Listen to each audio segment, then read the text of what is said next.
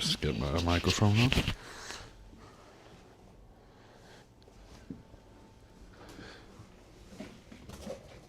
So we'll be starting very shortly. Just gonna glove up.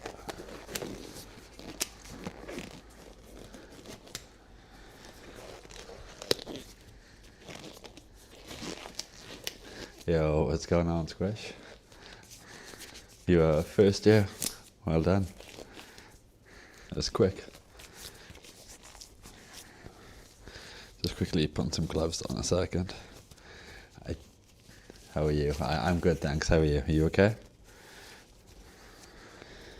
I'm a little tired, so I am hoping to.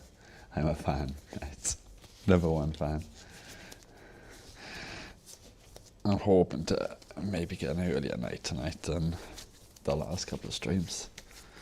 And I do have some parts which are not coming till tomorrow. Like, hey, just had food. Nice. Do you have anything nice? It was a long day yesterday at the stream. Yeah, I got home like really late and I was like super tired.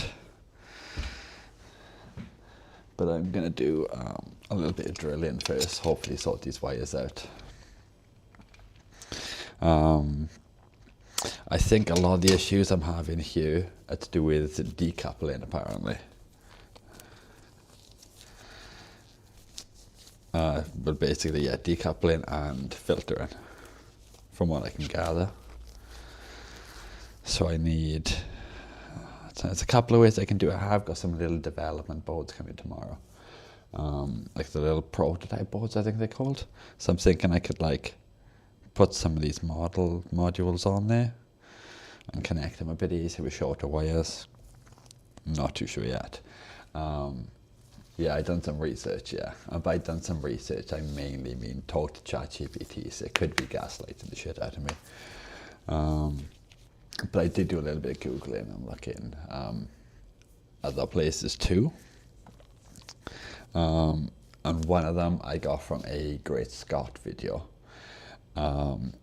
It's this little part, and apparently it will help me isolate my grounds, because that could be the issue, basically, is I have no ground isolation.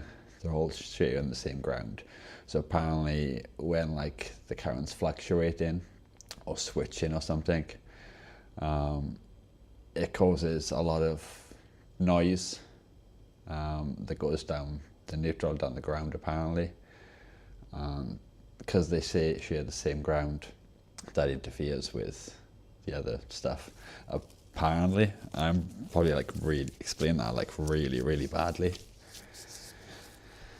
But like apparently these kind of circuits, especially amps, are like quite sensitive to noise and interference. I don't know if we need like shielded cables. I'm thinking maybe it'll be fine. And come on, like help, make sure the pigeon gets his milk by hitting it like a button. Oh, nice, thank you, Squish. Yeah, I haven't done any stuff with the bot or set anything up yet. So if you can't set anything up, yeah, that's sweet. I keep meaning to, but I just don't find time.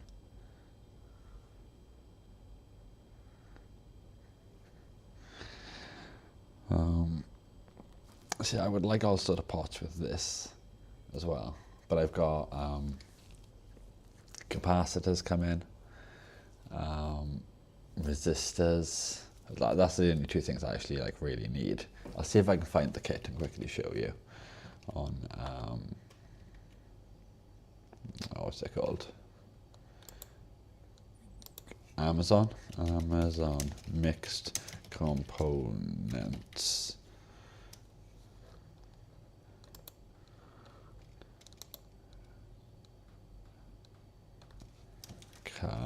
Capacitors.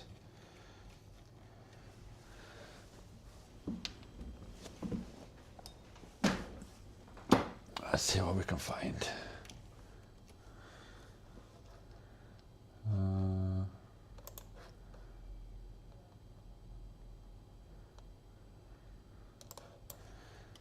Mixed components. around. I'm sure I'd like typed in mixed components or something.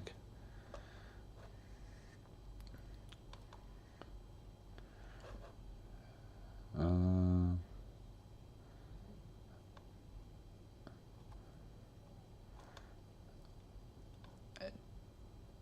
don't know if I can see the exact one that I'm getting. I can see some similar ones. I'll switch windows now once I find it.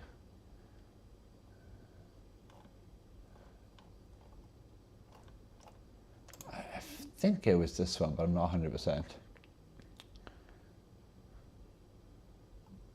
Okay, let me switch windows and have a look.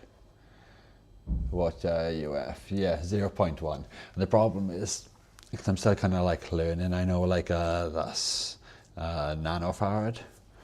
But I'm not 100% how many like nanofarad are in like a microfarad, is it? And how many like pico are in a nano and stuff like that. I did some research for mine. I think I'm going to have to clip it in the headband as my ear caps are fairly thin. Damn.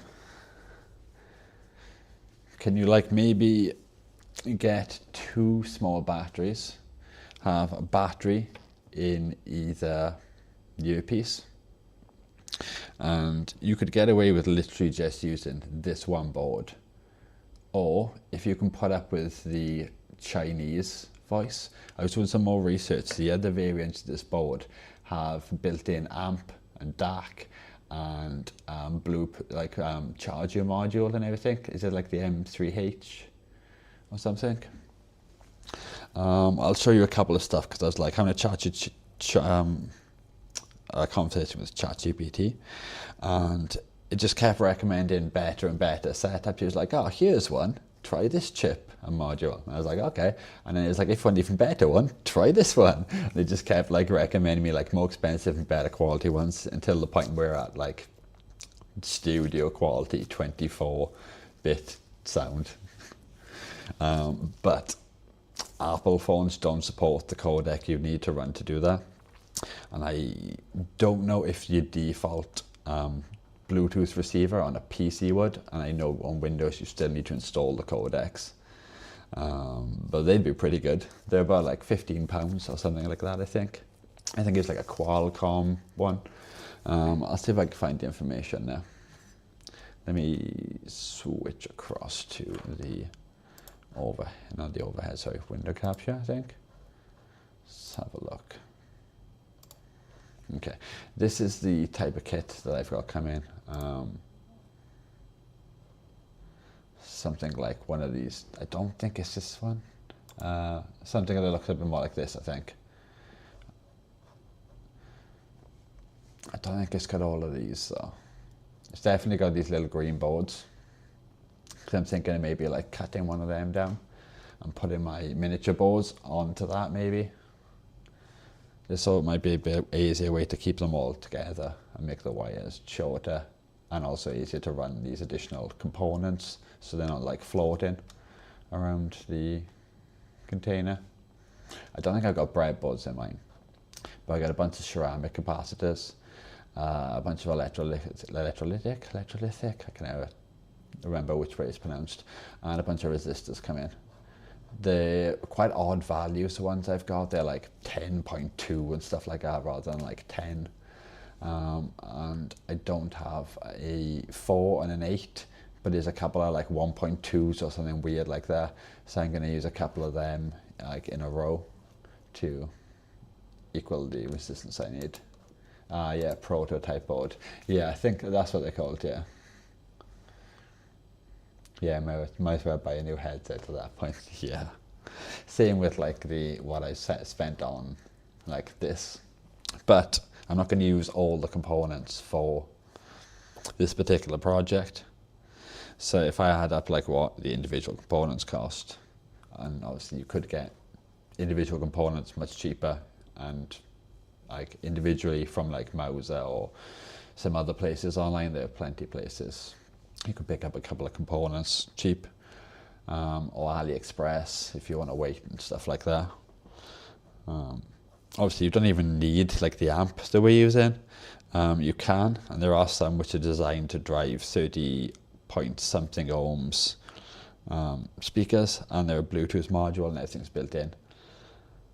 What resistance do you need? I think it was 100k. I'll have a look now. I think if I can find a ChatGPT conversation, it will be here somewhere. I think I had it on here.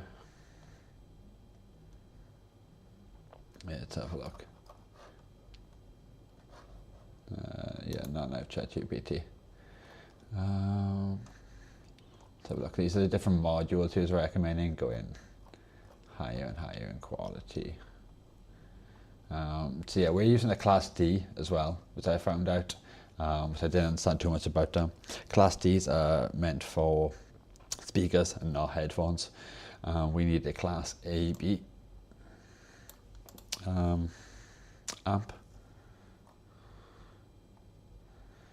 I need something like the better, but I'll go through all this in a second. Now let me just find where the resistance is. I think it was 100k.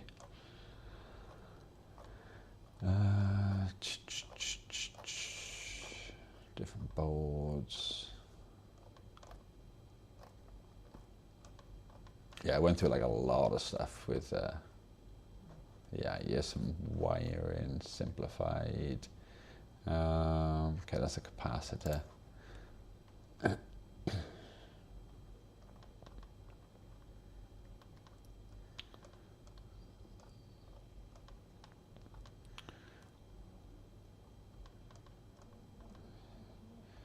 She's trying to find, okay, there you go, 100, yeah, 100 ohms.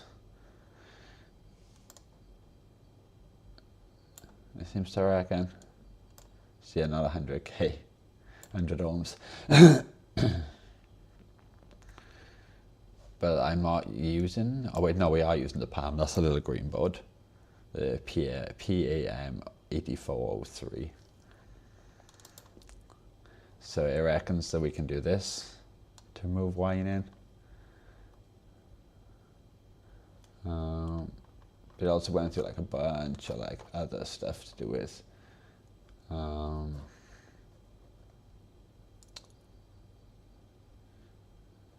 this stuff too.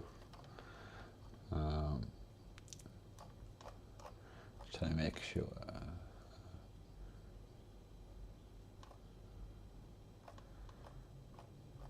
Yeah, I think I've got another conversation on my other account that covers more this kind of stuff. Where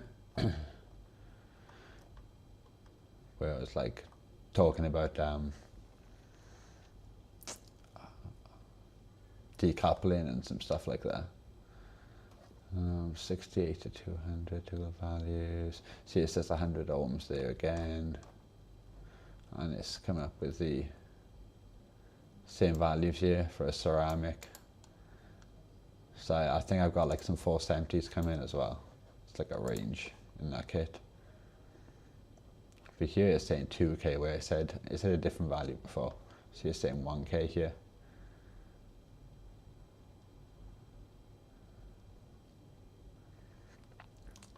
But it's basically on about adding a whole bunch of components in like a lot of places. But I'm hoping they're just isolating. Let me just check chat a second. Okay. Oh wait, you can't even see that window. 1 second. I mean, I'm a complete idiot.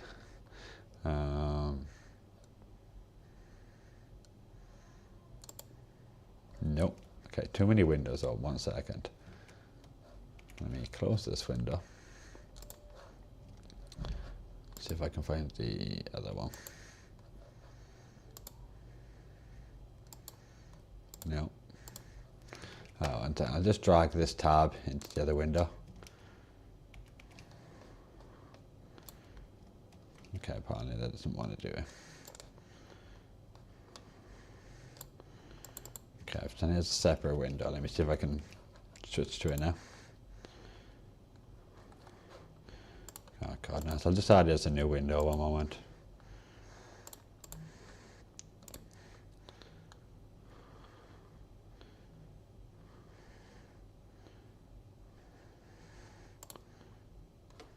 There you go. Should be the same. I didn't notice that, so I think I did put in water in a cup of tea. Yeah, my bad. Yeah, I was scrolling through like the conversation. And I didn't even have that window up. But yeah, basically it just goes on about like power filtering. Basically, Class D switching is on the PAM8403. Can couple noise back and across the power pins, I reckons. So I guess that would be series, I think. I always get confused between series and parallel. Oh, that would be parallel. I don't even know. Confusing myself now. But yeah, I can across the power pins to add this and this. Capacitors.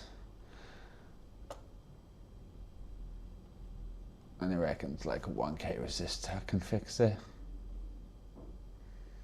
So it's like, is that 100 ohms? I don't know. It says like 100 ohms at some point, right? Here, see 100 ohms and 100 ohms between the amp and the headphones. And I'm assuming this is decoupling here. So I'm assuming this amp out to headphones is the live, but I'm not too sure. I'd assume then this is the ground, the capacitor. It reckons this kills high frequency whine. But I've seen like a whole bunch of stuff like online saying like similar things. I'm not too sure what the exact values and stuff. Like mainly like this kind of stuff I've seen online a lot, mentioning the 0.1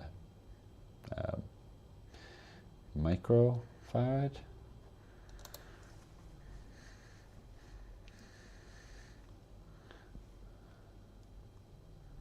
But apparently I was watching a bunch of stuff about like people explaining circuits and stuff, showing like about decoupling, and apparently like when you've got a bunch of stuff in a row all sharing the same like voltage, it needs to be decoupled when it comes to audio and stuff like that. Yeah, they use a lot to filter out spikes and noise. Yeah.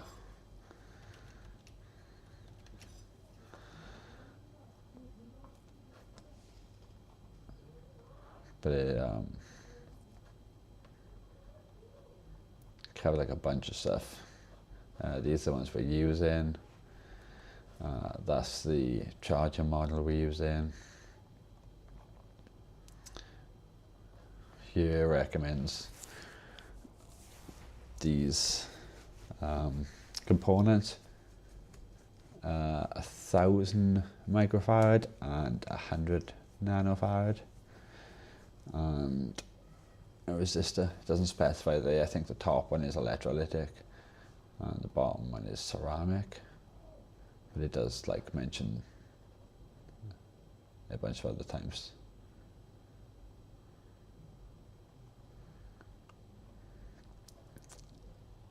There you go, see, there's the resistors. And I reckon so these, which I will have these components, I think, or at least the ability to use one or two of them in next to each other to build up to whatever I need, like for the resistors. Yeah, I was just trying to get to recommend like some kits and stuff.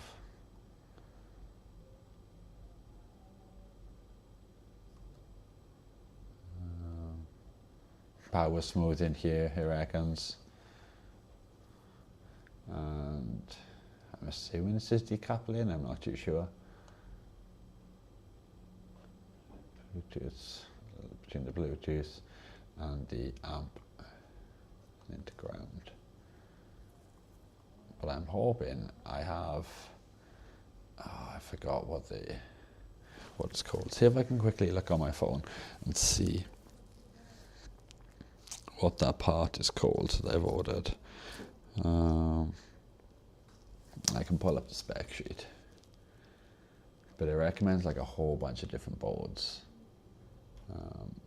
Further down if I can get to it. Yes, it starts off recommending the MH-M38, which is decent enough. It reckons it's the same as like your average cheap Bluetooth headphones or something. But it might be underselling itself at that point. But apparently, from doing some like research, that one has the annoying pairing voice apparently. But it has an amp built in and everything. And I think it has a charger thing on it.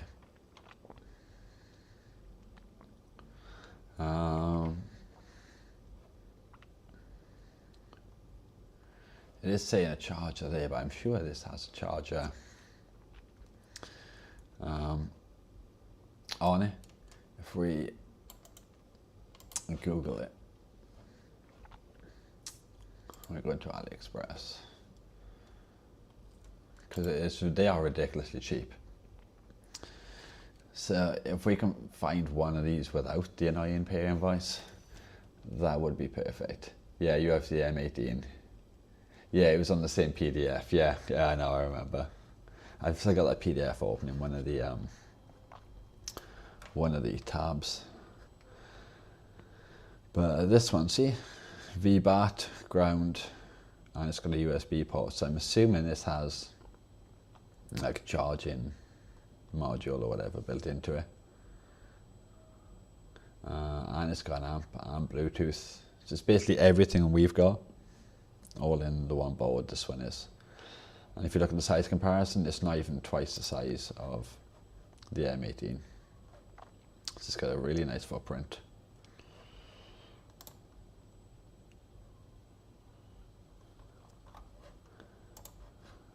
I think I need more information on you.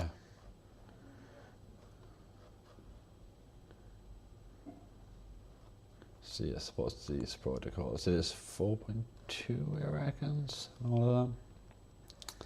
Yeah, lithium battery powered, how well all of them can be apparently.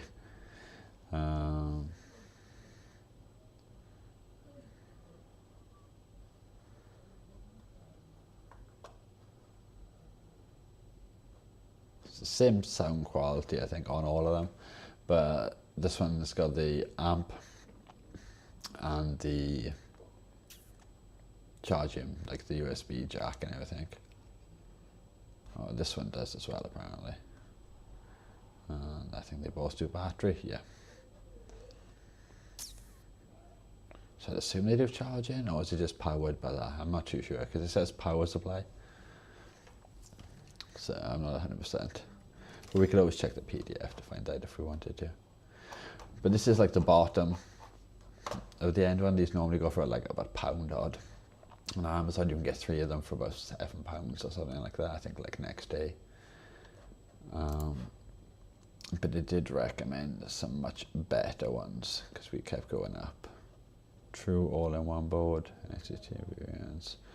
Let's see if I can find. So here we start talking about like quality.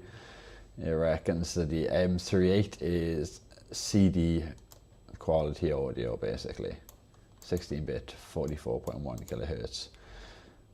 And then we start like discussing the high-res audio, 24-bit, which like most things can't. You have to use like different codecs and stuff then, which starts to then to get a little bit confusing.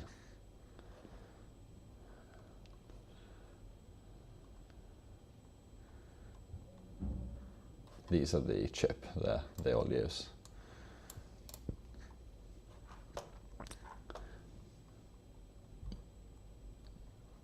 This is the specs for the MH-M38 apparently, which is it's decent enough. But then it's just like, oh, do you want something better? And it recommends these boards, the CSR8675.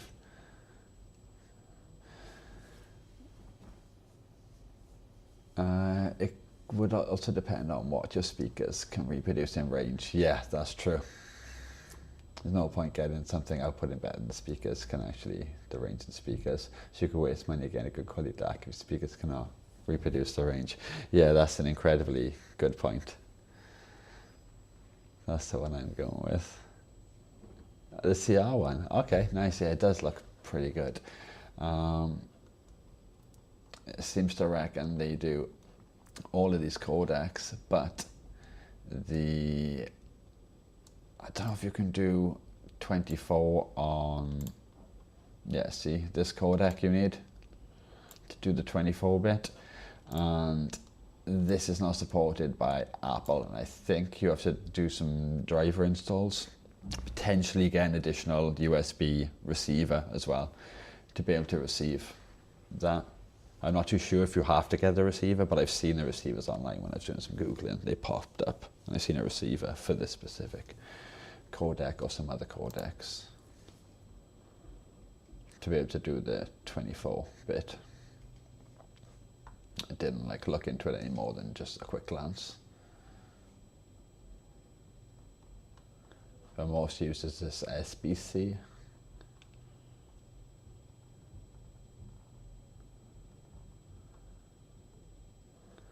So I'm not too sure what AEC is supported on either. I'd have to look, but that's one thing to bear in mind. Is like the different you don't use Apple stuff. Okay, that's good. Yeah, they limit you. Like it's handy. Like, you know, some of the case and the stuff maybe made of like metal or normally a little bit stronger quality materials is nice, but their products, but like that's the only thing.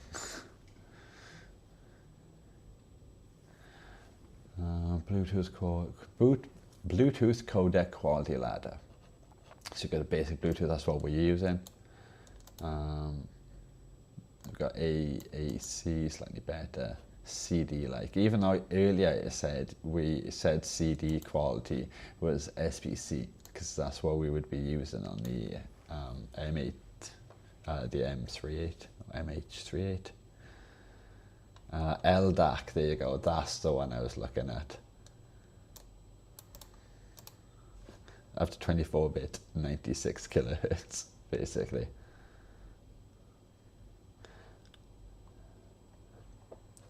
And he reckons that some can drive 32 ohm headphones directly. And I think ours are probably 32 ohm. It came up around 30 when I measured it, but it could just be some inaccuracy. Or if not, it's close enough. So that's pretty good. It just seems like that's probably the best one for the thing. But they're quite expensive though. It's like this particular one is the one you need, I think. I think these ones, have the annoying voice. But I'm not too sure about these ones. You'd have to do some research. Your Bluetooth module would need to be able to support that data rate. Yeah.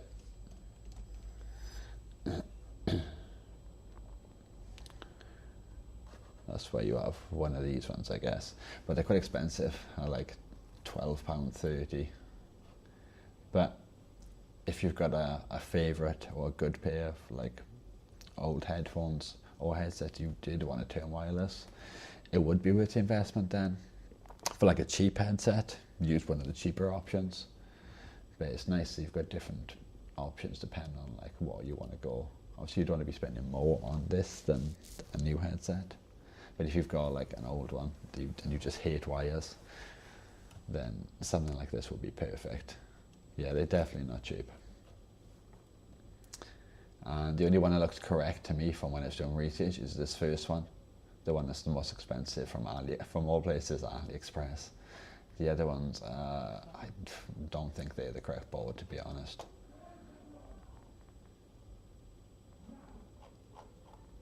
Let's have a look. Is this the same one or is this a different one? The CH one's a different one again, isn't it? Yeah, because that's CSR, wasn't it we were looking at? Yeah, CSR. So this is the next one. It's a QCC3008 Bluetooth audio module, sometimes called BTM308 boards. It's built around the Qualcomm QCC3008. Bluetooth audio SoC. And apparently it's specifically built for like headsets, Bluetooth headsets and headphones.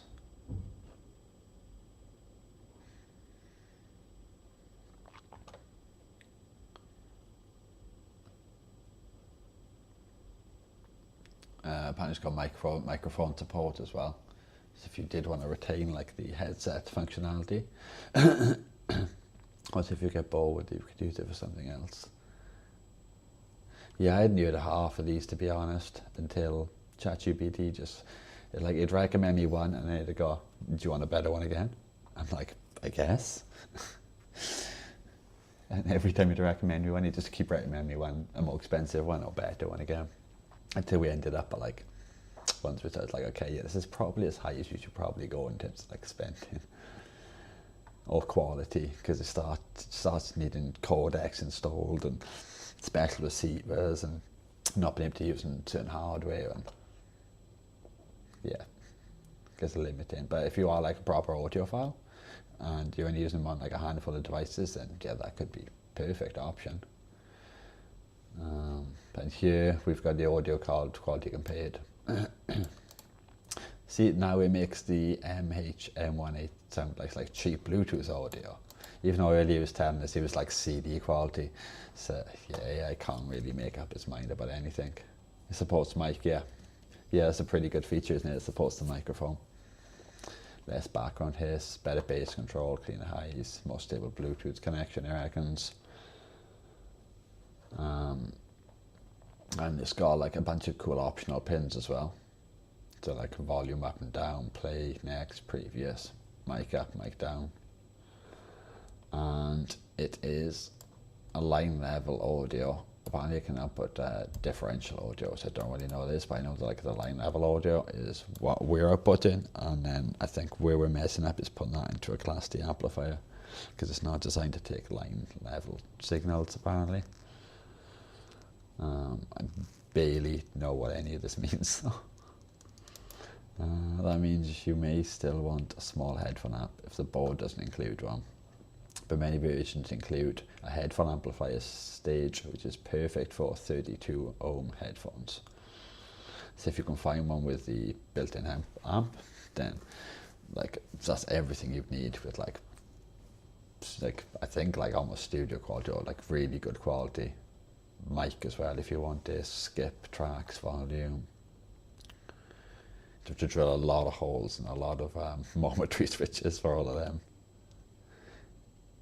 It is for me as I would use it for gaming. Okay, that's pretty good. What was that one?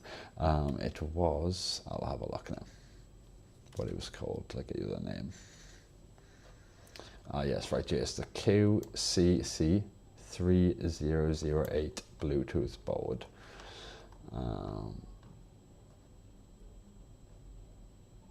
And I reckons sometimes it's listed as these things, most sellers listed as something like QCC 3008 aptX Bluetooth 5.0 audio receiver board, BTM 308 Bluetooth audio module, QCC 3008 aptX -LL receiver. Apparently it's built around the Qualcomm QCC 3008 Bluetooth audio SoC.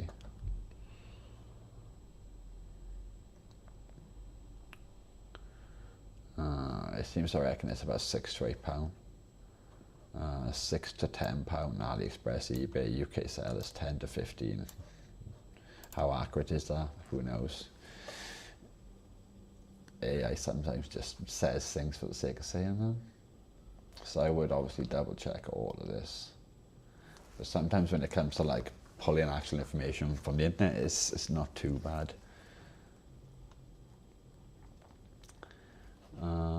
It says it can show me 3 boards. Is it wire? One has USB-C charging and battery protection built in. Here's a couple of modules so you can buy. They use the Qualcomm chip. These are the type that DIY headphone builders use, I reckons. Just giving some examples here.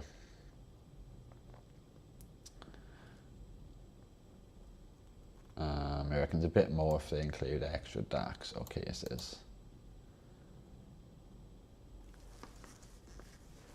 But obviously, you have to double check if you're using a certain codec that you can actually receive that codec with whatever device, not receive. But I guess receive, I'm not too sure. But you have to make it's going to be compatible with whatever, you know, you're going to be streaming music or audio from them to, etc.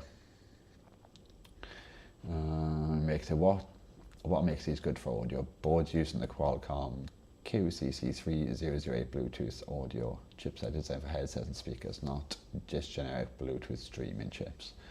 And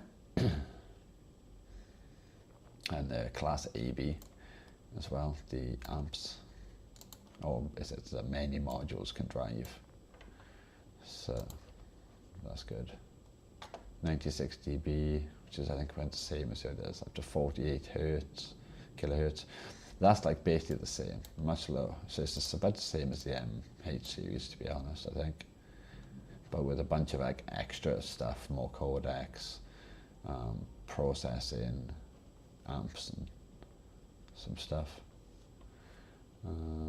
Chargers just hasn't got built-in charging, I don't think. Some optional buttons.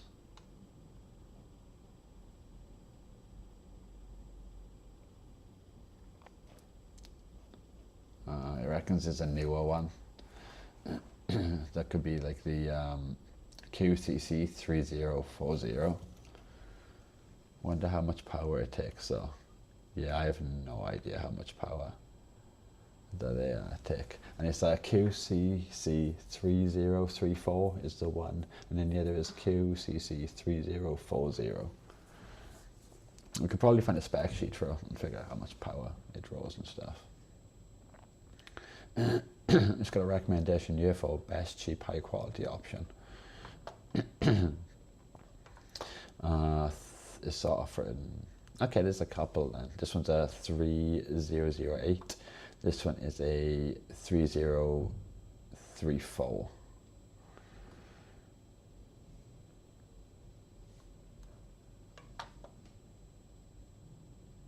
So there's a couple there.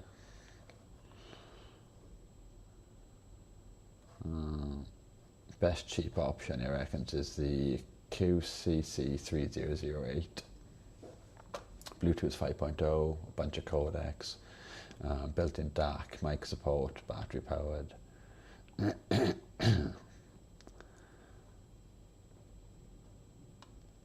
Problem is though, you never know what kind of like pairing sound these are going to have and stuff, and if it's going to be annoying. And there's no way to like, I don't think you can like flash the chips yourself or anything. There might be a way, but I have no idea how. I reckons the higher end again are the 5125, but it seems to be stuck up on these Qualcomm chips at the moment. They must be the best ones, I guess, because they're a known brand. Like a reputable brand, I guess, rather than some random Chinese chip stuck on a board.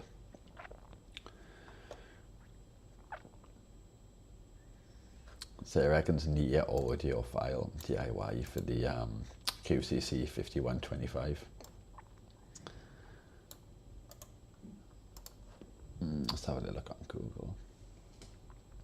So I can see some that look similar to what I was recommending. There's one there on eBay for $9.99 plus $2.30 delivery. That's probably come from China though, I'd assume, as well. The AliExpress one would probably come faster, even though it's also coming from AliExpress.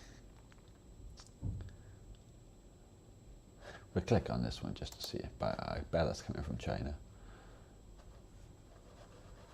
Let's have a look.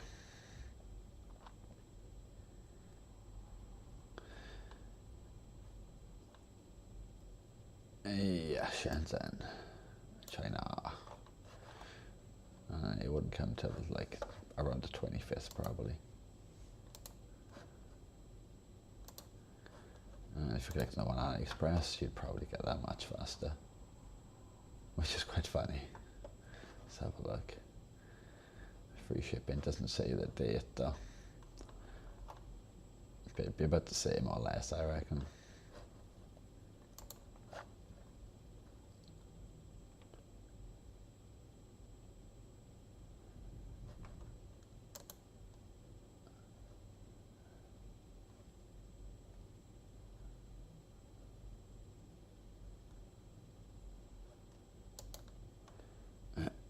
Headset earphone conversion, Bluetooth connectivity diagram. Only when the headset is modified. Short 4 points to increase volume. Ah. I can't seem to make this picture any bigger though. To see any more. What's it saying here? Differential to signal ended output wiring diagram.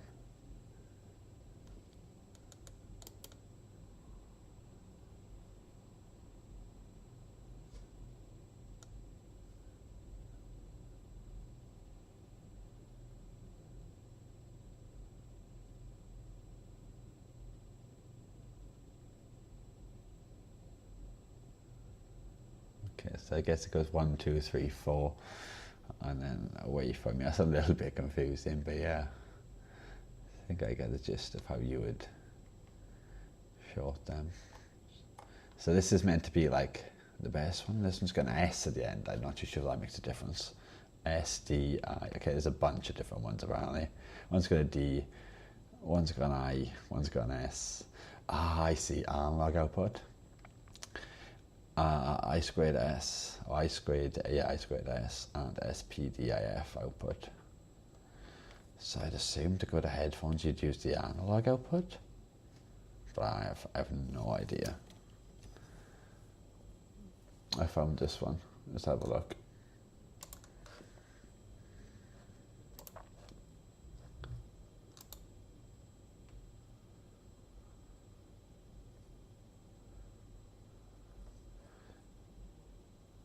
$24 damn. That wouldn't be good for headphones, I don't think. Be good for some speakers, I'd assume. It's got a headphone input, but yeah, it's got a DC input too. I guess for like if you were building like a hi-fi or something with a headphone input.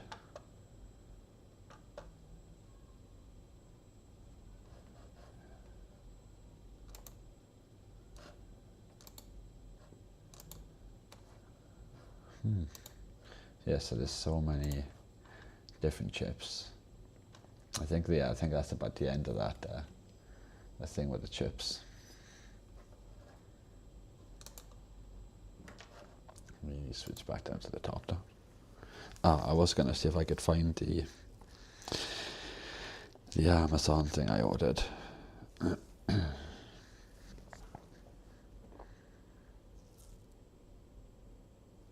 Everything's just gone really slow right now. My internet is not like streaming. Come on, Amazon.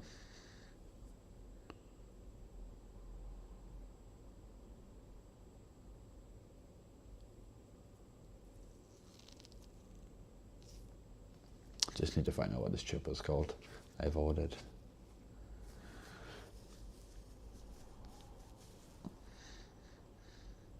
It's just taking a sweet minute.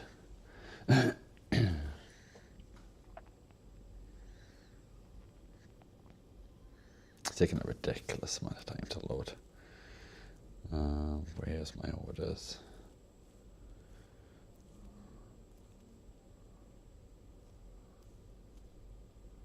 Okay, I think I'm getting my orders loaded now. Okay, arriving tomorrow.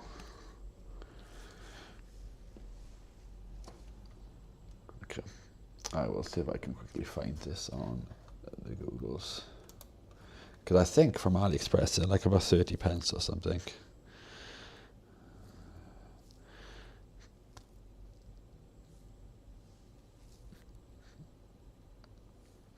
That's not the item I want to click on.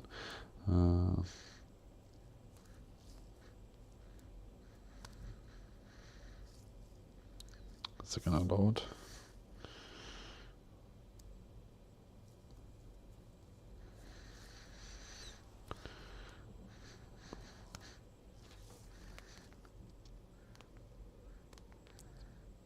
does not want to show me what it's called. Where do I see view all the details? This might have it. Let's have a look. Okay, I've got the name of it. It is B05055.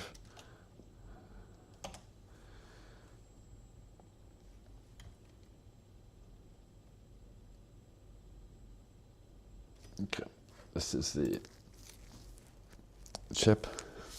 I don't know if a chip is the right word, but this is the component that I've got come in.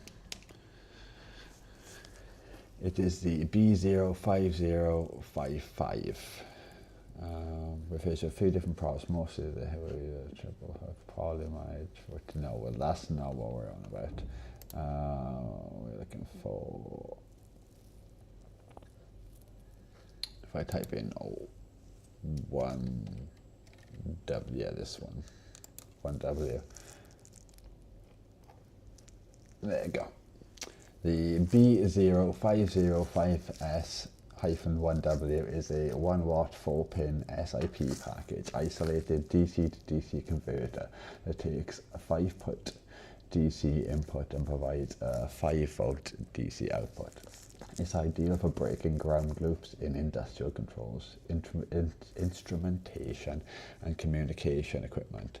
Key specs include less than 80% efficiency, 1000 volts DC or 1500 volts DC isolation, and 20 to 200 milliamps output current.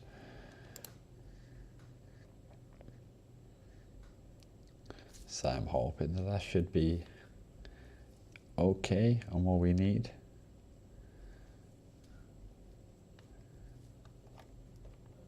I'm gonna have to figure out how to actually wire this thing up, but this should help us isolate our grounds, I think. I'll get off my screen. Where's the data sheet? Well, there's the pin out.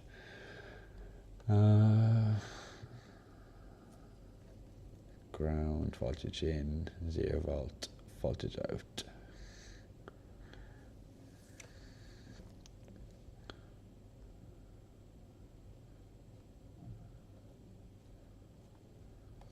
It's a data sheet, yes, this helps. Let's have a look.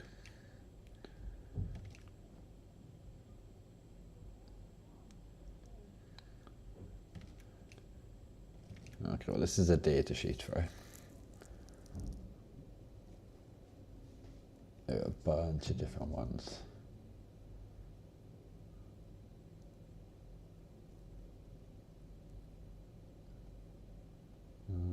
Looks like there's a couple for the 3.3. I can see 4 for the 3.3 volts.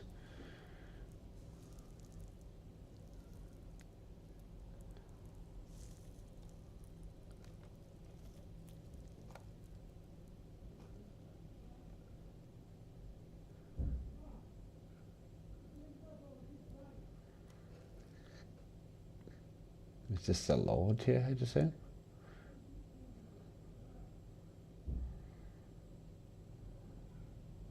Okay, so it reckons I need a capacitor here.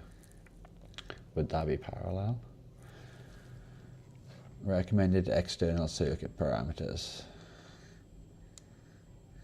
1 nanofarad, 50 volts. And 2.2 microfarad, 50 volts. Pulse B input to me class A, increase the capacitor margin increase. No idea what any of that means.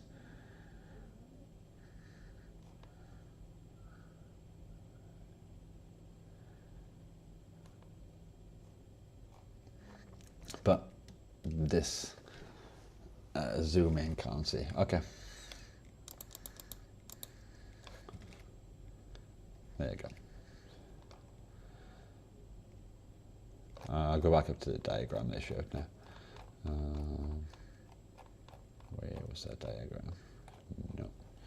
These are the ranges. Yeah, there you go. EMC recommended circuit. EMI recommended external circuit.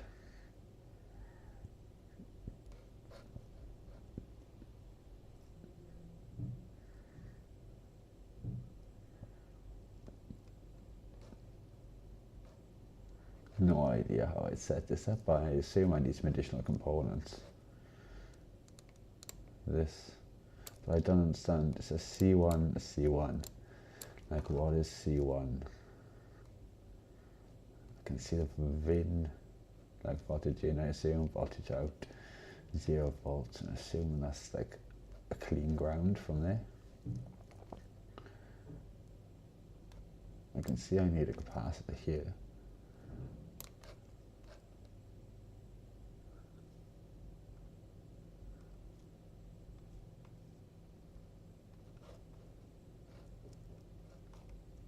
I don't understand any of these curve diagrams or anything.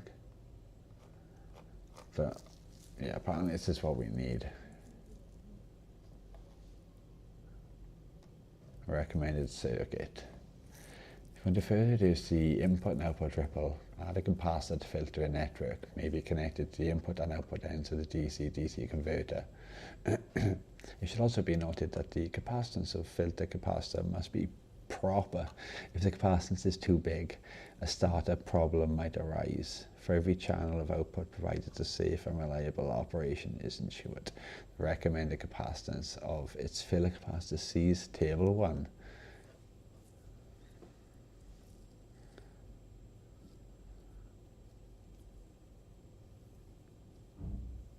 Okay, so it's just C circuit then. So the circuit going in and the circuit going out. So this makes a bit more sense to me because I can visually see this.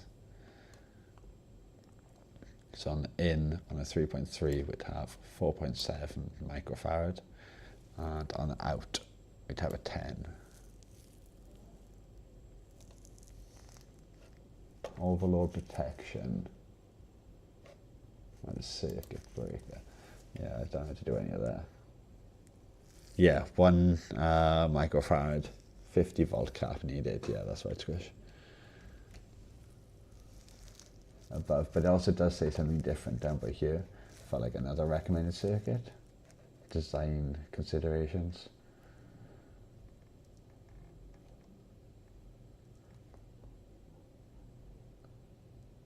I don't know if these are just different stuff for different types of circuits for different uses.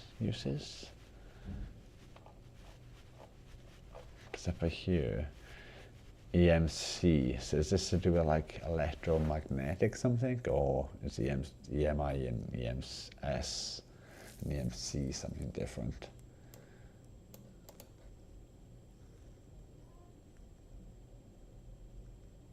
So yeah, I have no idea. There's like 3 circuits listed on here, the recommended circuits. It's a little confusing. But apparently it should do what we need. So I just have to figure out to use it when it gets you. That's a problem for future me. Yeah, I thought that was the EMI. What's the other EM? Because it was like EMC and EMS, I think there. I have no idea what EMS means. Where are we going to put this hole as well? Because we don't have room directly behind it. So it's going to have to go either the front or the back. Because I want to try and get a cable run. And are we going to have to go through both lots? I think we are. Because I think if we just go through just this one, it's going to pinch when we close it. So I guess we need to go through both of these.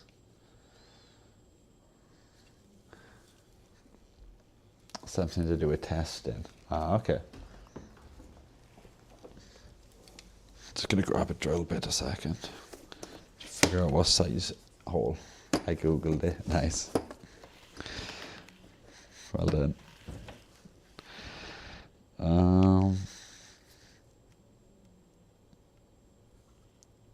don't know if that hole would be a bit big. We'll go for this one, I guess. 2.5 millimeters. Do you think that's going to be about okay? Yeah, that should be okay.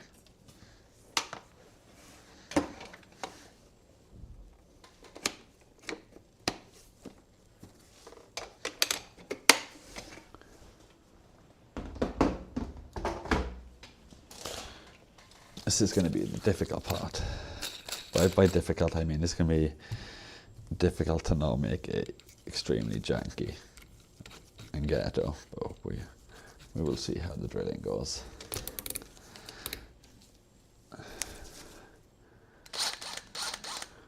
Is it on drill mode? No, it's not. It's on squares at the moment. Drill.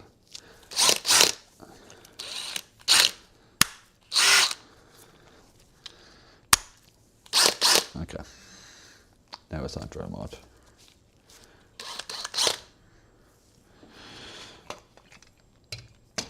Maybe I move like the battery and stuff away from where I'm drilling.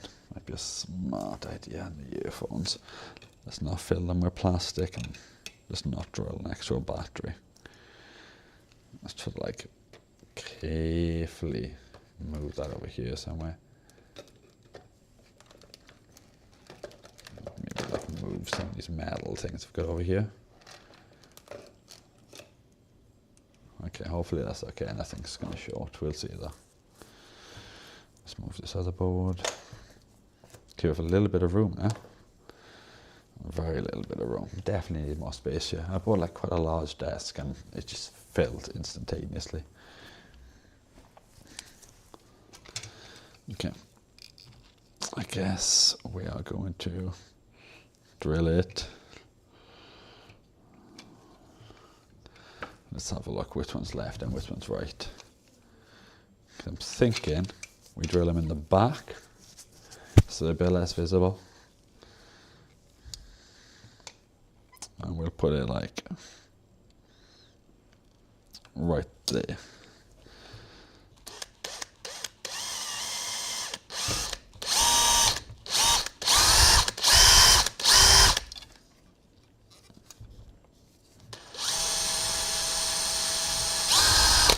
Okay, we have a hole.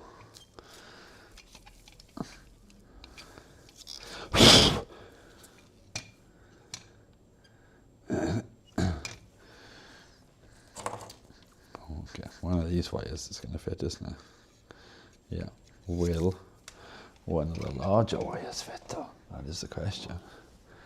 I have a bit of a black cable here. Let's try this.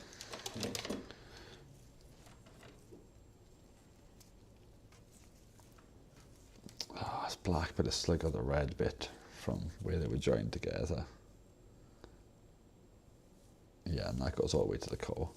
Never mind.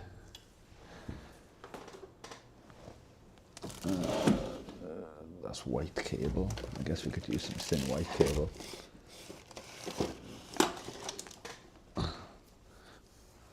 Oh, actually I did. My plan was to actually try to use this headphone cable because I'm running a long length and it should be, but that's a chunky big boy. I don't know if it's going to affect the quality because this is a shielded cable. And obviously if we're running long distances, we realistically should be using a shielded cable. But it's a chunky boy. It's going to be quite difficult to thread this one. So I do not know what the best option is going to be, to be honest. Because I do have this cable. It's white. But it's much thinner. And it will fit up here without digging into your head as much. So, decisions. I don't know what is going to be best to do. What do you guys think? This cable, it's going to be a chunky boy. Oh, this cable. This one's not shielded though. It's a thin wall cable. 1 mil conductor size. So it's got a much thicker conductor. So I assume that means it's gonna have more impedance. I'm still trying to like learn impedance and stuff. That's the one thing that always confuses me. So I don't know whether to go for this. I'm gonna have to give this a quick clean though, because it is quite dirty. So we'll grab a Kim wipe and we will give it a quick wipe down.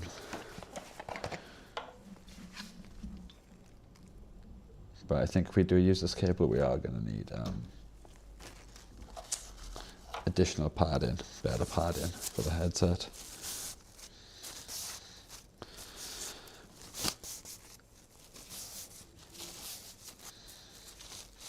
Yeah, this is definitely dirty. Oh, that is grimy.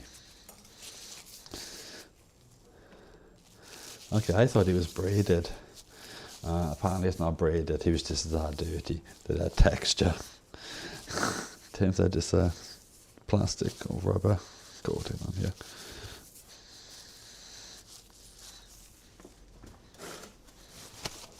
That was grimy.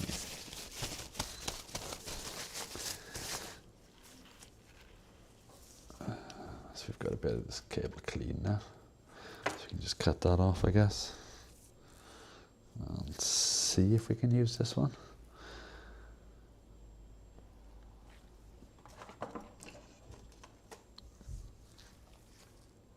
So we'll snip that off there.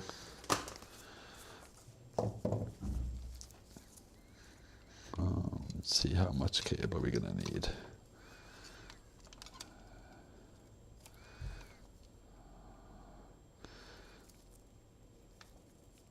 We can always cut it a bit shorter after, so we'll go roughly to like about the full length we can. I finally put my smartwatch back today after changing the battery.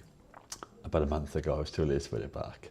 Works so much better when I even boot in the end with the old battery. Oh damn, it's good you put it back together. Don't worry, I don't blame you though, because I've been meaning to repair my phone for ages, and I've had the parts in here for about 2 weeks, and I still haven't got around to fix it now. So don't feel too guilty. Just give this cable another wipe down again. Okay, so now we've got a cable. We have to make this hole bigger for using this cable though. So I don't think this big boy's going to fit through here. We're going to have to go up to the next size drill bit, which means this hole is probably now going to look janky. And we had such a nice little neat hole. Yeah, I feel like I should probably change the battery on mine when I fix it as well. Use a new mid-frame and screen. Like the thing is damaged beyond. Mid-frame is bent, screens are good. Glitches all over the place. Still alive. Screaming to be put out of his misery, but it's not happening for him. Oh, that slipped there. Don't know if that inside hole. Don't know if I made a mark. No, it went through okay. Maybe I just didn't have them fully lined up to begin with when I drilled the first hole. Let's double check. Okay. Yeah, sometimes it's hard to find time or motivation. Yeah. I'm also like, I've never done a phone before, so I'm kind of like, it's going to be tedious and how much stuff is going to go wrong. So that's the one cable. Or do we just go janky one, just leave the cable just dangling behind your head? It's like, there's no cable there, you can't see it behind my head.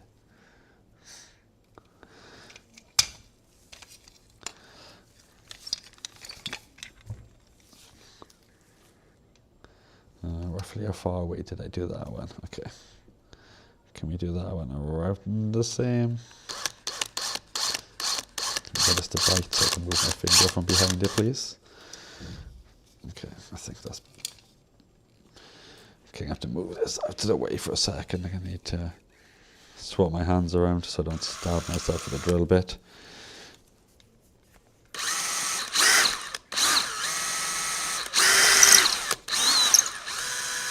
Okay, we're through.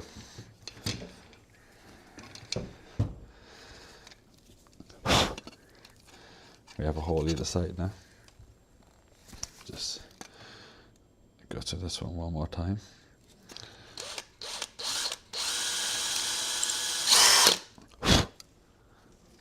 I did an iPhone 4 screen a long while back. Nice.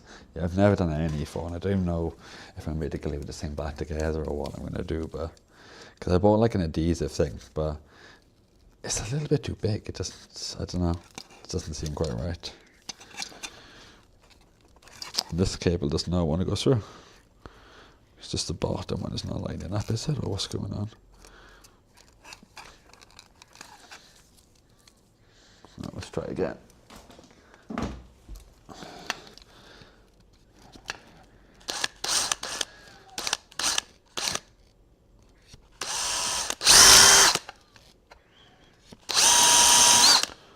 Okay, that hole has just gone slightly oblong. I'm doing that. If you can kind of see that. In this direction.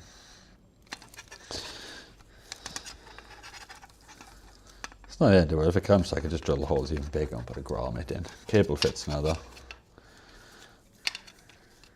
I was going to do washing up, but a few turned up, so she would in the kitchen. Yeah, it's all good. And you still have it able to run on 18650s. Nice.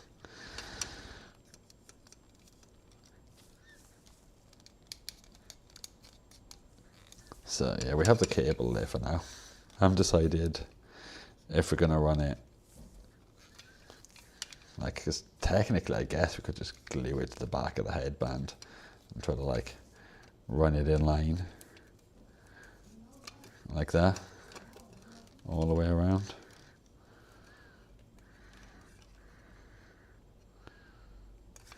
I'm not too sure yet.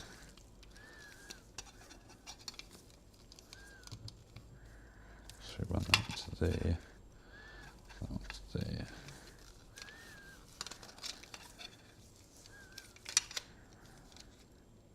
It's about the same length on either side. So they're technically wired together now.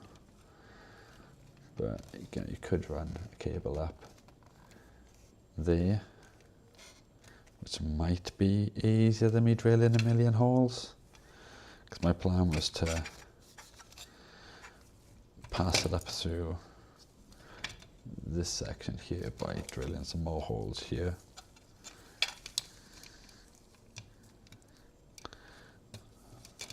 But that might be a better option to glue it against the headband.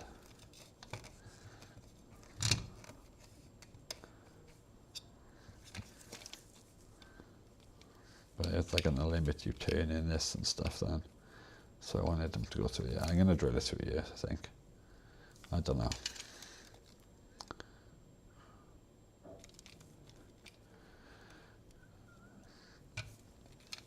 I do want some slack on the cable, but it doesn't really have much slack to be able to like twist these and do stuff.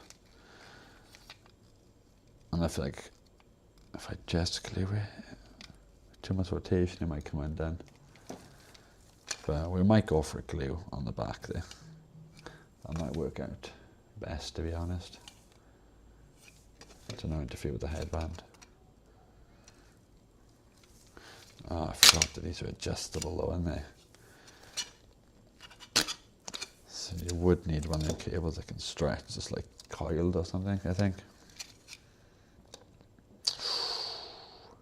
That makes things a bit more difficult, doesn't it? Not too sure what to do there. Completely forgot about that.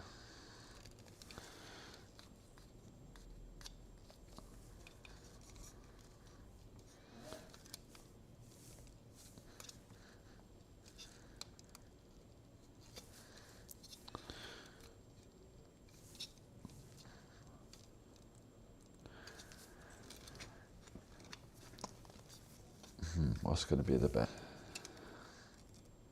best way to do this though?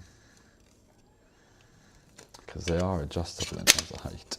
And then you end up with a bunch of cable like slacking and stuff, which just looks ridiculous.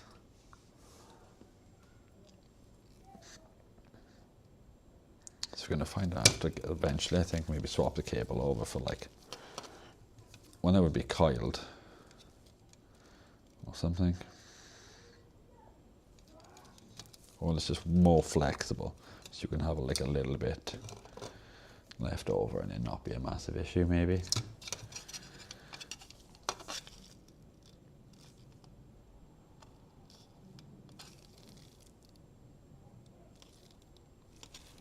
How much of that cable do we have left? Oh, very, very short. That's not enough to try again if we change our mind. I hate decisions.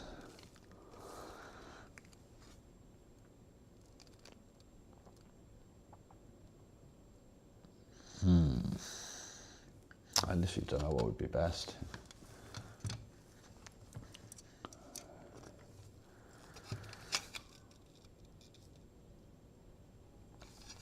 I'm gonna see if I can find like an audio cable, like a coiled audio cable maybe. I don't know if that's gonna just come up with like twisted paste ones. Oh no, it's come up with like a coiled one. Yeah, you would need something like that, like a coiled one.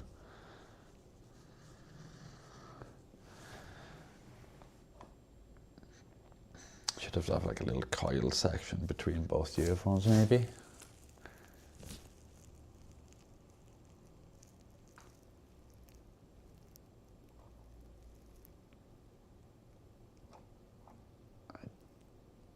Don't know if there's a way to coil a cable yourself. If I could like wrap it around something and heat it up.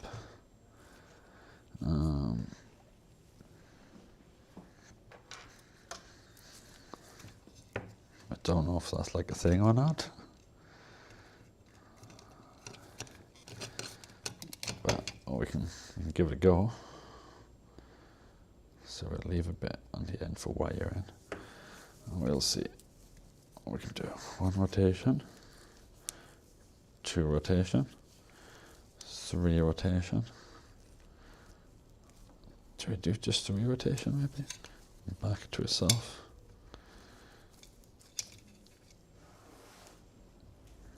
I'm going to try and heat this up. Don't have a heat gun, but I'll try to heat it very quickly.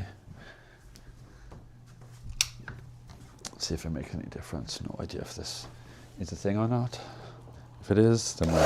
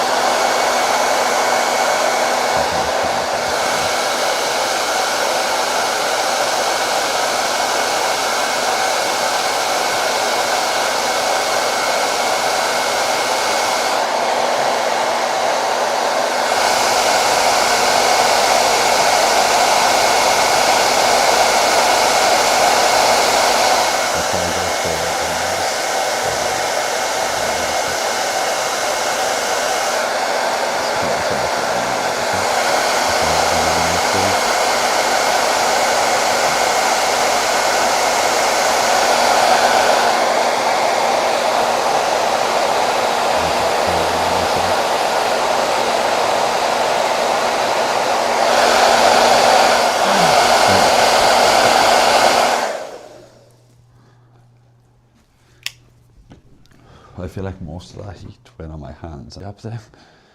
So that might not have worked at all. No, it didn't work at all. It just came uncoiled. But maybe if you left it there for a period of time, it might coil up. Stay coiled, I have no idea.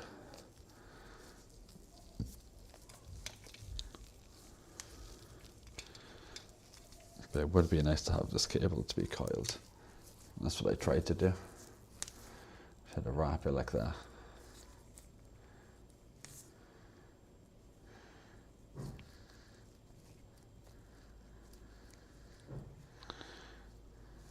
But I don't know how to make it stay like that. That's the problem.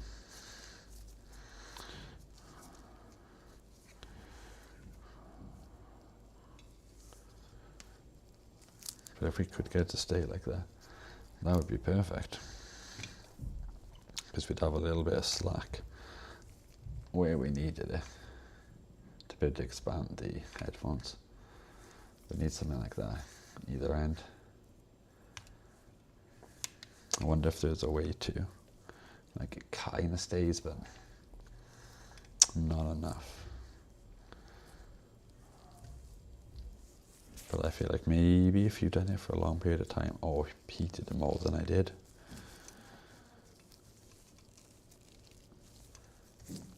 then that could be a thing. Or I could just be being stupid. Maybe there's something inside of the other cables that allows them to keep their memory. Like some kind of, metal layer or something.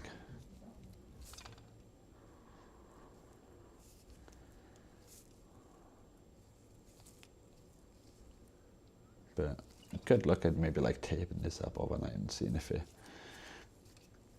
keeps this memory at all. But at the moment that looks janky because you want nice uniform curls. So I really don't know what to do. But it has seemed to have like retained some of that memory when I straighten it out.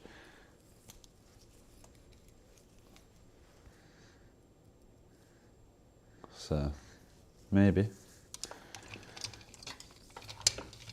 it's a possibility.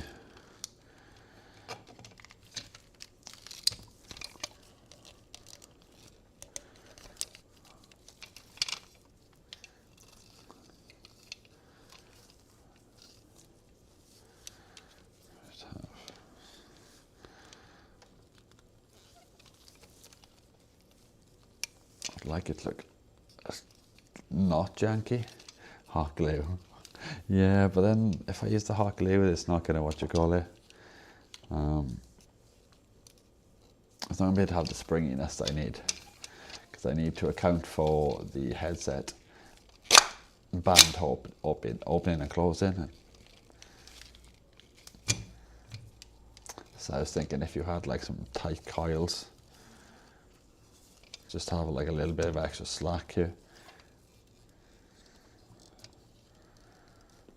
I think like 2 small ones would probably be enough there.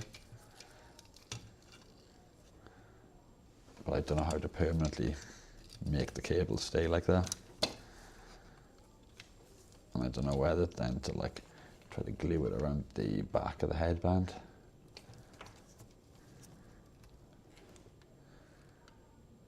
So yeah, I'm not too sure. Different options, different ideas.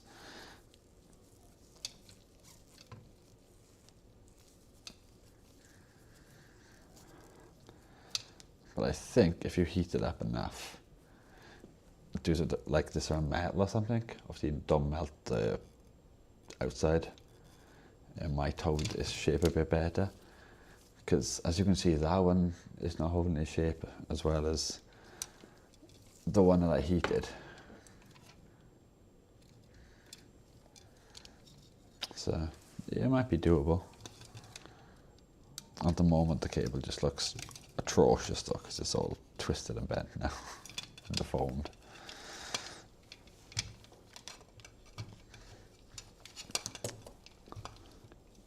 But I did not think about the headset, like adjusting. And I do have it slightly down, I think, if I was to listen to it, because that would be too large for me. Too large, too small, I mean. So I would have it down like a couple of clicks. Like around there, probably. I don't know if that's even now, though.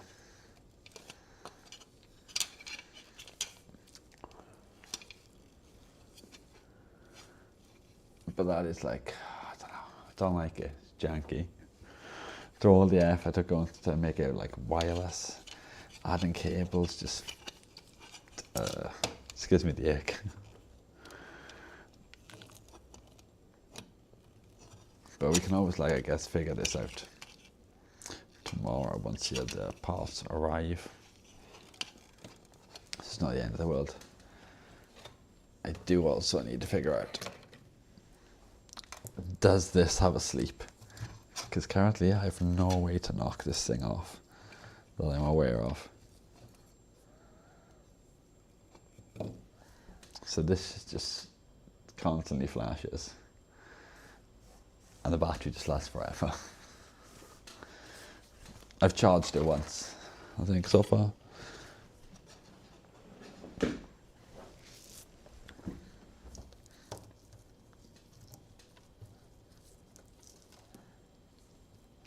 So I'm going to have a quick look on the back of this board at the information to see.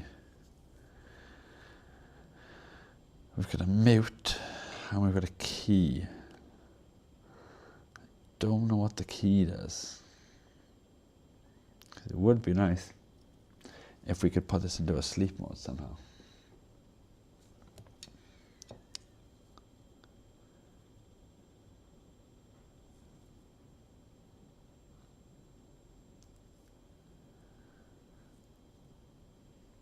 Let's see if I can put this into sleep mode. Then it would be a sort and have a quick look what the key does. I think we have the PDF still for this. Let's see if I can find the PDF for this now. Let's try to do a text search within that PDF. Let's have a look. Key. Okay, there you go. Key, button control terminal. 4 button functions. Need to add additional resistance. Okay, that's not really much information there. Oh wait, it's got a bit more here. Key button control. This function can be realized only by connecting additional resistors and buttons. Volume power off retention function. The default output is 100% volume. The volume can be increased or decreased by pressing the button.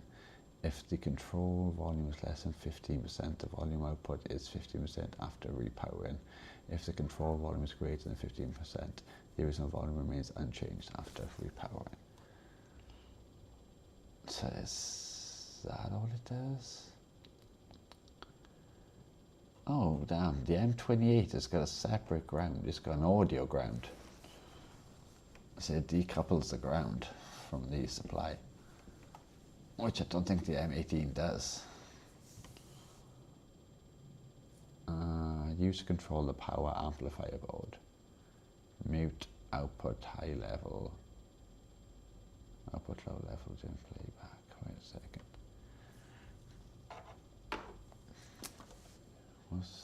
Okay, switch over so you guys can see this as well.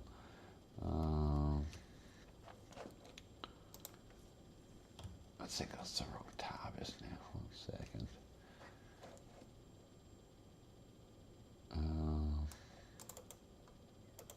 Let's open this in the other window a moment.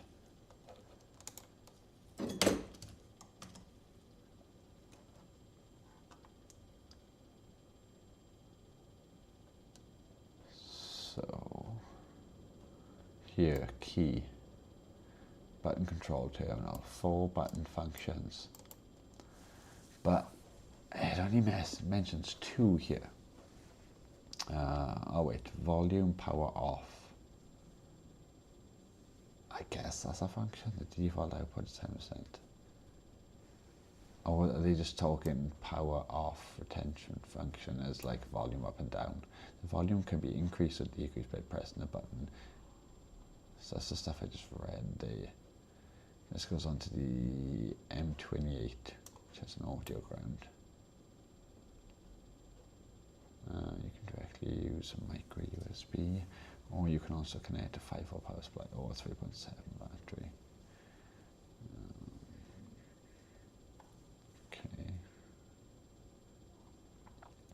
see, that's weird though. See, the M38 doesn't have an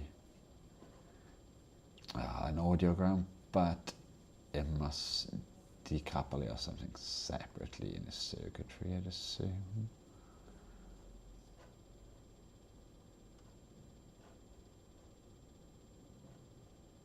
Mute port. When this model is muted, the port outputs high level 3.3 and a low level 0 volts jump feedback. If the mute high level of the power amplifier board is effective, it can be directly accessed. If the mute of the power amplifier board is low level, you need to add a reverse circuit. I don't understand any of that.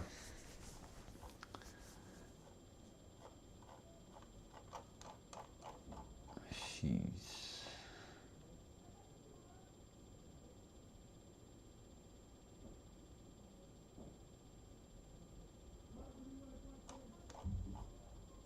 Yeah, I'm not too sure.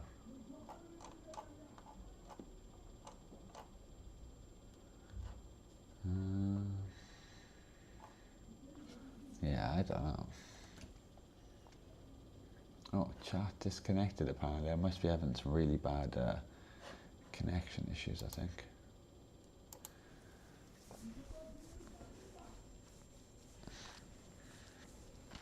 So I still wanted to figure out what's wrong with the other one, because I could have sworn the other one was working fine at some point without any noise.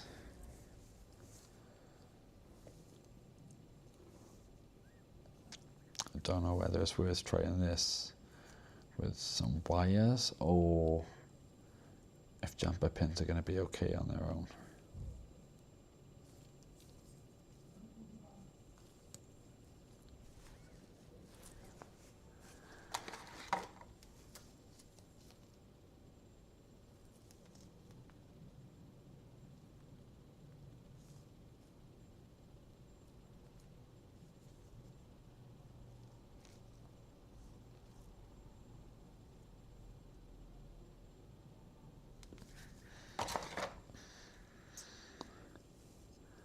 The only problem is I could power through the USB, I guess. Also, an idea I did have was, I'll have to bring up the microscope for this, because it said I have to have, I'll have to remember which order it was, but if I show you the traces on this, to me the smallest, the most efficient way, especially because they'd be keeping the pass shortest, would be to use SMD components. I don't have a grinding pan, but you can see the traces right there that I need to do the filtering on. So I was thinking I could just scrape back here. I can't remember which one I've got to do to ground. Obviously the other one I could just do here, and I'd assume just scrape back here somewhere and add an SMD. And the one I need to do, I can't remember if it's series or parallel, the correct term, but the one I just need to do this, like, you know, the voltage goes in one end and out the other. I could just rub away here, and place one on. I don't know if that's a good idea or not. And I think the only SMD components I have are on a salvage Xbox controller board, which I cannot see right now because it's hiding. I might have the board here. Yeah, here. I might be able to find some components on here.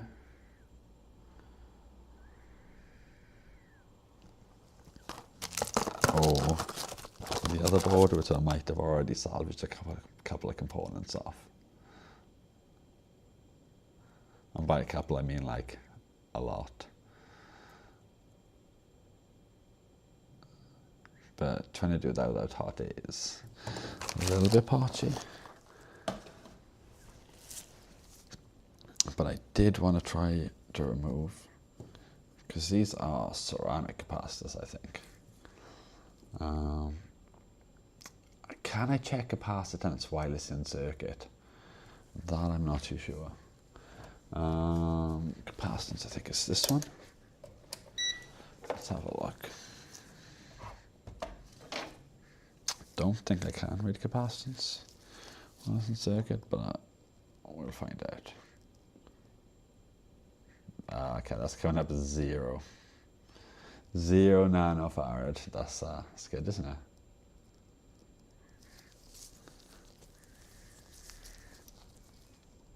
Try checking the other way around. It shouldn't make a difference.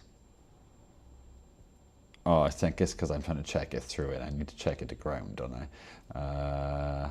Let's check.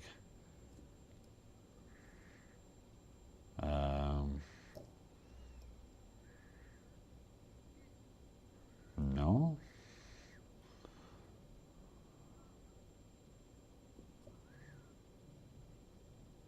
Okay, again. Absolutely 0 reading here. I'm back, yeah. You use a knife to scrape. Yeah, that's what I was thinking, of scraping it back with a knife. But I'm not getting any readings on these capacitors. I don't know if I need to clean this board, or if I'm just being stupid and trying to read it wrong. Like maybe it can't be read while it's in circuit or something. Just gonna give this area clean. I can't remember, but I've checked that for shorts before in circuit, obviously, but don't think I've checked them for capacitance. I don't know if I could do that while it's in circuit.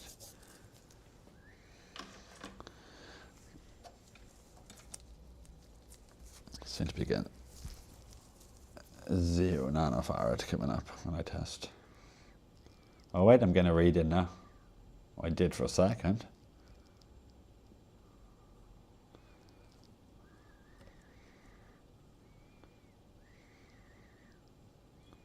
Okay, now I'm not going to read it at all. Did I maybe just touch the cables together? Oh wait, I'm going to read it. I did for a second.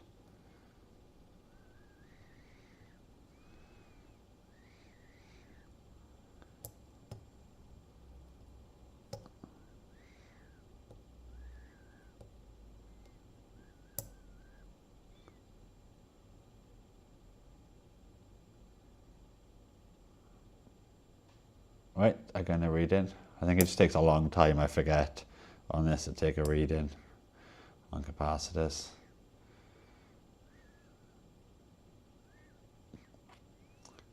Uh, 130 microfarad.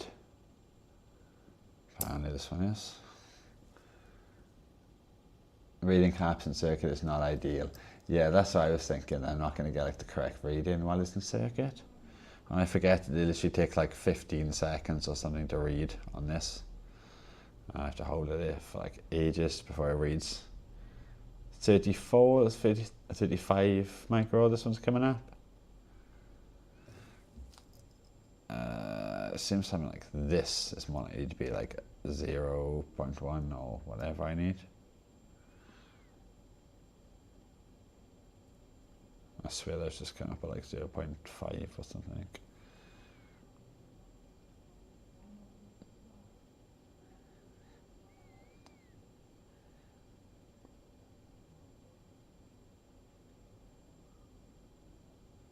This is just to remove all the caps. Yeah, I know, but they'll go missing. That's why I'm trying to keep them on the donor board.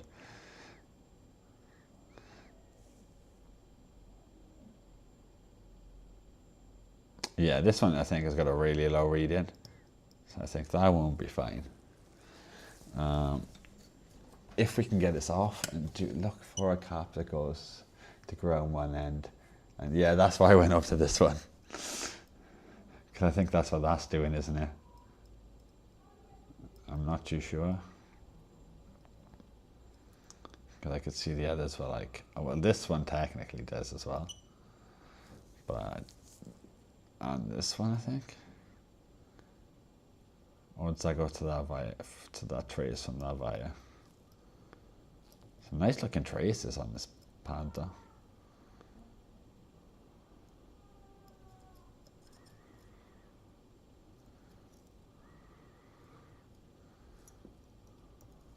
think I've taken most of the ones which are decoupling off already. Okay. That would have been.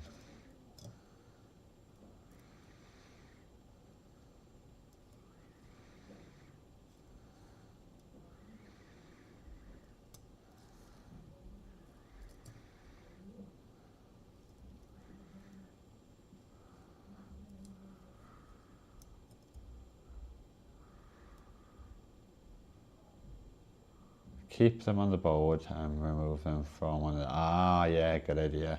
And you can read them off the board. Yeah, I didn't think of that. Just easier said than done, though, just removing it partly. I'm probably going to have to switch to a smaller tip, I think, and it's probably going to be a smarter idea. I'm not going to try to join knife tip for this. But I feel like this one over here is the one I need.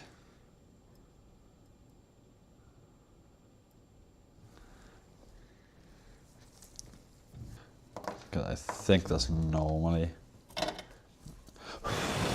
where Microsoft like to put them value capacitors.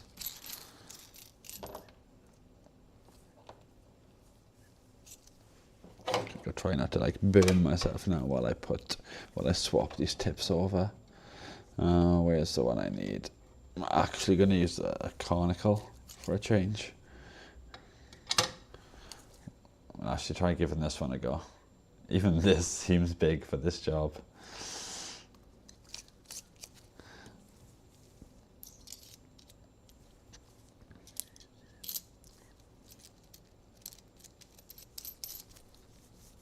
This is going to be a whole new level to junk. But I wonder if it'll work. If it doesn't work, we have plenty of other amp boards. It's not the end of the world. Okay, this is smoke in this tip. It's not been used before. Well, it has, I think, like once or twice.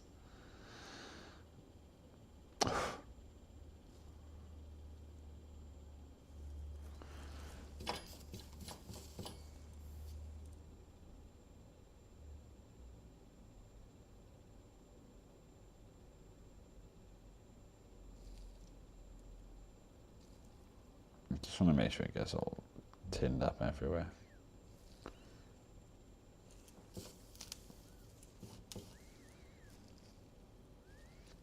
Okay, it's got a bit of a coating of salt on it now.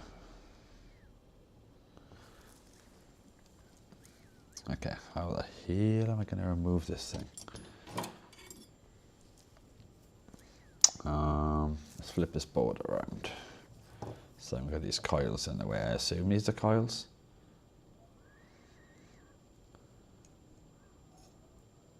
Oh no, maybe not, because there's some sort of voltage, so I think. I'm assuming this chip handles voltage. Alright, how are we going to do this? Right, let's get some solder in there maybe. I don't know what the best way to use this style of tip is.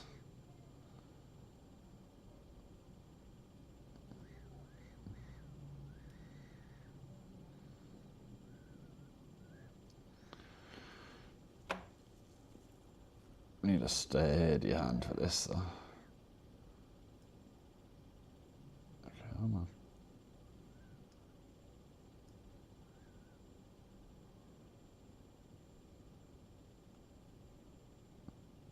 Okay, well it looks like I've added solder to either side. So I should somehow be able to remove this thing now. I don't know how much the board's going to move when I'm trying to do it though.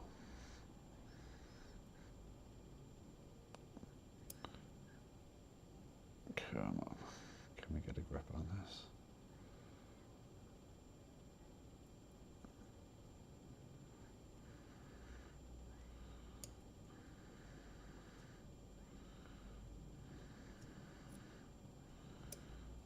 It's off. Now we just need to not lose it. And why am I trying to read that off the board?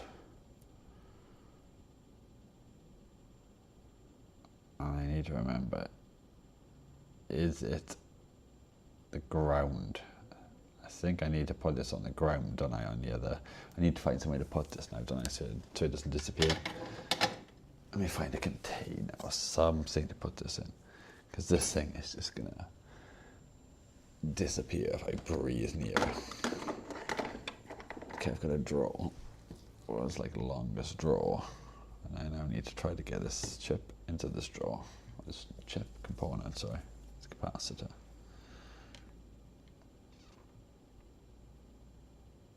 Okay, where is it?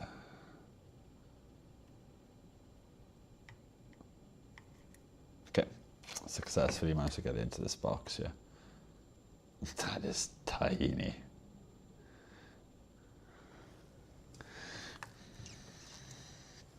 So it's the neatest I think I've removed the component so far. As you can see, that's normally what it looks like when I remove components. Is that a Hall effect sensor there?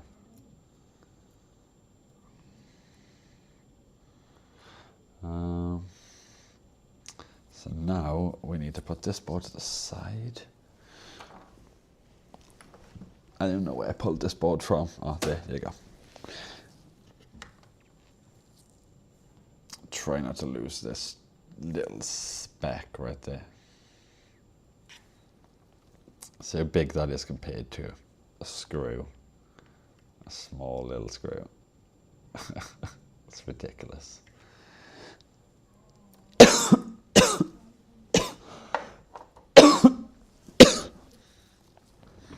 Okay. So do we give this amp a go? I think it's the ground, isn't it? From here to here that I need to do. But I'm going to double check if it's the ground. I need the low value ceramic capacitor. Let's have a quick look. Oh. Q1. You can read transistor or MOSFET Q1. What's that? Sorry, I'm not quite understanding. Transistor or MOSFET Q1. I don't know what you mean by that, sorry, Squish.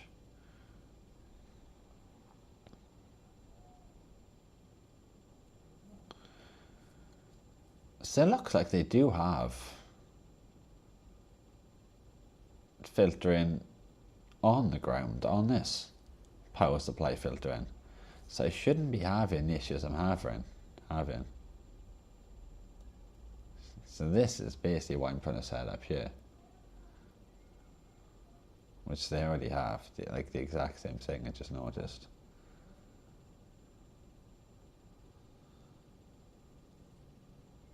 So me doing what I'm doing, I don't think it's going to make a difference. Unless this is needed somewhere else on the circuit. But surely, we have an audio come into this. But then the ground for the audio is, it's got a component there. And there and there. It looks like it's, yes, this shouldn't have any issues. The thing you pointed to, you said it is a sensor.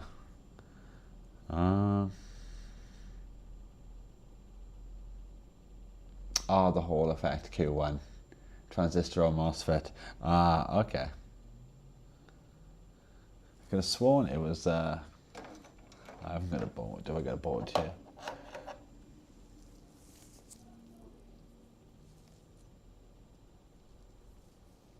No, the Hall effect does look slightly different, I guess. Because I think, am I on the right side of the board?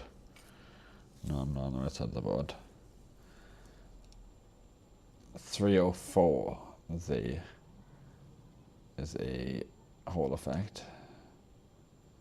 Just look quite similar.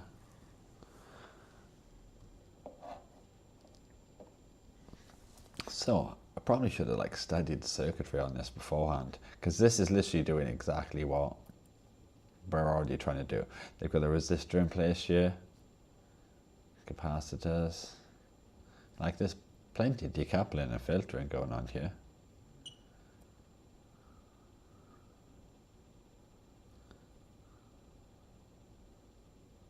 So I think me adding another one up here is not really going to make any difference. So I'm not too sure. Oh my god, chill out, multimeter. It's not that serious, but let's have a look. Pretty sure it's the ground there needs to be.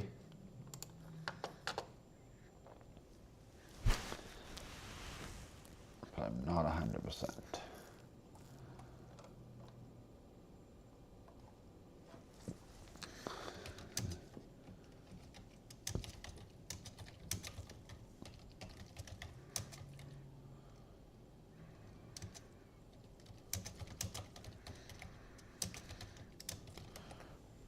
Okay, I'm just going to check what I need to do with this. It goes from the signal line to ground.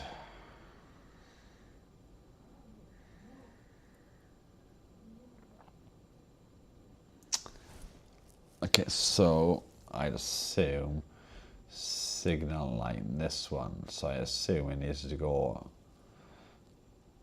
from here to here. Can I even get to that? This one here, so I'd assume it goes from the it needs to go from the trace to the ground on the board. Trying to scratch this back is going to be fun without a pen though.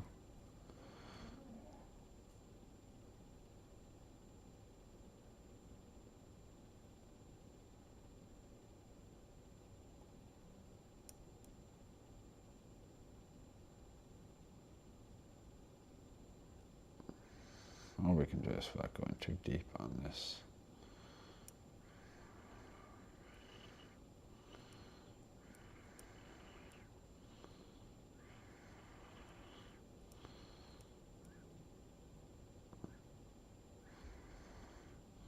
Do you think that's enough?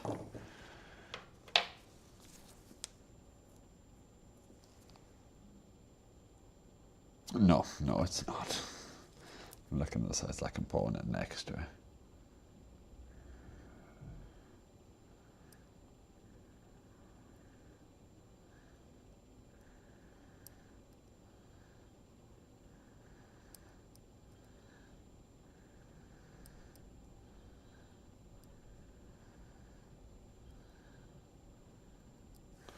Okay, let me switch back so I can actually see chat.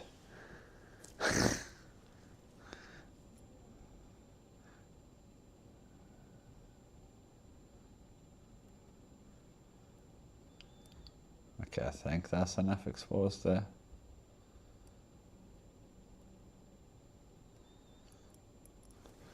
A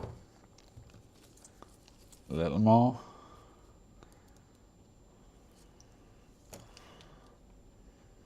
Yeah, maybe that little bit in the middle. Yeah.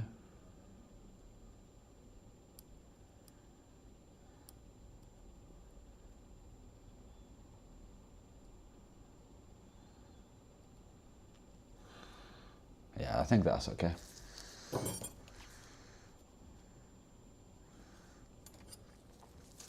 Now we need to figure out like roughly the length.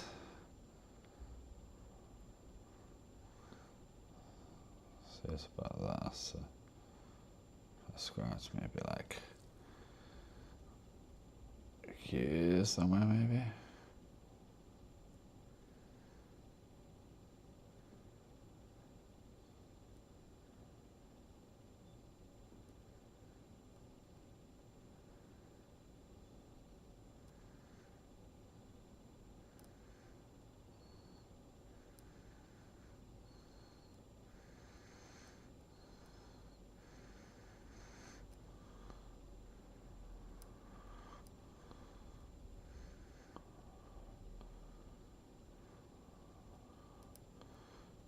Jeez, where's this ground?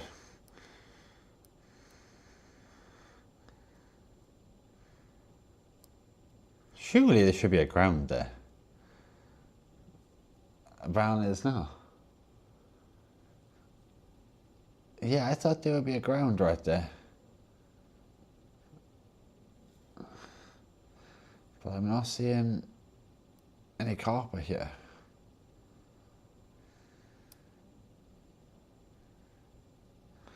Shouldn't there be a ground in the mask, wherever there's not a trace?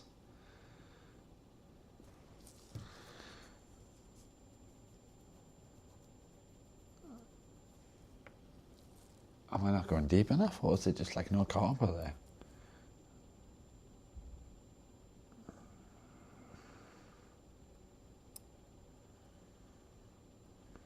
Because that seems to be fibres now, I think.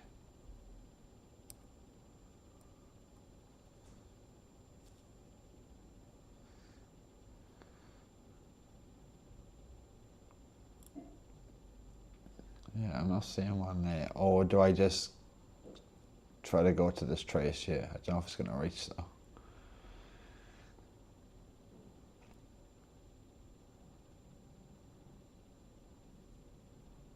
Because I can't seem to... I was hoping to go to a ground point here.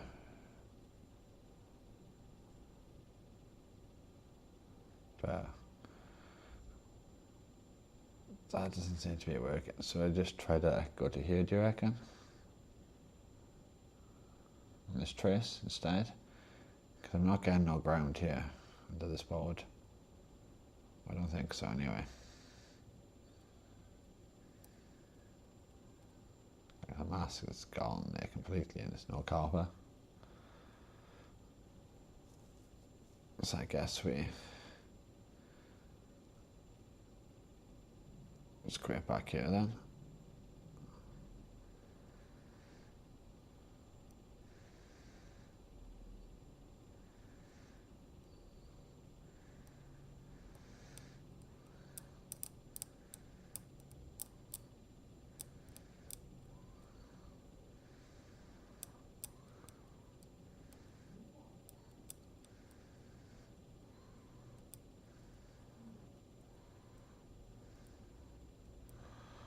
Yeah, no ground there.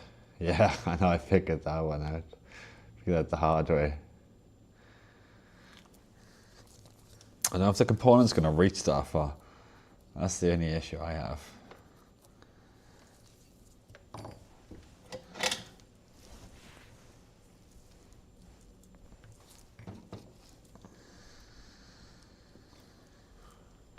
Can we reach that far?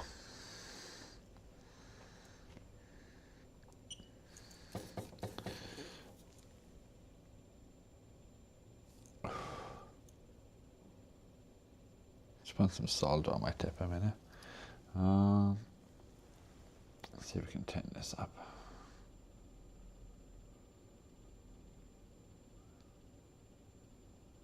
Probably not the best tip for this, I don't know.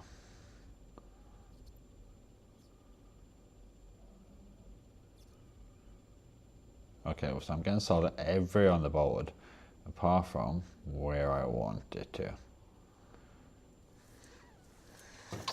I'm going to put a tiny bit of flux there, I think.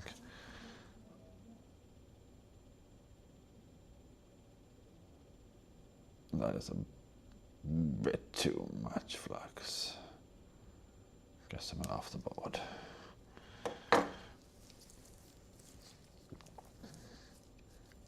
Maybe I should try switching to a conical quickly. So I can do a quick swap for a conical tip. I think it's a conical tip. I mean I don't know what the name of it is. The one that's not marked BC, this one.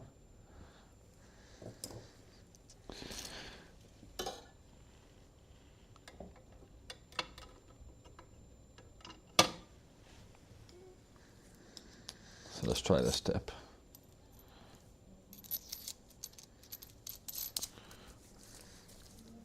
This one might be a little bit easier. If this will actually do anything, I don't think it will make any difference.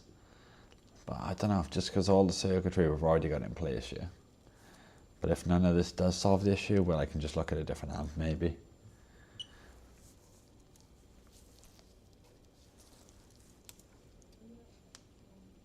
So we're up to temperature now. We've got some flex down here and a little bit of solder on our tip.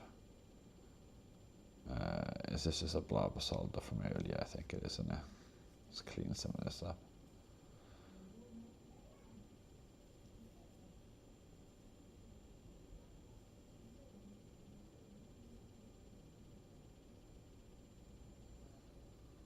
Is that enough on there, do you think?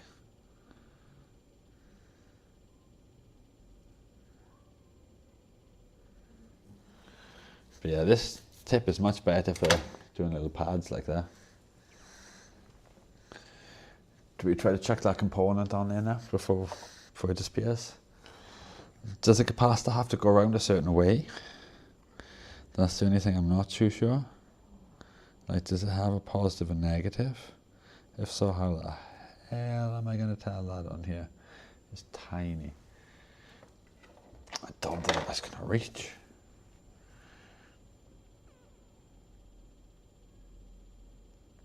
I guess we're running a wire. Let's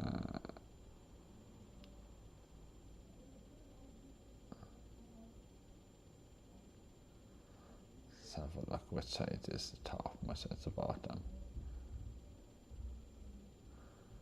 So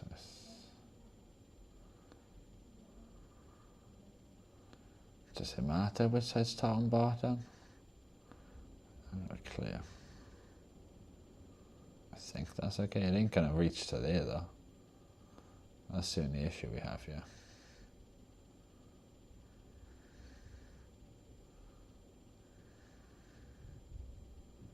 Hot air would be nice. Ceramics like this can go either way. Okay, sweet. That's good to know. This tip might be a bit big now for what I need to do. I really can't bother to swap tips again. This should just swap tips again.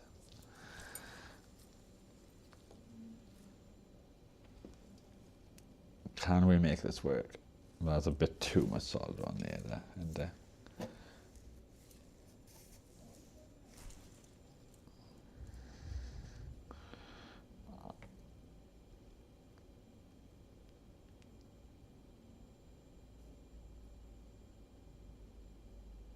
No. Just moved it.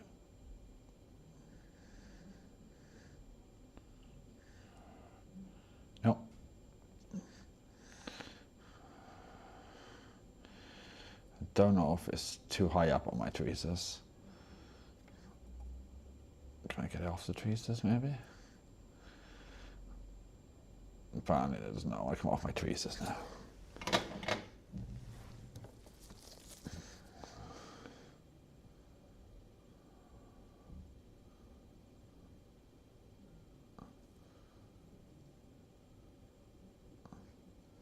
Sticky with flux.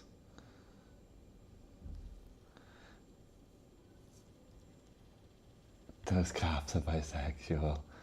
Yo, what's going on, 8-bit? No idea if what we're doing is going to actually make any difference or not. But we're committed now. So this component is going onto this board whether it likes it or not.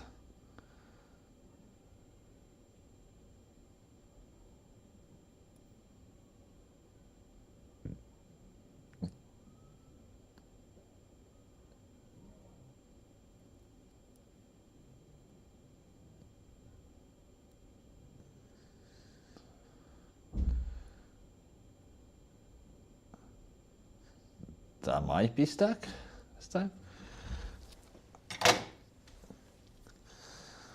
I can't really tell if it's stuck, to be honest. I'm gonna have to run a jumper because it doesn't reach. That's what we get for just grabbing a random capacitor off a board. I'm trying to Frankenstein it onto this one. Is this gonna come off? Or is it actually stuck down? I think that's actually soldered on there. Jeez.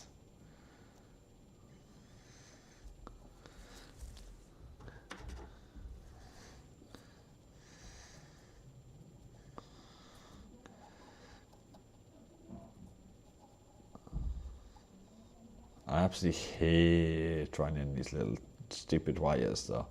That's the only issue. I was hoping I would have reached. I was hoping it was a ground and the bones I could just go straight into, but apparently not. So now I'm going to get a wire to that. If you can hear the pain in my voice. Oh, that is not going to be fun. Just kill me now, please. Well, let's try and tin at the end of this first. Oh, I guess we need some solder to tin things up, don't we? Got a bit of solder on the end here.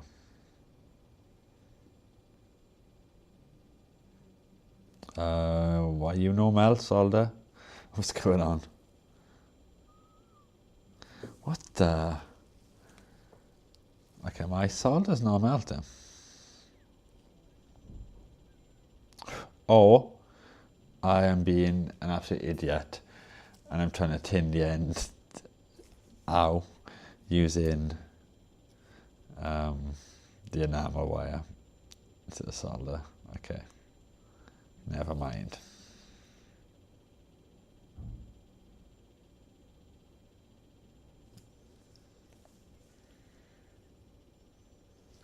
I'm just going to make sure I can get some solder on the end of this.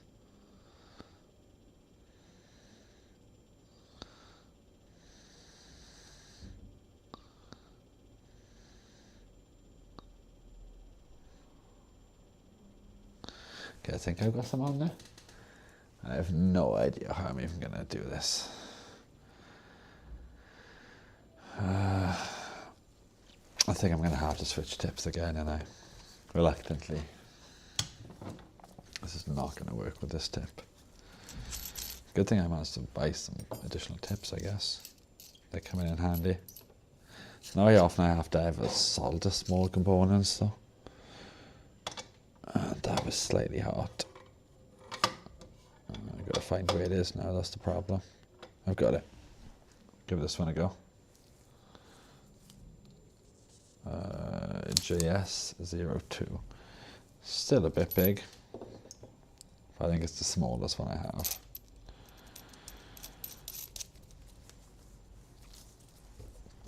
So we'll give it a go. Hopefully the parts that we have turning up tomorrow are going to solve the issue. And then we haven't got to worry.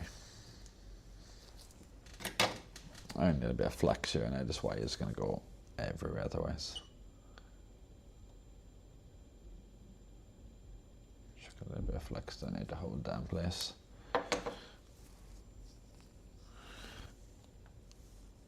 Okay.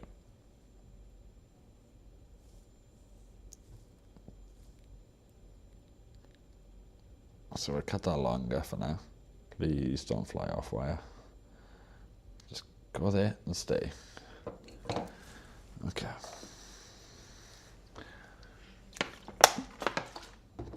Oh. How are we going to do this?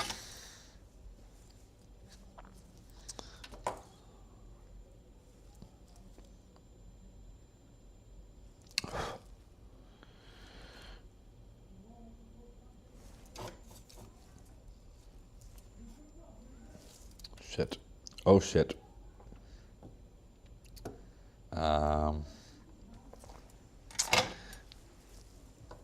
Hopefully that didn't do any damage.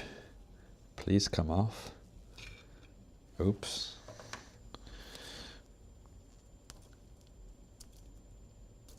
Might have just dropped. Now I'm kind of like digging and prying out a lithium battery. That's not good. This lithium battery might be compromised. I have to keep an eye on that now. Just drop solder straight onto it.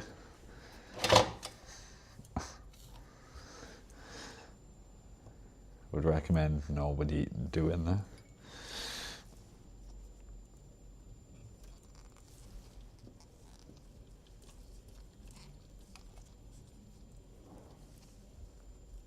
Not a smart idea.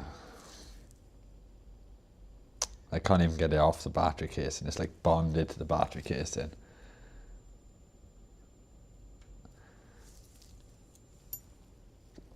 Now this headset is going to be even more sketchy. Right, I have to flip this around, there's no way I can get that from that side. Alright, can we focus this a bit better? How am I going to do this? Can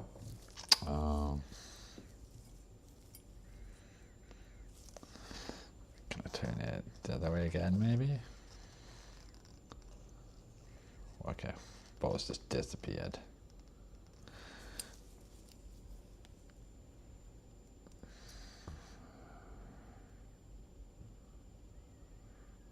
Oh, I hate these wires with an absolute passion. Come on, get over here.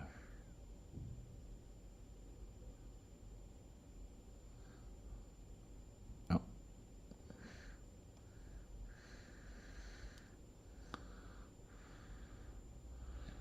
I can't even get hold of this wire.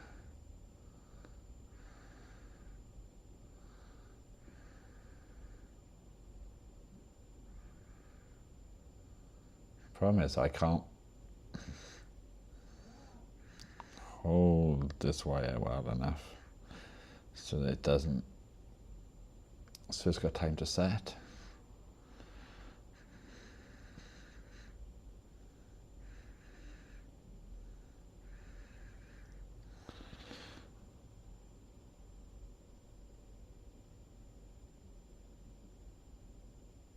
God damn it.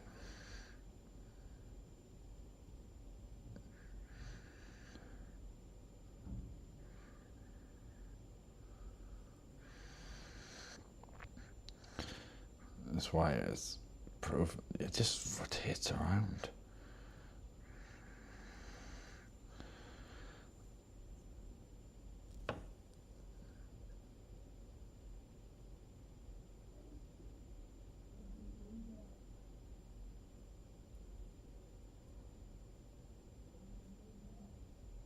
Did we get it that time? I don't know. I think we might have. So now we just need to try to get that wire to get to the pad. That's how we made.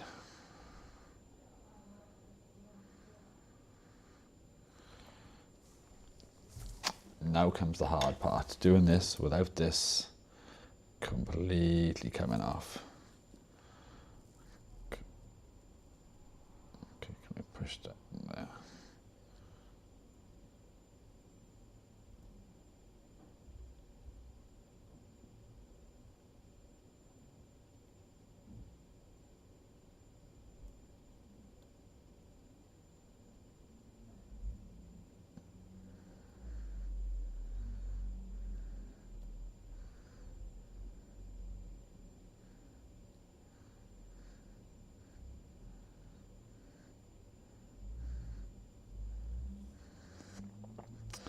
I don't know if that is bonded. I don't think we get in the air.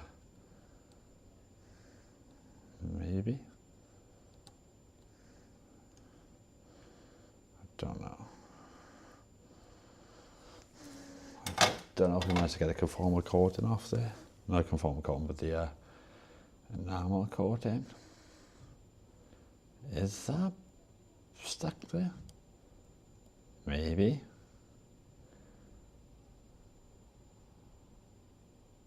I think it is. So let's cut this back.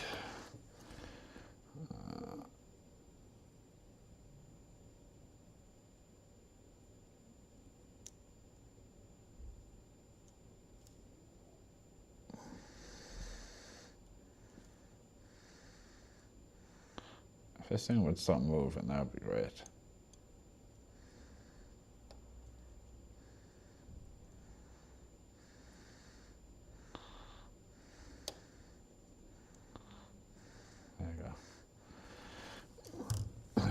Try giving it a little wipe. I don't know if that's actually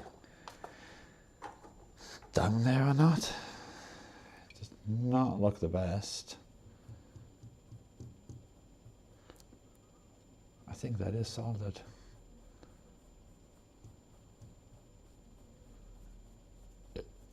We could probably test it with the multimeter.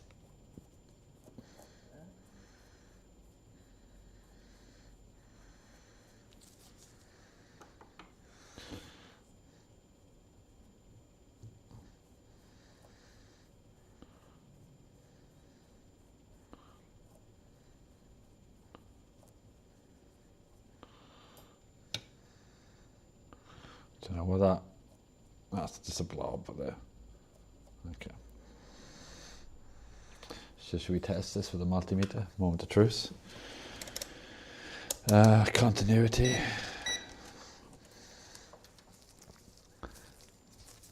Did we manage to solder this to here?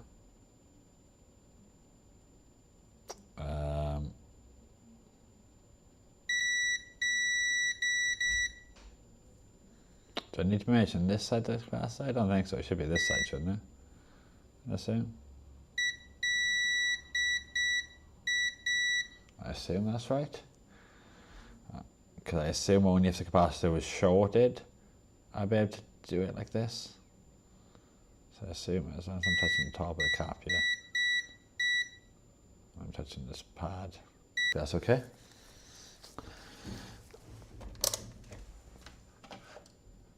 I don't think it's going to actually make any difference in the terms of the quality at all.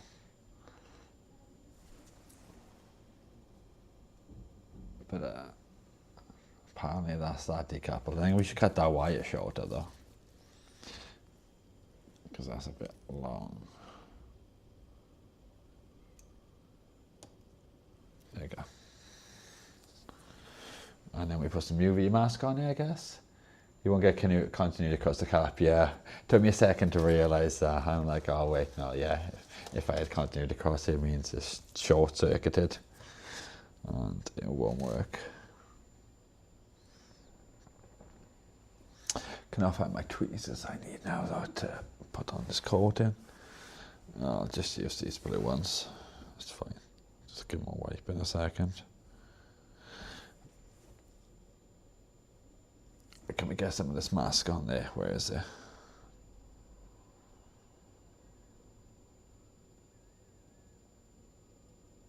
Way too much mask on there. I don't know if that's going to cure up, to be honest. Hopefully.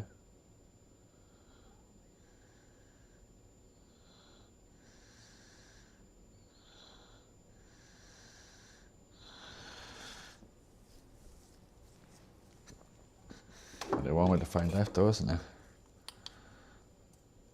Let's chuck the UV lamp on and Kira. Oh well, that's Kira. I gotta quickly go to the toilet. So I'll be back in 2 minutes.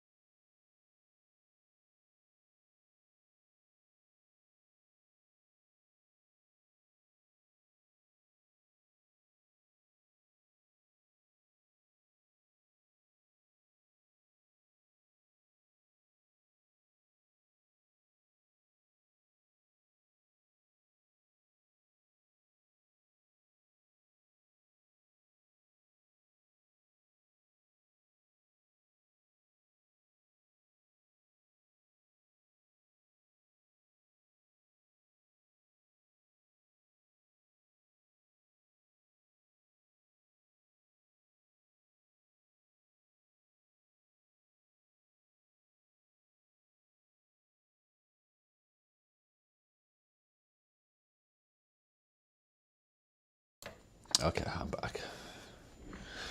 Hopefully that's cute right now. But now it looks a bit wet still. Let's give it a bit more light.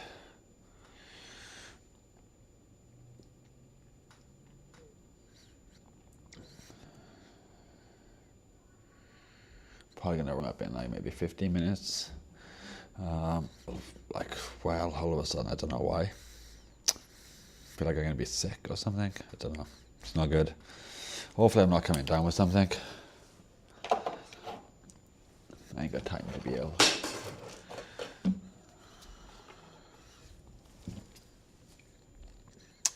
Is this... I don't know. It's hard to tell. Because I can still see that cable. I don't think... There's so much flux still everywhere. Yeah.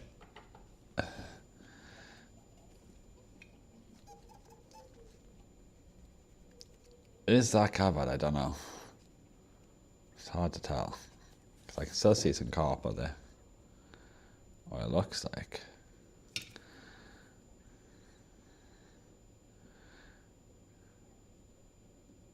Do I put a little bit more on there? Or do you reckon that's okay enough?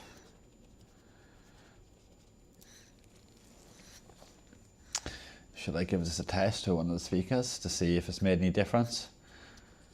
I don't get mad if I put a right speaker onto the left output, does it?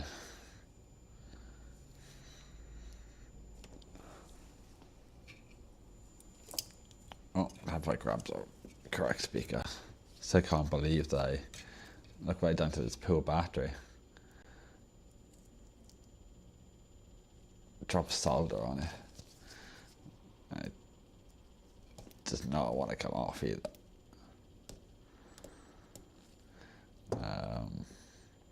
Does anybody know if that's safe?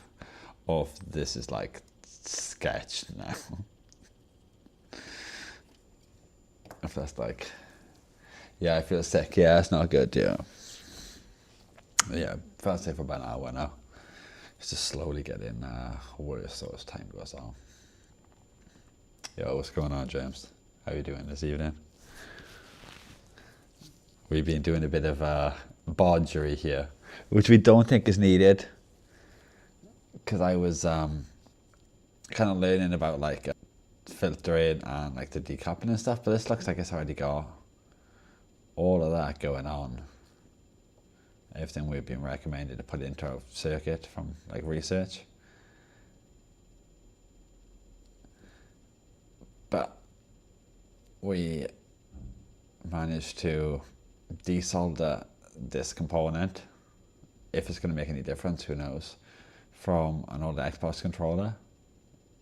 We've scraped back this trace here, and it wasn't got long enough, so we've run a jumper wire out to this.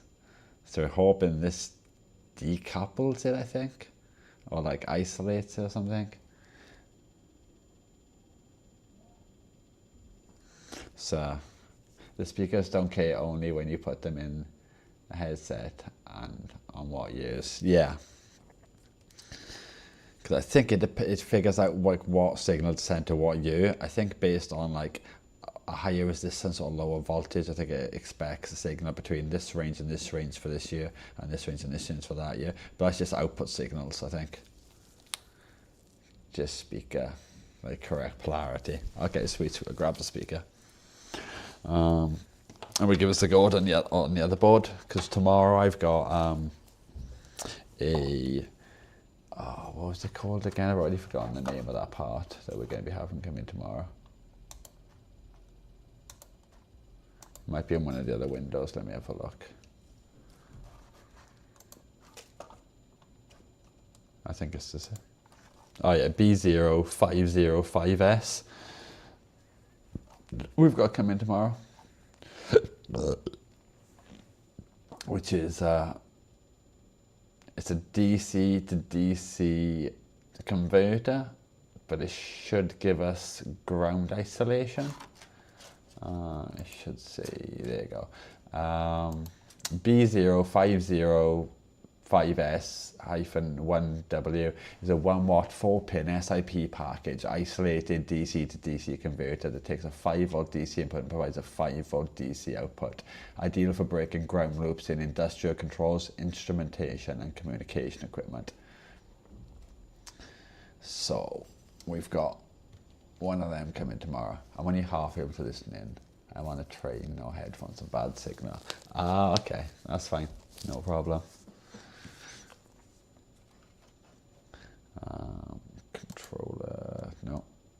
Top down, that's what we're looking for. I'm guessing you're on your way home if you're on a train. Because it's quite late to be traveling away from home. So let's give this a go. I guess we're going to use this tip. Give it a go. If we'll still get a horrible noise coming out of this or not, who knows. So this is going to be our ground. Families are going to need tips on handling small wires better. Let me know, because I struggle big time to hold any small wires. They just do what the hell they want. There you go. Okay, that's on.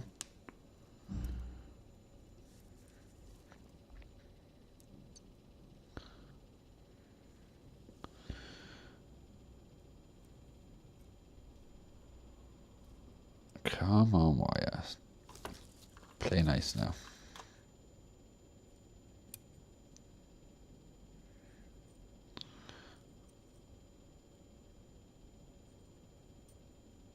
I think having steady hands would probably help with this.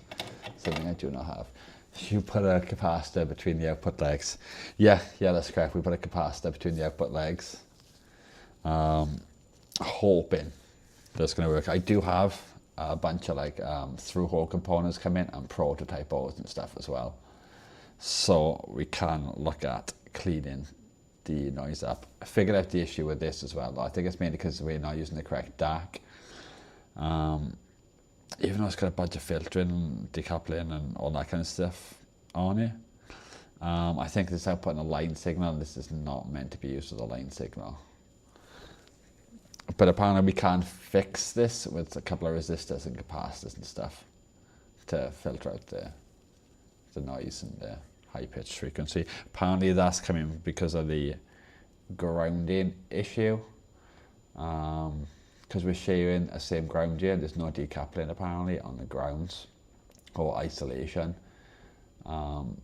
Whenever the signal is switching or something like that, apparently that then causes fluctuations in this cable, which affects all the other ones because they're using the shared ground. I hope with my fingers, not a tool. You madman. Yeah, fingers does work best sometimes, to be honest, but then sometimes they can get a little bit hot, them cables.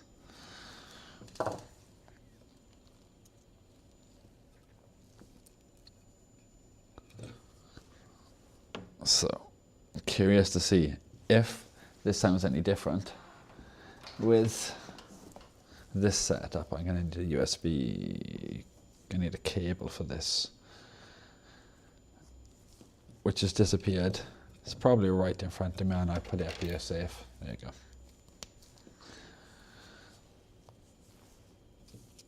So let's plug this in here. Let's remove my earpods. AirPods.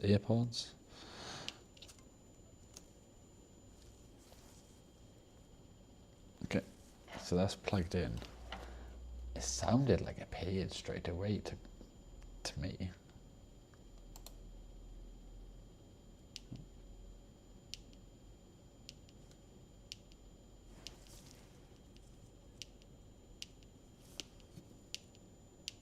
Weird. I'm getting a clicking noise coming from this one. This is completely separate. Since I've powered up this one here. Do I reckon this one is picking up interference or something?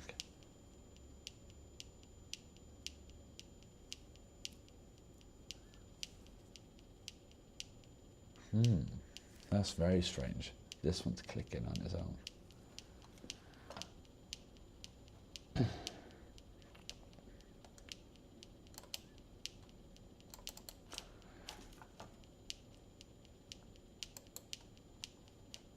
Let's disconnect that one. So that's disconnected now.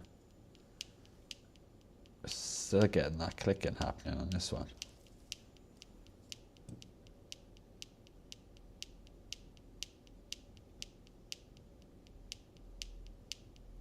It's very distinct and consistent pattern as well.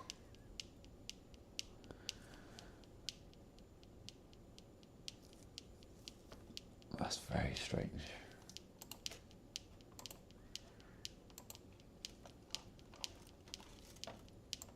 Let's try adding a device. Chill Beach headphones. Connecting. Done.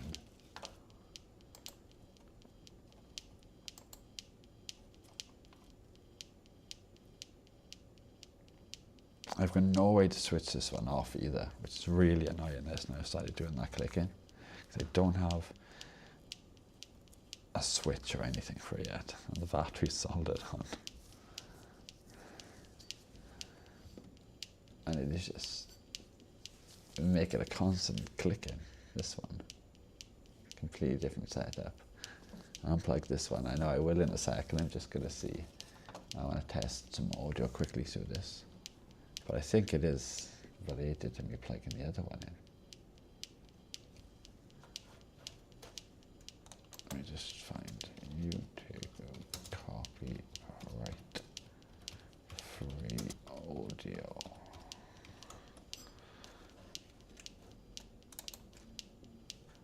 And just see if I can find just a song to play. Just some audio.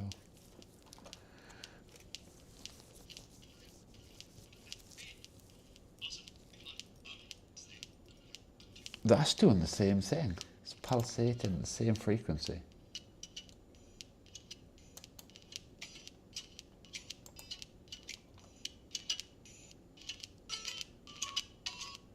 That is awfully strange. Did you connect to the wrong one? No, I'm definitely connected to this one here, and I'm playing music. But it's pulsating at that exact same frequency and like pattern that this one is clicking at, which is very, very strange. I do not understand what is happening here at all.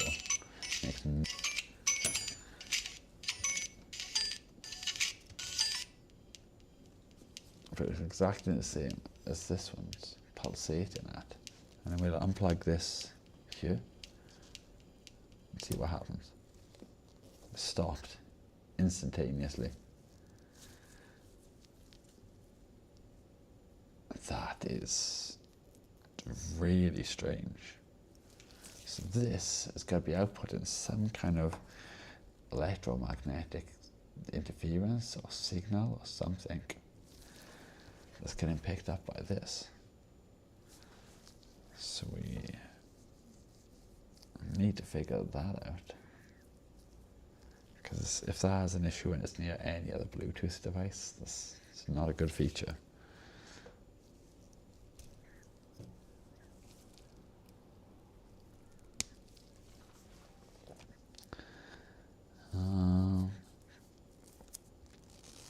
And I have no way to currently isolate this one. I don't think I can put it to sleep or anything. There's a key button on the back and it says it has 4 functions, but the documentation seems to say, this one here, seems to say that's for volume, I think. So I'm a bit confused. Even though they got a separate mute button. See, there's one called key on the bottom of this board.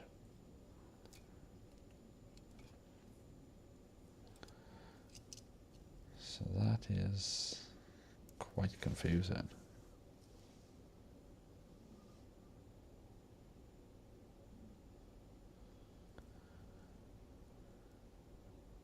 don't know. I don't know what to try now.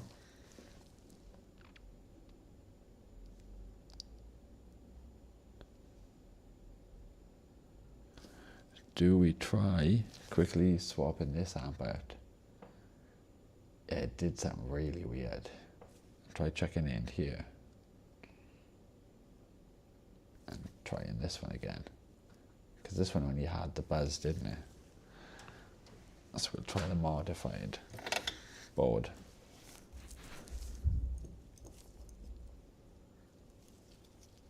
So I have to wait for this to come up to temperature a second.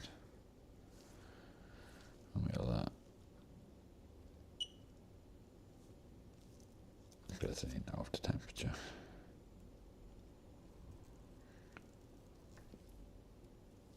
That's one wire off. Two wire off. The rest I can probably just push off. Hopefully. Yeah. So I guess I only really have to just wire all of that in, but I've got to be careful, haven't I? Because it's live to a battery.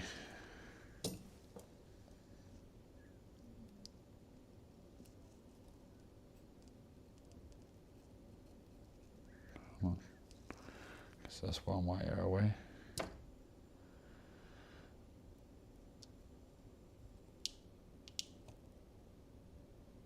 It didn't like that, did it? Unsoldered the battery. Yeah, I've desoldered the power going into this amp now. I'm going to try swapping it over. And trying that with this. So I need to take off. Oh no, I didn't need to even unsolder the battery, did I? No, wait. Yes, I did. Yes, I need to unsolder this wire too.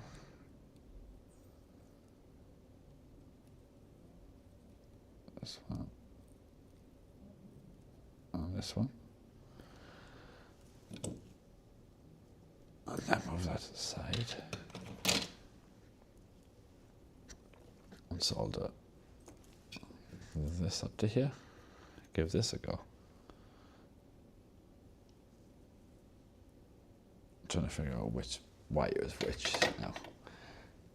Because I decided to use the same color wire for all of them. And they're all twisted up. It's fun. And I can't even see what they say because I've soldered on top of the actual silk screen.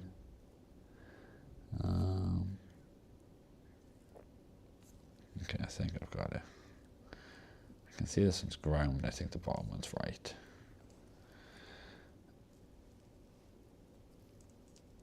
So let's give this a go. Do I have enough solder left? That's the question.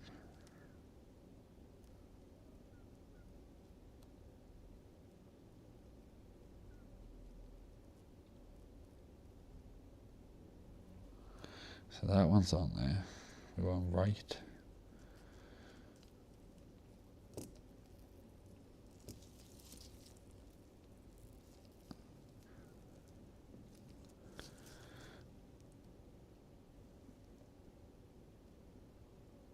Oh, this one does not want to play nice. Let's give, oh, let's not stab that board. Just doesn't want to sit flat. Oh, I think I can see why. That cable is like up in the air.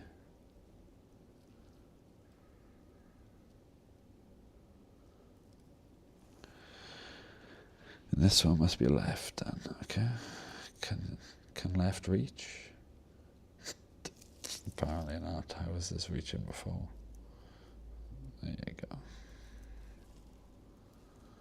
Can we get this to solder down? Oh, they're dangerously close.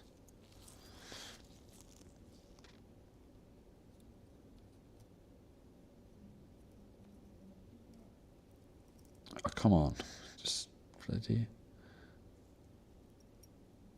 stay, you stupid wire. I've just lost all the solder on that pad as well. Hopefully that's okay.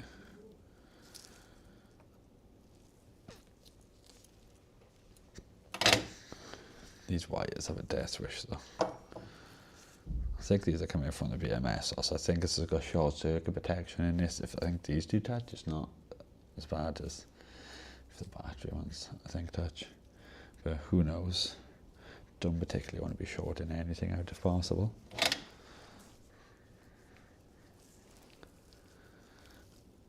Let's put some more solder on this pad. Come on, let me just get some solder on that pad.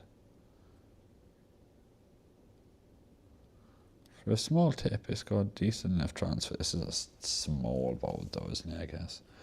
Like a really small board.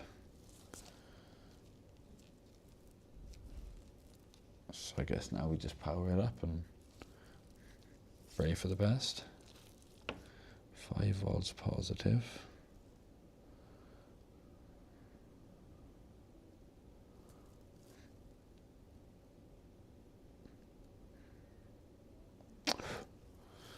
So that's that one on. I'm going to trinket this other one on.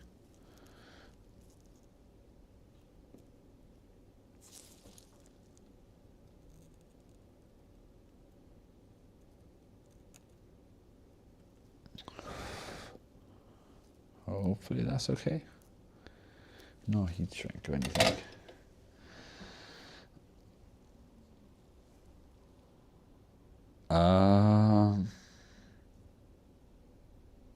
It's not looking good. I think we might have killed something. What the hell was that sound then? Did that sound like a zap or? I don't know. Maybe jump, whatever it is. But yeah, this is, we have no power.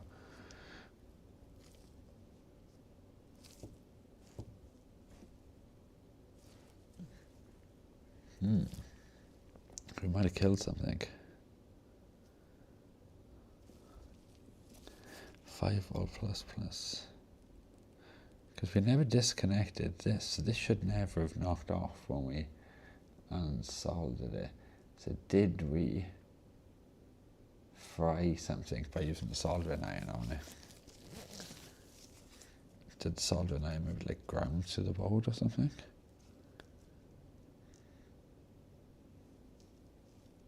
Because yeah, this is not on anymore.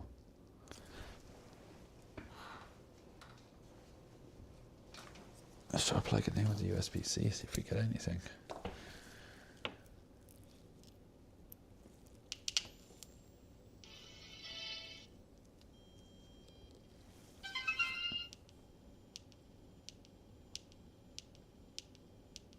We're still getting that pulsating, even though nothing else is plugged in. What the? We didn't have this issue before.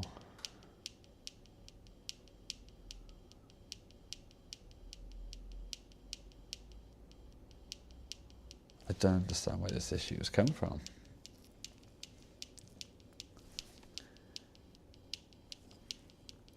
Is it to do with the capacitor we've added? I don't know, I'm confused. This makes no sense.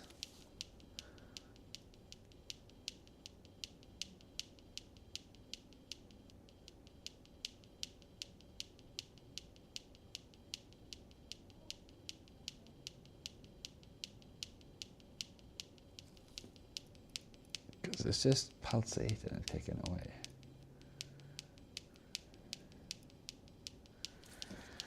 If we unplug this, will this stay on? Apparently so.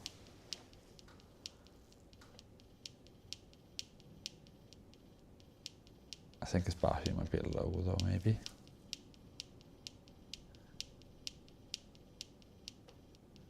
Because that sounds weaker with it unplugged.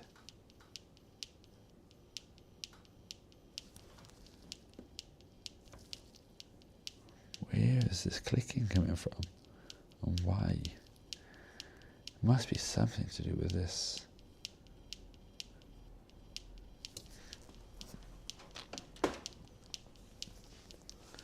Let's take this off the board again, I guess.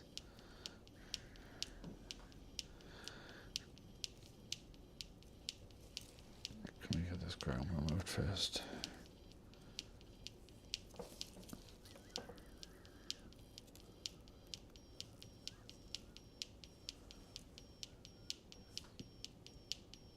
Still happening even with the ground removed.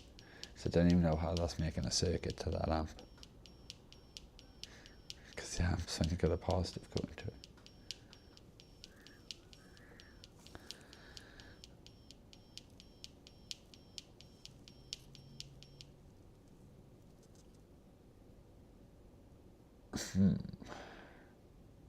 Yeah, this is the one the cap is added to, yep. So it turns out you can't just randomly like solder components to boards.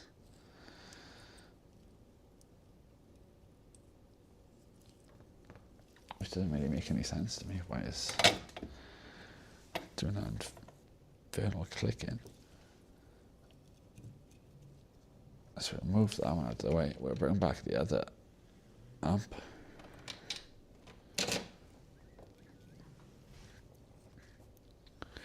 We'll wire that up again for the millionth time.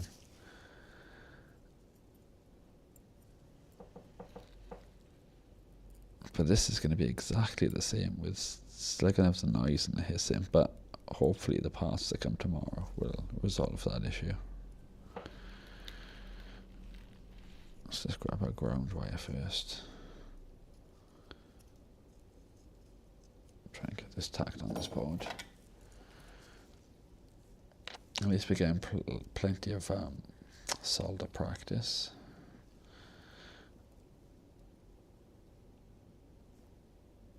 And the only time I've actually used these tips. Oh, my electric just fluctuated. I think it's at a power surge.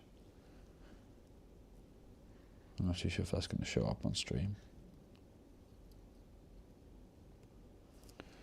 Placed on that power surges. I don't have surge protection on these things I'm using right now. Extensions. Because I'm too cheap. Right. But also because I couldn't find one with surge protection at the time that had the right amount of ports and the length I needed. And I wanted to get one the same day.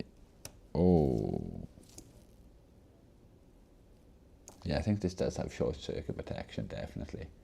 Because I just shorted at them the power management board. Will you like just behave? Like maybe like not short out. What can I put over this for a minute? Don't even know what my capped on tape is or anything. Oh, YOLO. Hopefully it stays. Yeah, it's all stopped now, yeah, because I've got it desoldered. As soon as I desoldered it, it all stopped straight away.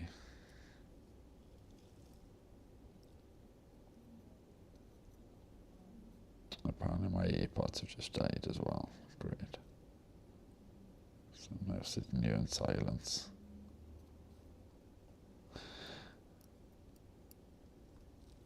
Oh, come on, what's this one stuck to now? There you go.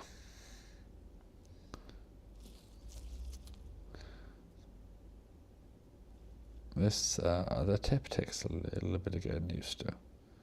But I kind of like it, it's okay. I didn't think I'd like any kind of like conical type tip.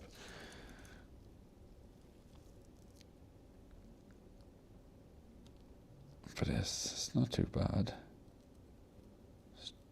For these small boards anyway, it seems to be transferring heat.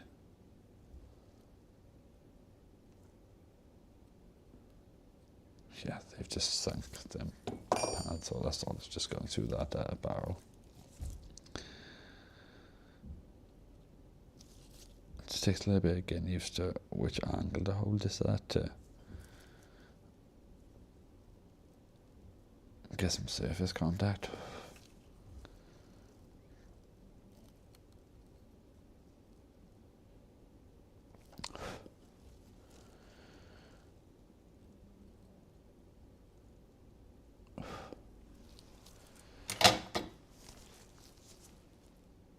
Okay. Not on though, that's why I don't understand how it's not automatically coming on now. I don't know if it's like the battery being low or if we damage something. Who knows? It wouldn't surprise me if we've damaged something.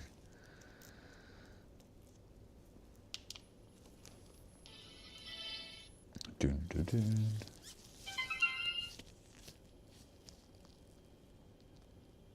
It's a no click in now.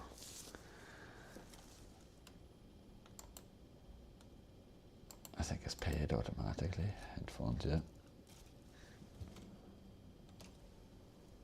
But I can hear, I don't know if you guys can hear that.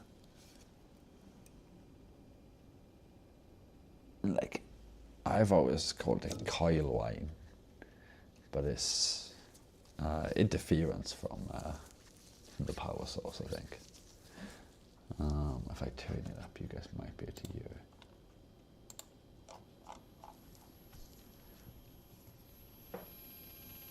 Can you hear that one?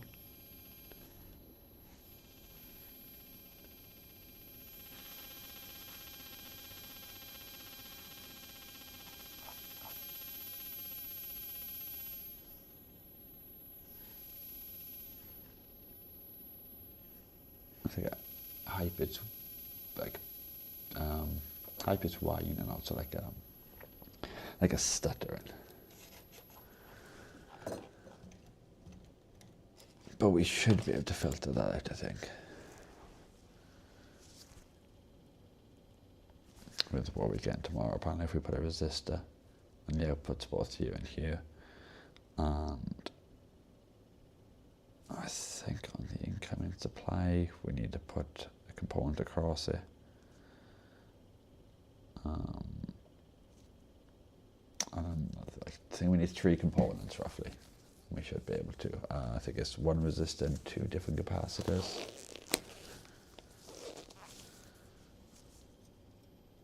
But we could also look at using like a different module maybe in one of the next ones we try. Because you can get some decent modules which are like all in one, which like completely simplify this process. I would still like to get this working though. I can't figure out the issue. I think it might be something to do with the amp that we're reusing. Because I think if I try this directly without the amp, but I think we did, and I think it was really quiet, wasn't it?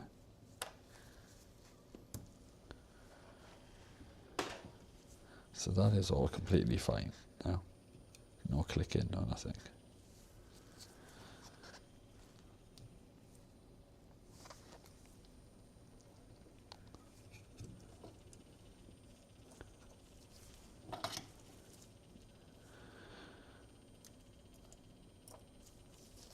Yeah, I can't start it that way around. Hopefully once the parts arrive, I'd like to get some other parts kits or projects if anybody's got any recommendations or any.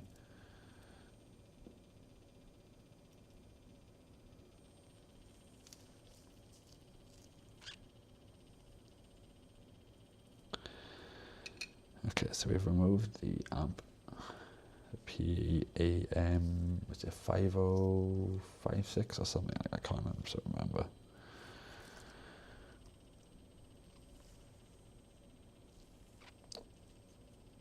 Oh, wait, the only problem is though, we can't go directly out to here because we've got this, no wait, we can, I think. I was thinking, oh, we're outputting an IS, an I squared S signal, but that is to this board from the ESP. Out from here, we're outputting an analog signal, I'd guess.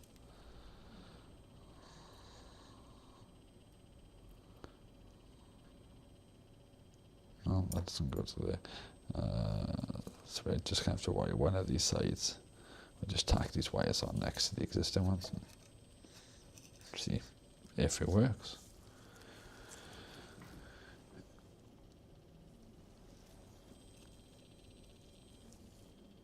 Those wires do not want to play nice, so I'll see if we can get them in the right orientation. Okay, that's on there. I grab this other wire.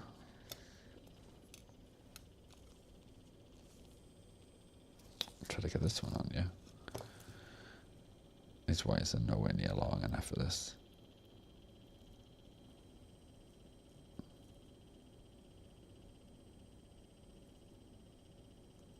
There you go.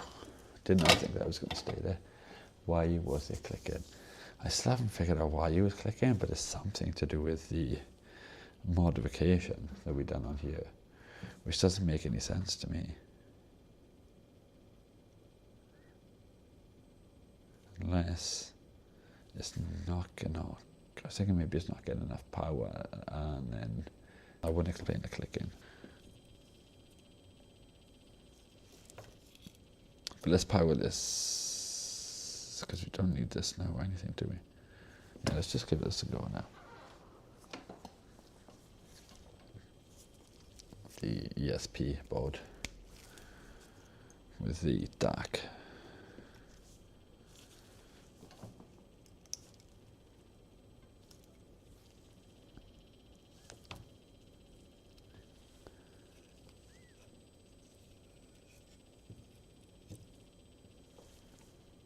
I'm sure I hear that pairing.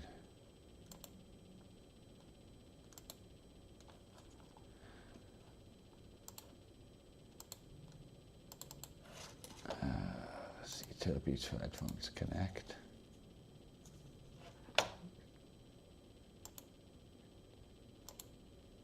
They're not showing up. It's like an issue with the device not automatically connecting and showing up in the playback device properly. Not too sure why. You can pay with it, no problem. Okay, we're connected.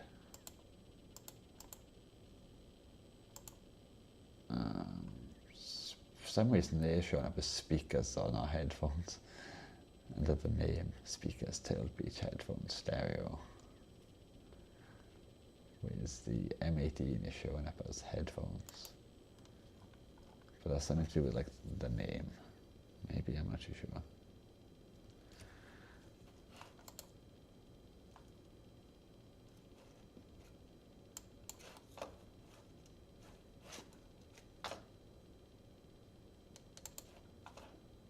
Am I getting any audio coming into this? Yes. So this on its own.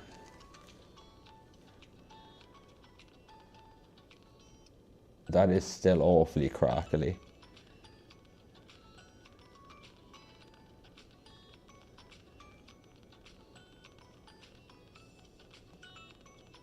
So that crackling we were getting is not the amp, which is good to know.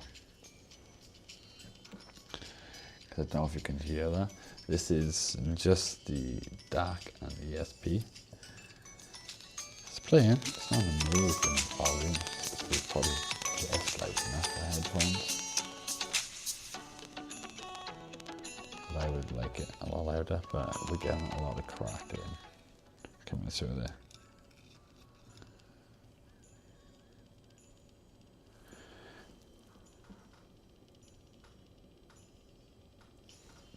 Could that be something to do with what we've got here, or these jumpers that we've got soldered, maybe?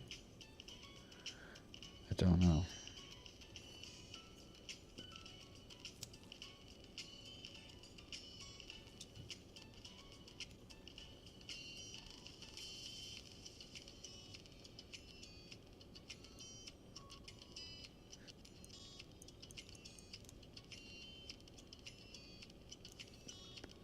don't know. Or could it be how we're connecting the two boards?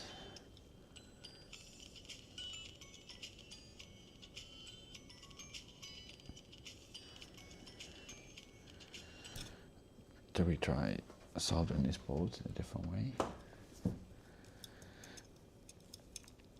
Incredibly difficult now. I've got speakers attached though. And all these wires, and it's like no room at all to move.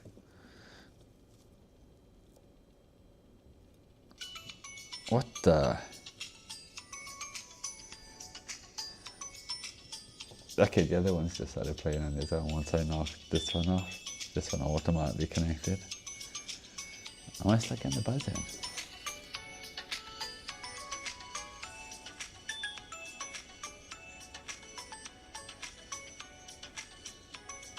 be honest, it's very hard to hear the noise on the ham when it's actually playing audio. I'm pretty sure it's still there. Let me pause.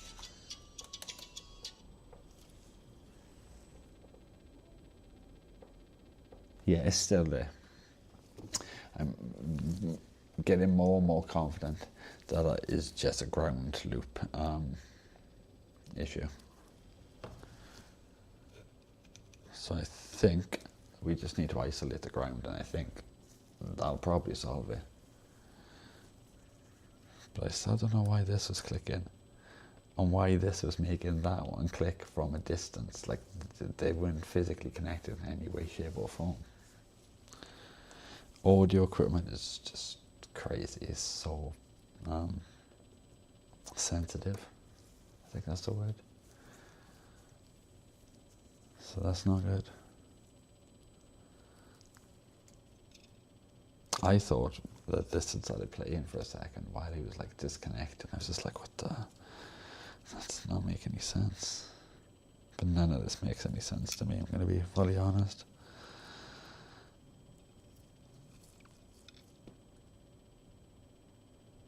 I feel it's something to do with our connections on here or grounds. Don't think it's the board itself.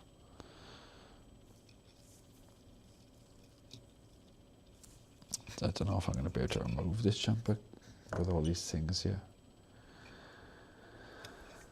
But we can certainly give it a go.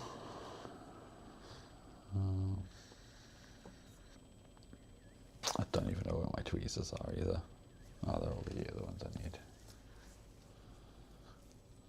We've got them.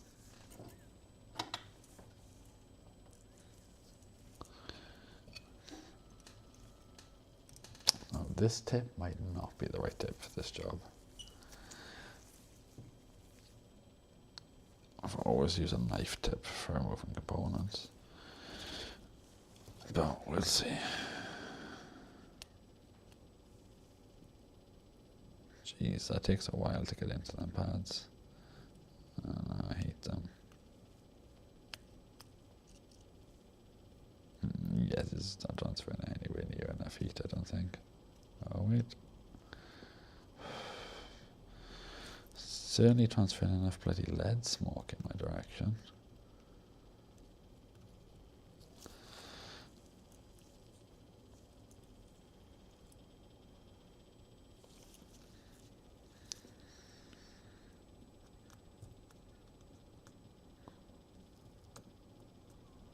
Come on.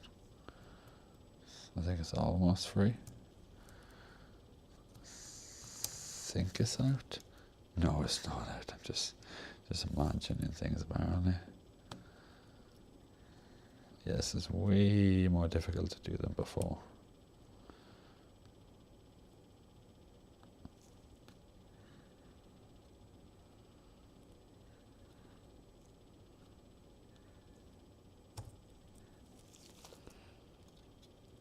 Okay, we're kind of out for this last leg. Does not want to come out over the side. And we've completely destroyed the connector as well. There you go.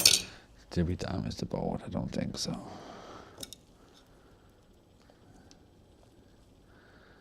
These wires in the way, it's not easy.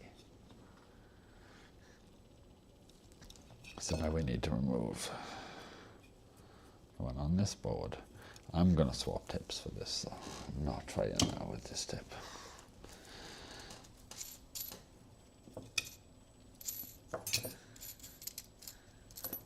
Carefully pull this one out and find the other one, because this tip is actually quite hot. There you go.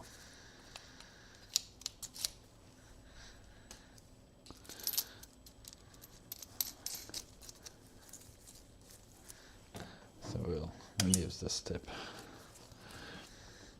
and just give it a tip. I'm going to remove that, wait for this to come up to temperature. I'm going to grab some solder.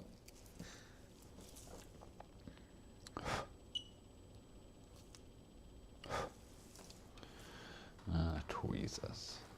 I use these tweezers quite a lot. Now, folding wire is great for gripping onto things though. How am I going to do this? Alright, wish me luck.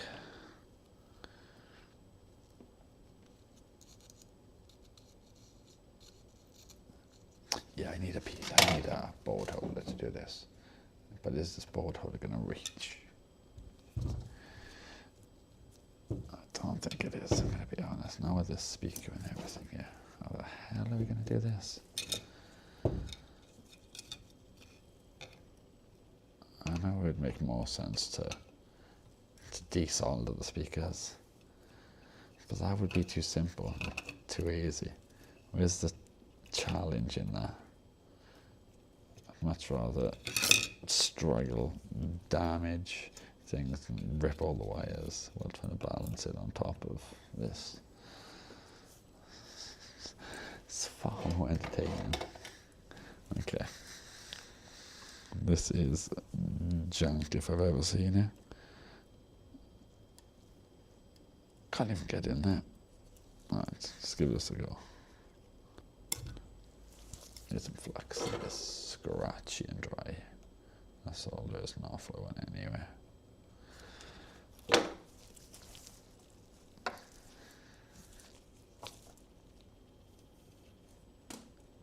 Just drop something. God knows what it was. It's gone now forever. We'll never see it again.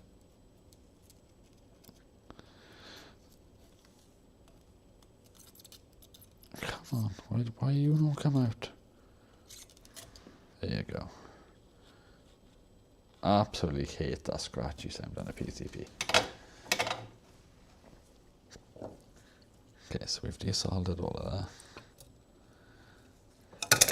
And we've dropped our speaker again. We can move our helping hands up here. Yeah, I think I need the I don't even need wires to bloody solder this right now. I'm just going to grab just any wire. We'll grab this wire. And we'll grab this wire.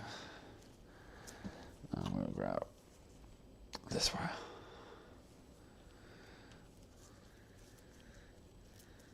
Do we need 3 wires? I can't remember. Yeah, we do. Oh, I can't even remember what order. Oh wait, no, I've got them programmed in the same order, haven't I? So I don't have to worry about the order because we've done that on the code. Okay.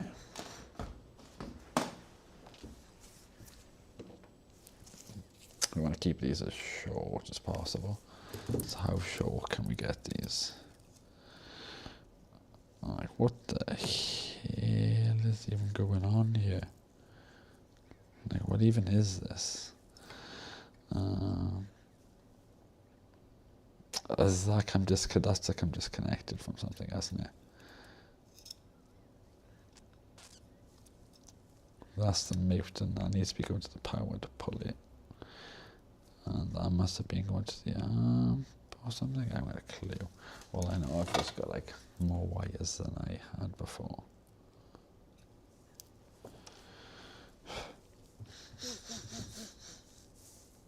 I smell burning plastic. What have I done?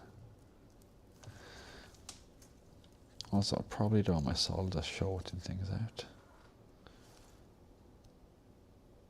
On the battery's not warm, so that's a good sign. Alright, what the hell were we trying to actually do? This needs to go back over to the day, but we'll do that in a second once we soldered these wires. We need to be short. Short like a vertically challenged person. I do not think there's enough wire here. Maybe we just do that. But then they're in reverse and they're all crossing over each other. Or would that be? No, that might be right actually, because we had it like that. So I think if I wire them like that, that might actually work, to be honest. If only I knew which ones I was wiring. 25, 26, 27.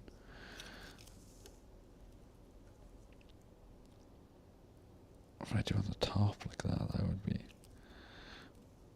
the best.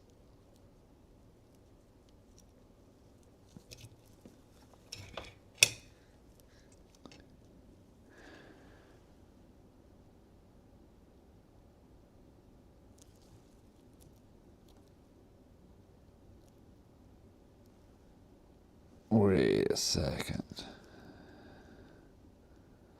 No, that is soldered on top. I wasn't too sure if that FMT was like maybe soldered on too.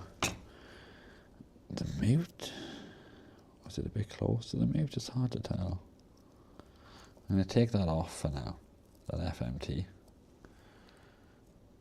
We'll test it without it. So now I just need some wires.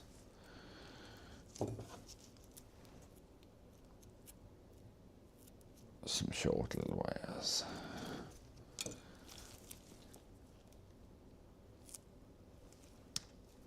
Oh my god, can I even strip a wire that bloody short? That's the problem.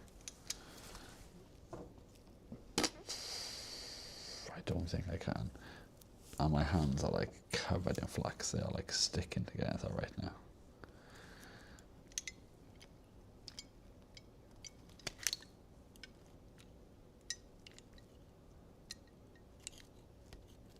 Oh my god, my hands are not steady at all.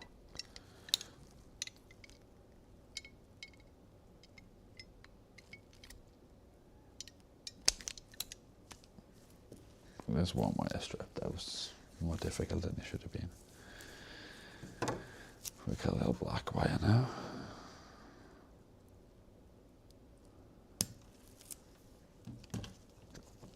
Let's see if we can do the same for this one. I want to hold it with a gun and tweezers just to fit into the wire strippers. And that one is knackered. The copper just pulled out the wire.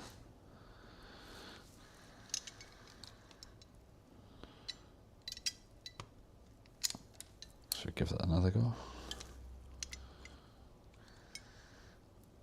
See if we can do it this time without pulling all the copper out of the inside. So far so good. Still time to mess up though. Let's give this a go. I'm struggling to hold this thing with these tweezers.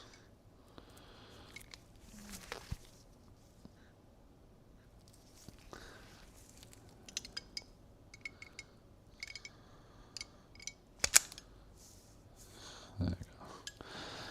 There's 2 wires. Now we just need one more.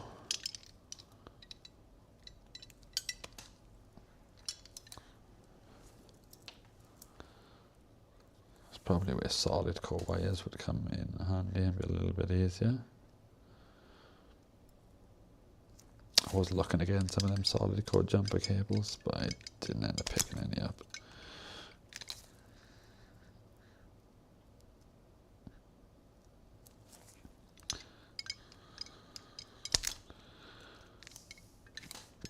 Hopefully that's enough.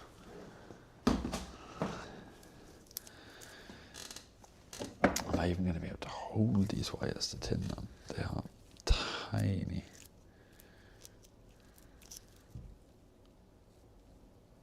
see. Let's give it a go. That's one way to find out. Yeah, that's in just fine. Okay. One wire done.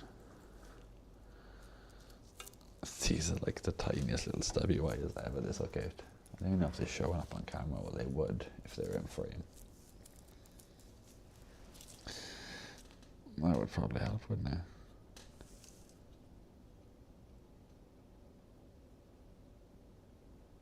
Oh, that one's just yeeted this off, but it's fine. It's tinned.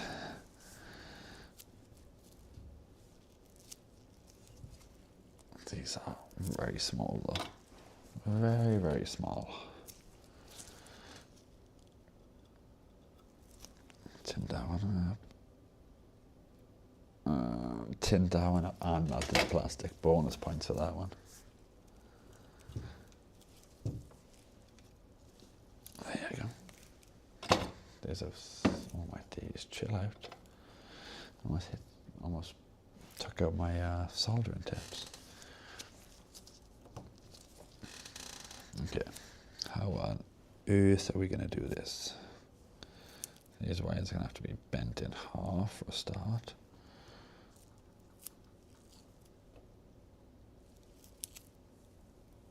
Everything is so much more difficult when you've got flux all over your gloves. Everything is so sticky right now.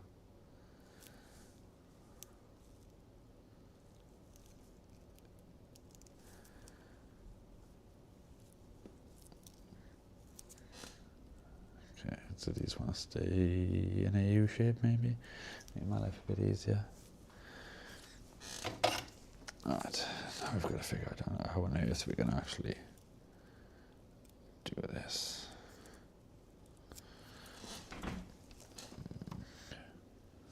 So that needs to be down a bit more. So this, which numbers am I going for? I can't even remember, to be honest now. It's just the bottom one. 27 going on 2. Let's try and get these in line first. Can we get them in line? That's the question. But there is in line, I think. Roughly. Can we put some tape across these or something? Do I have Kapton tape? I do. Where is the Kapton tape? Okay. I might even pronouncing my words correctly right now. Where is it? I don't see Kapton tape, I see some masking tape. So might have to do it right now. I'm not looking for Kapton tape. This'll do. It is Scotch blue, but this is going to be way too big, I think. Around there it needs to be held together.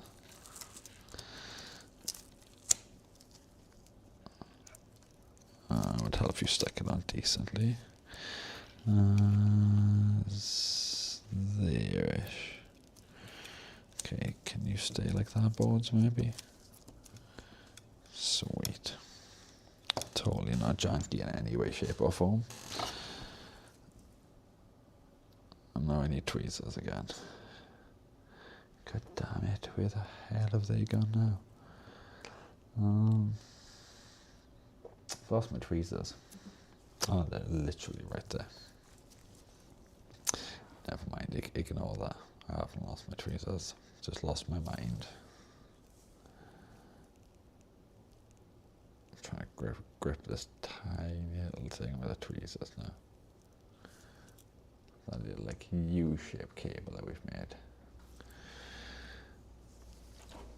I'll see if I can somehow attach this to this board.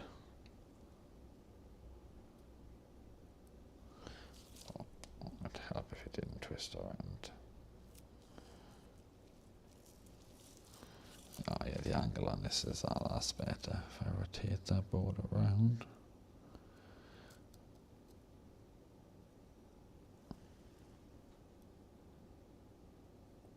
I think that's in there. Now we need to try to finagle this.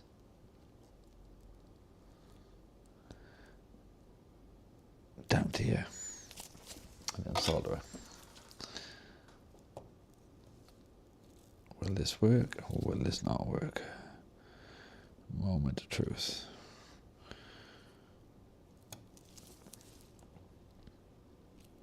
That seems to be attached.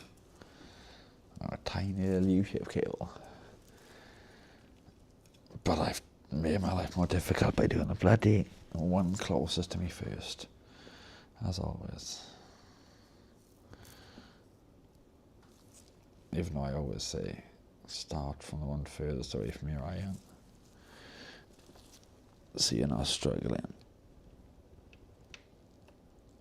Can I actually get any heat into there? Oh my god, that just like obliterated that cable did there.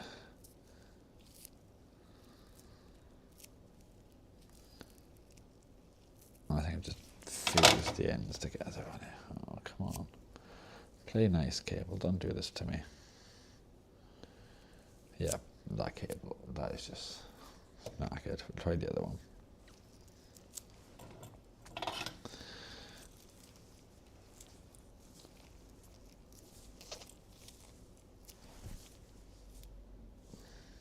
Well, that one just got like, I don't know.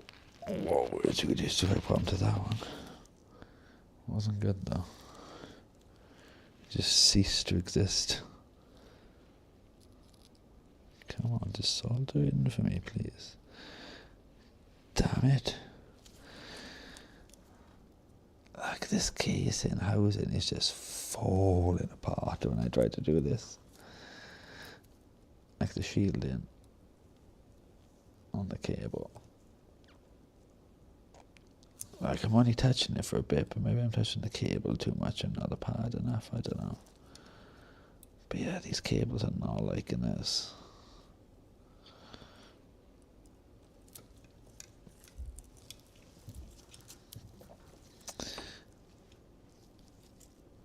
Not one bit.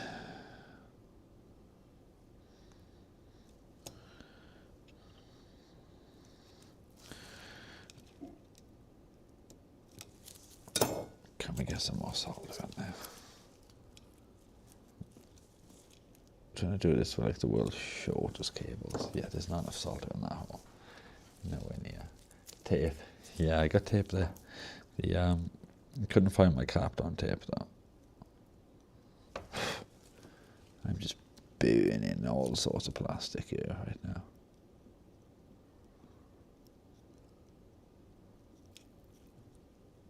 Will you stop going in my face, you stupid smoke?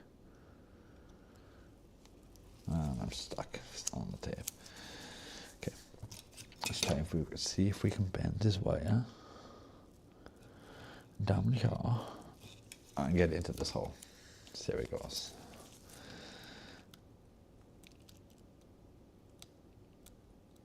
Just need to get this soldered on now.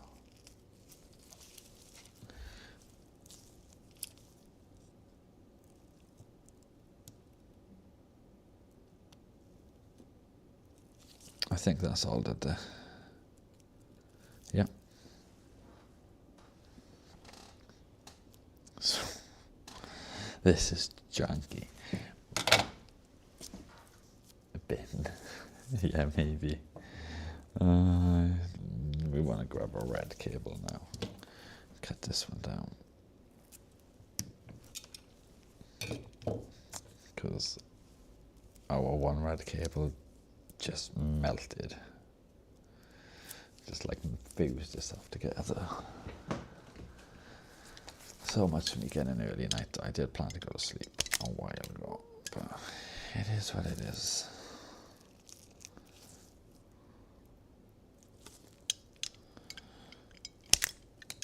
Don't get stressed out about things.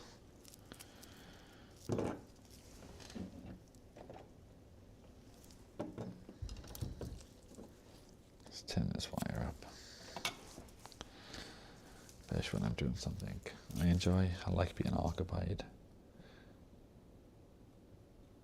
That's another of the reason I went live as well, even though I'm not doing a massive amount towards the project this evening. It's more just potching and research. It's more fun to do it live. I thought I'd have a little potch. I didn't want to wait till tomorrow to have a little potch around with these boards. It's always good to practice soldering and other bits and pieces too.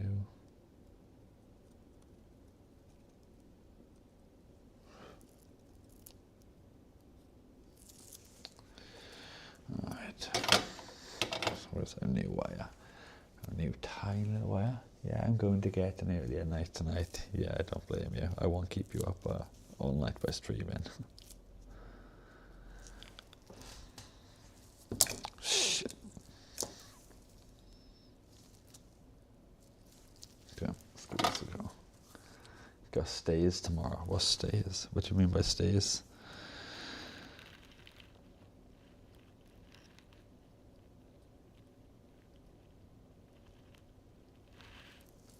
That's difficult to do from that angle.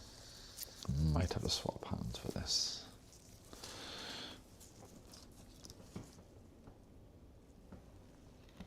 That is on there, and I'm just going to do the other side.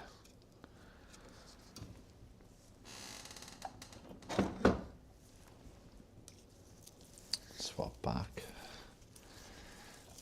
It's the other hands, and see if we can get this cable down. Yeah, this one's much longer than the other ones, mainly because I was fed up struggling with the really small cable. There you go. I think that's a much shorter path than where I went in before for the boards. I claim stairs for exercise. Oh, okay. I thought maybe stairs is like, I don't know, something I was missing, not like literal stairs. That's cool, that's always good to stay in shape, man. How many stairs do you climb? 1,200 foot, jeez, I don't even know how many steps that is. Is there a lot of steps? Do we try, you know, powering this on, but without, let's see what we got. Yeah, I can't figure out what's for what. Probably remove this tape off the board. Be good. But we could also use this tape to stop a short circuit in when we put everything into the other board. Because it's good, it'll last a while, it stays sticky, it's like Scotch blue. And it doesn't conduct electricity. And it might be better than that bit of plastic that I was using, that I like cat/tore out of this bag. Might be slightly less ghetto, might be a step up in the world. 150 flights up and down, jeez. That's a lot of flights. It's more flights than Heathrow. Let's have a look. What's this coming from? This is our ground. So this ground, I assume should be shared. This ground here should be connected to the ground on our other board, or this one I'm not worried about. 3.3 volts. Our ground is coming here. Surely our ground should be attached. Ah, okay, now I see. We've got ground attached here to this board. This is just piggybacking off. This must have been for our amp board or something. So let me remove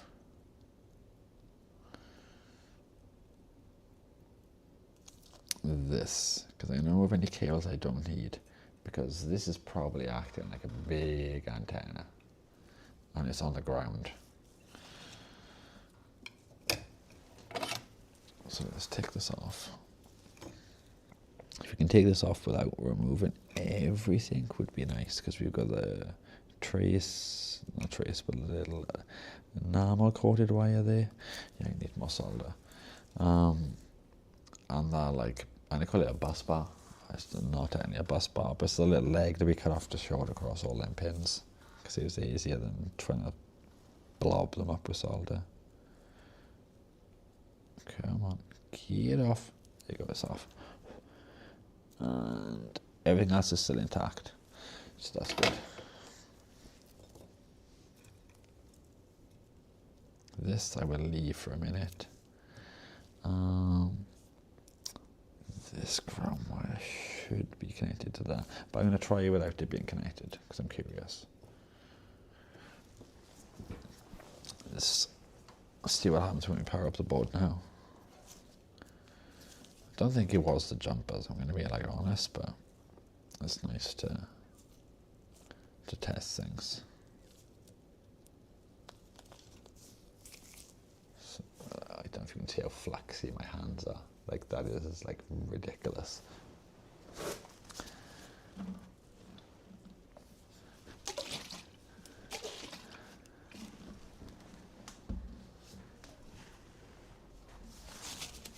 See if we can clean this up with a bit of isopropyl. Apparently not, because apparently it just all evaporated before I got to that point of my hand. That part of my hands.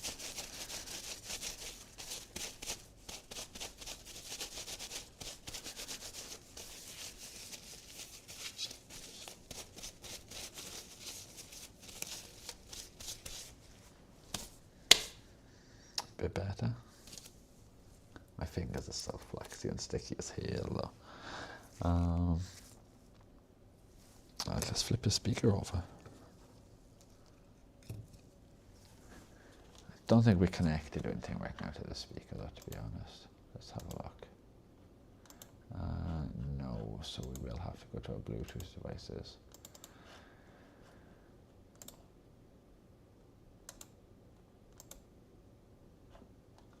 I don't know if the automatic pairing thing has to do with it being like showing up as a speaker rather than a headphone.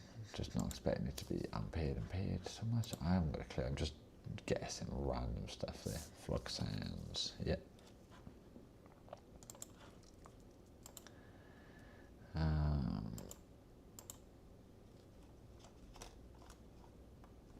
So we'll hide the volume on there. We'll go back to the start on this audio track.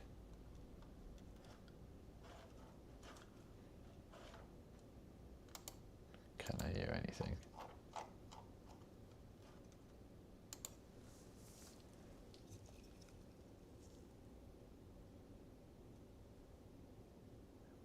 Okay, we don't hear anything, but I know the reason why we don't hear anything. I will give you one guess. I'll zoom in on the microscope. Because there's one thing I wanted to keep disconnected, but one thing I did need to reconnect. Let me try and move these cables. All of a sudden my cables are deciding that they're not long enough, even though they are. Okay. Let's try to get down on this and focus here. There you go. Ignore that horrific mess that is my jumper wires. And all the flax that I just haven't cleaned up. I'm gonna go fed up with these bolts. I'm never this messy. But yeah, I don't know if you can spot maybe a little something that might not be connected, like the mute. So I guess we could probably sort that up.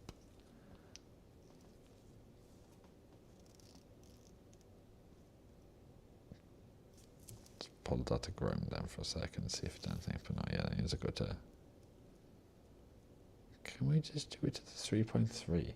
Because we get 3.3 after this, so we could just solve it to the pattern extra, couldn't we? That'd pull it high, I think.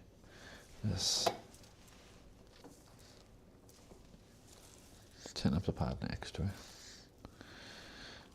with that big tip. Who doesn't like that? It does not like being soldered on while it's powered into the voltage lines. It's not a smart thing to do. Everybody watching, do not do this. Always power off your devices before soldering. And also make sure that you're not shorting your 3.3 line to your ground. Which I cannot even see if that is. I don't think it is though. think that they show it in there. Let's try some music.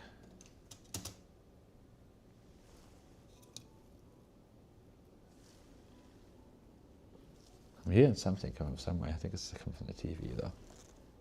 Yeah, it's coming from the TV because I think it's disconnected when I solved it. It didn't like it. Yeah, it's because that's disconnected. So I'll have to reconnect to this.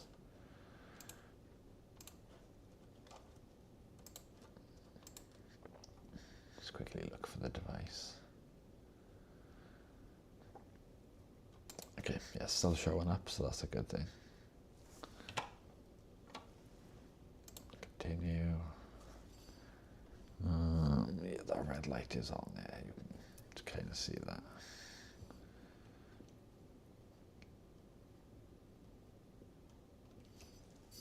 And we will try to play some music.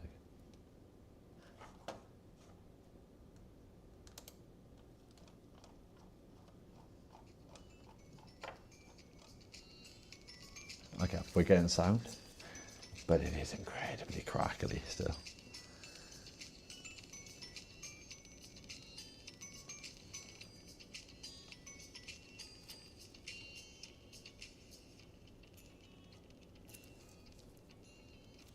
It's like, is the camera like? No.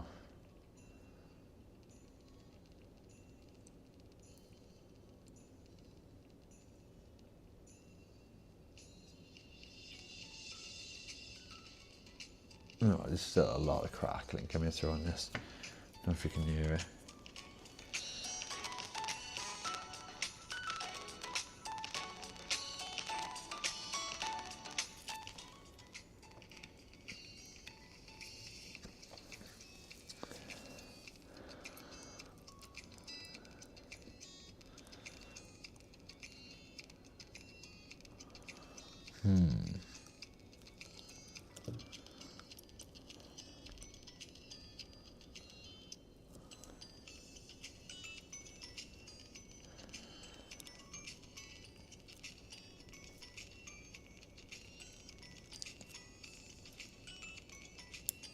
I can't figure out what it could be though.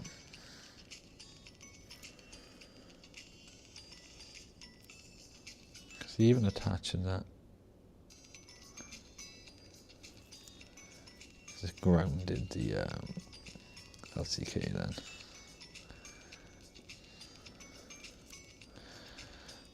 Even with this little wire touching that pad, do you have a ground going to both boards? Like a separate ground, the same ground? Let's have a look what our grounding situation is. So we've got 3.3 there, ground. Our ground's on the other side, isn't it?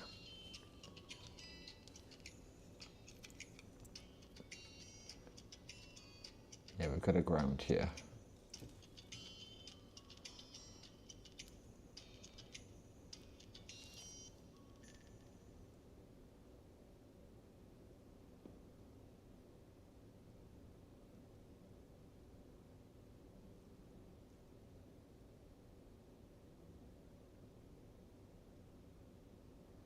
See, I'm confused.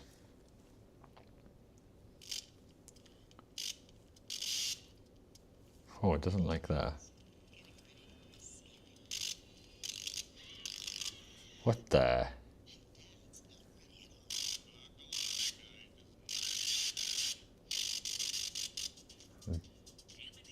Sounds like a really Dalek. Exterminate. Just rub the back of the board, it turns into a Dalek apparently. Don't know if we can hear this. Ready? Turn into a Dalek.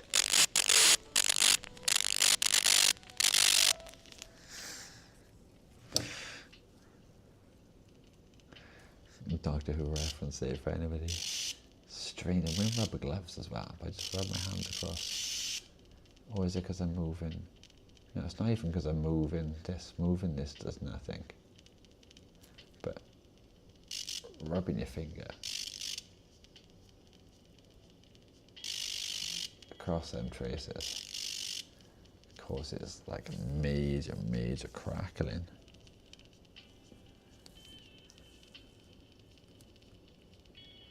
But not a metal tool.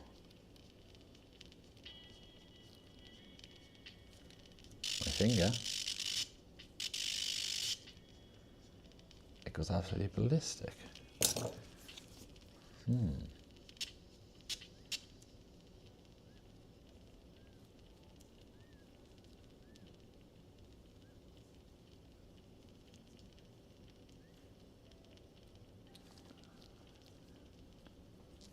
Yeah, nothing, see? If I touch it, it goes ballistic.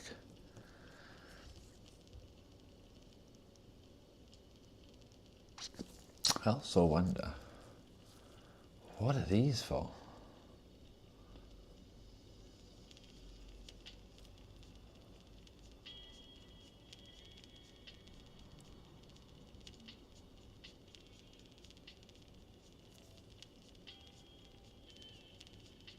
I have no idea where it's getting all that crackling and popping on the signal line.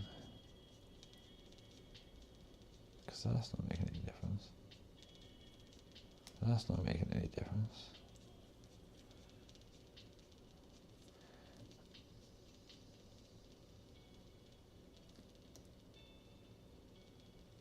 And it can't be the combination of the ESP and the DAC, I don't think, because that shouldn't make any difference. This is a decent enough DAC. We're outputting IS squared.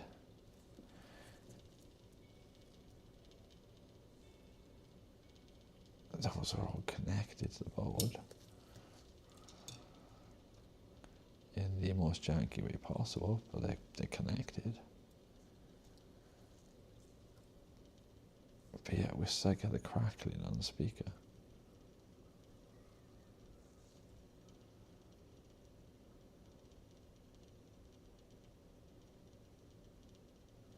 I think I have to do some more research on that. I don't know if that crackling can be sorted though, with certain capacitors and resistors the same as the other one. Because this sounds like a completely different issue from the other one. The other one I can understand, it just sounds exactly like, I think it's like a ground loop interference or a ground loop issue. Because I've had it on speakers on computers and stuff loads of times, and I've watched videos where they show, oh yeah, this code has got like a ground loop, or a loop isolator or ground isolator built into the charger. This one doesn't, this one makes noise on the speakers, this one doesn't, etc. So I've seen that kind of stuff, and it sounds exactly the same. That's why I think the other one is a ground looping issue. And I think that isolating DC to DC converter should solve it. But this sounds completely different. It's crackly. But from what I've read, output into a speaker with a high resistance can cause this to be underpowered, which can cause distortion. But even when we run it with an amp, it still was really distorted. So, I don't know, it doesn't really make much sense. So we'll have to try to figure that out tomorrow, once the parts come. I'm hoping that they come reasonably early. And as soon as I get home, I can maybe set up a stream and we can have a look at it. We'll try figuring out how to isolate the grounds and stuff first with a component. I think I just need to do it on the power. Maybe the power going to the amp, because that's the last area it goes to before it comes out the speakers, but I don't know. Or do I just do it to the power going into where the battery and stuff is? I have no idea yet, but we can come in. They're a little expensive. They're about like £1 each or something. But if you buy them on AliExpress, they're about 30 pence, I think. So, very, very cheap. But it's nice to have audio playing, but it's just don't think you could see that speaker moving or anything. It's very quiet. But yeah, it's nice to have audio, but oh, I don't know what wires I touched there, but the board didn't like that.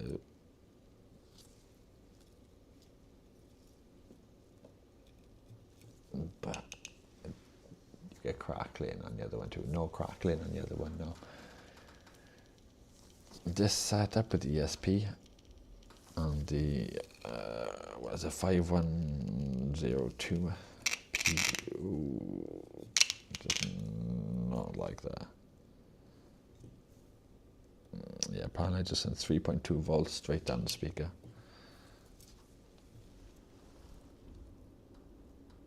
I'm getting used to it. I've got the speaker now.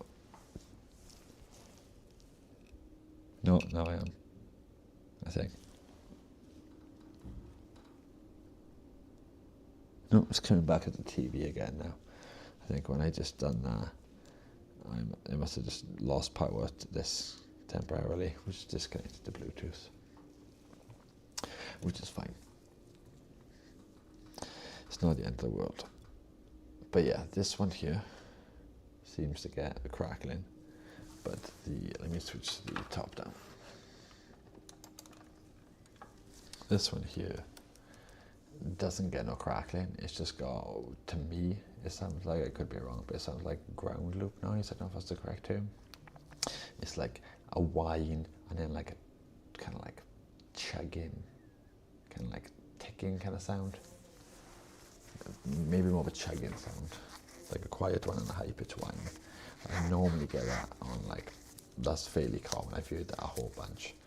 And I think that is just a grounding issue, so I'm not too worried about this one. Just get it that this one has the crackling, because this is the one that could be better quality potentially, and like not quite limitless, but more customization. We can, you know, tack on whatever buttons and other stuff that we wanted, and additional modules, program pins to be a sleep button, on off switch. You could do play pause, you know, because we've got plenty of GPIO pins on here. They can just be programmed to anything. I don't know how you would do custom connecting sounds, but I'm assuming we could do that on there too. But we might just have to look at no, because I'm pretty sure this one is designed for headphones. I'll have to double check if this one is designed for headphones, this DAC. I think it is. I know this amp technically isn't, but you can make a couple of tweaks to components to make it work, which is what we're going to be doing on this one. Like data interference sound, yeah, basically, yeah. I think it's from the frequency and the interference from like the switching power supply, apparently, to do the BMS. Even when it's not charging, but I could be wrong on that.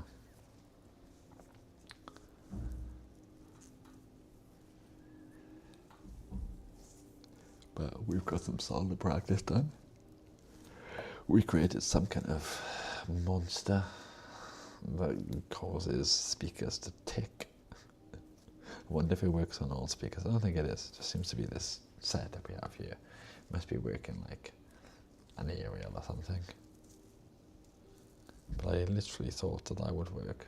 A tiny little trace repair job that we done. Well, no, it wasn't a trace repair, but it was, I guess, in the style they would do a trace repair. You know, where we scrape back one of the, I forgot what they're called now, traces. Solder that up, solder the component, and then run a little jumper wire. So that was good, I guess. Interesting, kind of. Good practice for me, soldering them little wires. At least I know when I use smaller tips, because I was trying to do that before with I think originally a conical tip on my old soldering iron, and then I was trying to use a knife tip. I think we used this one for that, if I remember correctly. GS02, or we might use BC2. I can't remember, to be honest. But I know we didn't use a knife tip for that, and it was a bit easier.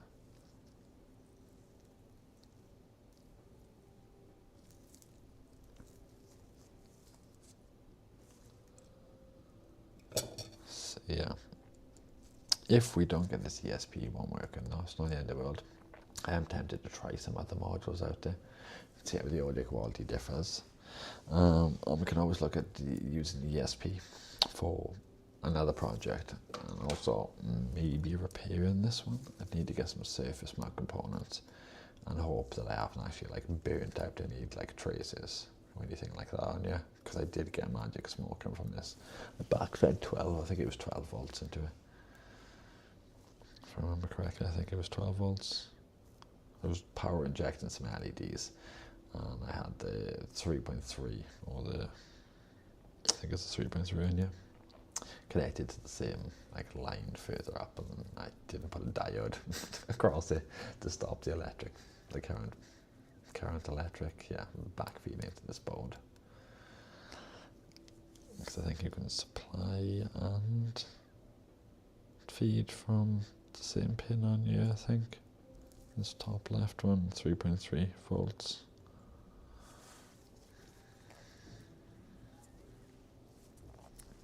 And we have some D1s. I think we might have 2 D1 minis. One might be faulty, I can't remember if I had an issue trying to flash stuff to that. But one works because it was, well, I assume it works, it's brand new out in the packet. So hopefully that works.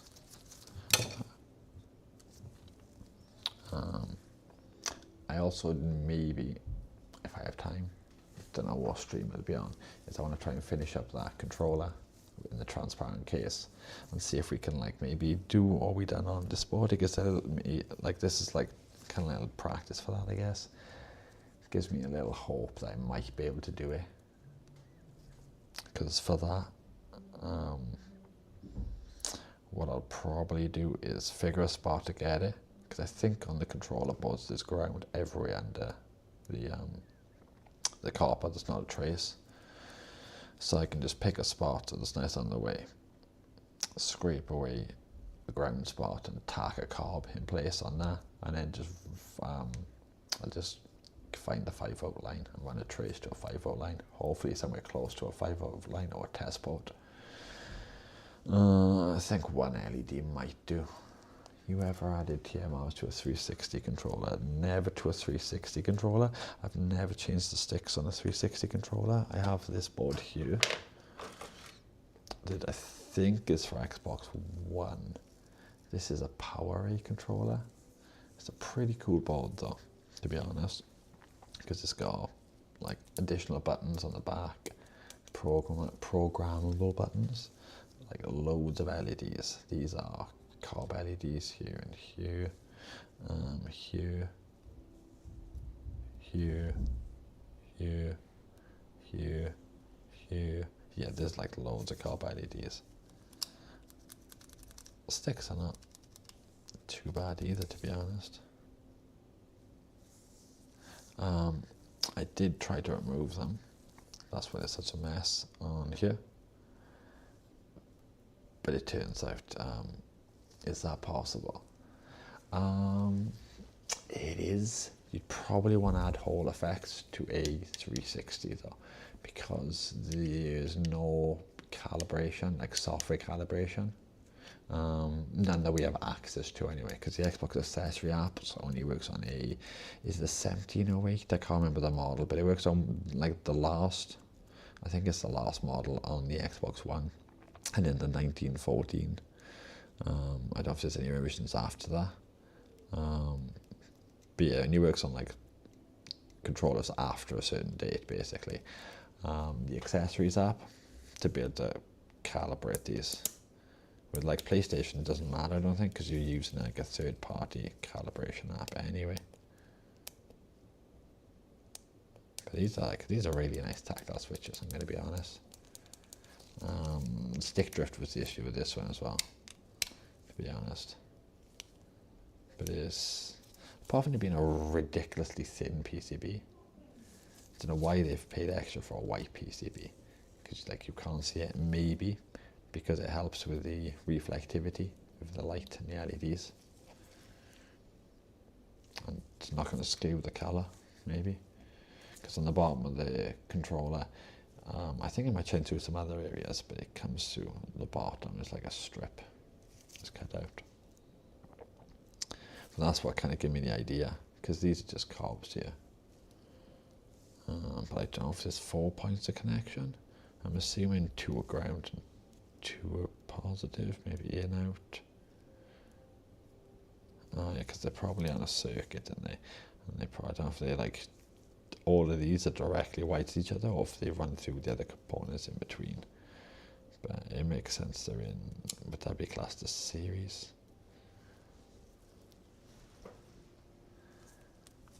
But yeah, basically what I was saying, if I got completely sidetracked on the older controllers, because you can't do the software calibration, you can use Hall effect sensors. With Hall effect sensors, they can be manually calibrated. You have to you grab the thing, the thumbstick, there'll be a little hole somewhere where you insert something, and then you use that then to, that will move with you can then get this to move independently, because you'd lock your, it wouldn't be a potentiometer, I can't remember what they are, like your magnet in place kind of thing, and you can adjust this independently to center it basically. So there's like a physical manual calibration on the Hall effects, as opposed to the TMRs. You'd have to calibrate them with software, so I don't think that'd work on a 360. But you might be able to just get lucky and chuck them in and not calibrate them, how good that would be, and your centers would be a bit off and stuff, maybe. But I think Hall effects would probably be the best bet. And obviously, regardless of what you go for, they will still eventually wear out. Even if you use, obviously these are not Hall effect right here or anything, or TMR. But the only thing that's different on them is literally, they've swapped over the potentiometers. Obviously, they're thicker in here and stuff on some brands. But the spring and the catch and everything is still plastic, and it's still a mechanical piece with friction. So that's where your loose centering comes from and stuff like that, and sloppy centers. It comes from the actual spring and this plastic piece, not from the potentiometers itself. So you will still get that eventually on TMR and Hall effect sticks, but you're not going to get the stick drift, basically. But you might just get sloppy center and some stuff like that, and maybe the spring will eventually go and it won't spring back, kind of thing. Obviously these are staying in place because they're the Alps and they're outside of the case, because they never go to that zone. But eventually yours will, they'll stop springing and stuff like that. But they will last a million times longer than standard carbon film potentiometers, because daily use, they can go in as little as 3 months, 6 months to a year, I think is about the average for a controller before it gets stick drift, which is absolutely ridiculous.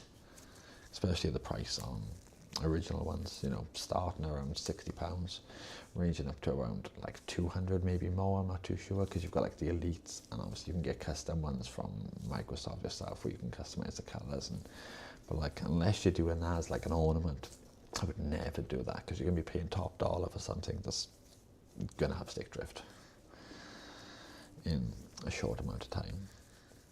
But I can understand doing it for the aesthetics, and if it's something you want to keep or display, because that's, I've done the orange control and transparent one for purely aesthetic reasons. They did have a TMR upgrade on them as well though, so they're aesthetic and practical.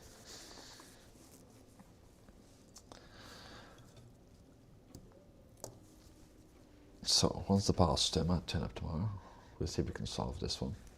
The cable, I have no idea what I'm going to do with the cable running across the headset. For now, I think we might just have it janky, and in time, I'll have to figure out if I can make my own kind of coil cable or something, because I don't want to be forking out for a coil cable just to use a little slither either end, and then have to have like a joint with some heat shrink or something.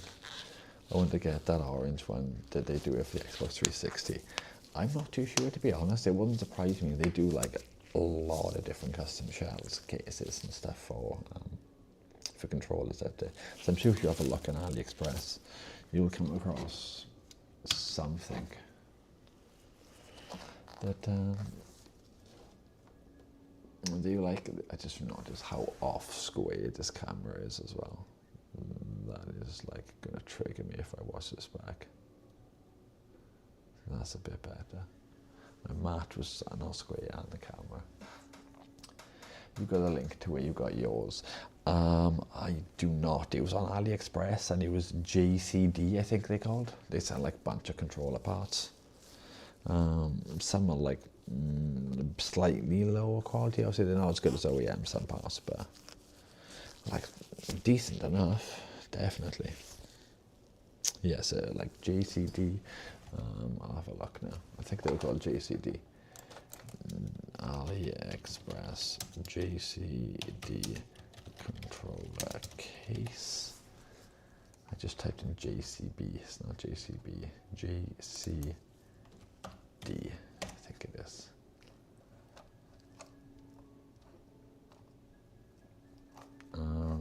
JB. Where's the packaging here? Let's have a look. I might have got some of these from the same seller. No.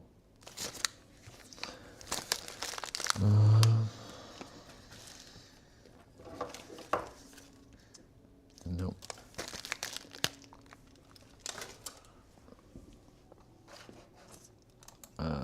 If I took my AliExpress, Xbox stick. Yeah, JCD, that's the one.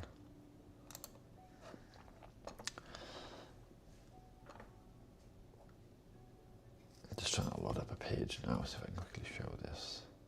It will be in my page history, but I don't have this is like a brand new computer. It's not my main computer. I only built this one just for streaming. So this one is like my soldering station and stuff. Yo, what's going on, James? We're getting on okay.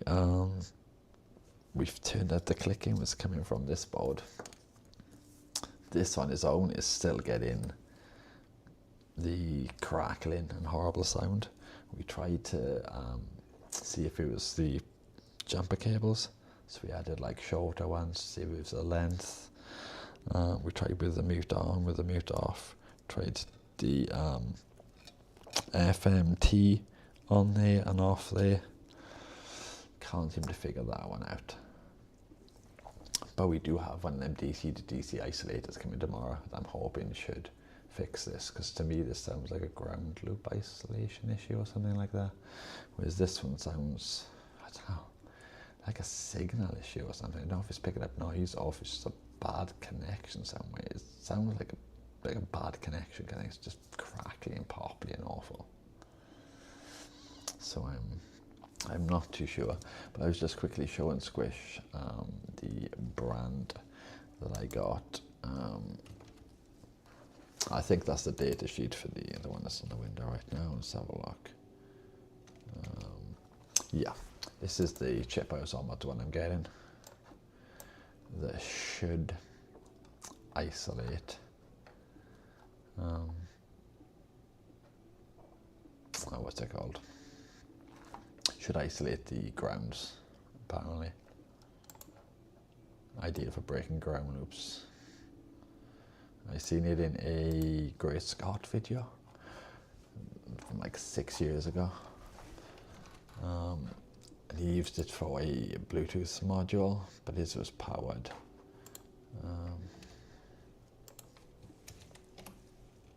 Let's quickly go to the AliExpress page. With a bad connection, you would think it would change as you move stuff around. That's what I was thinking. I've tried moving everything and there's no difference in the signal.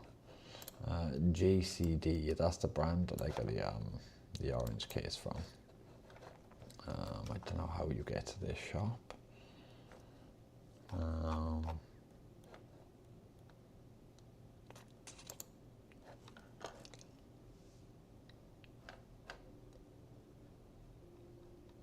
Okay, that's not coming from GCD there.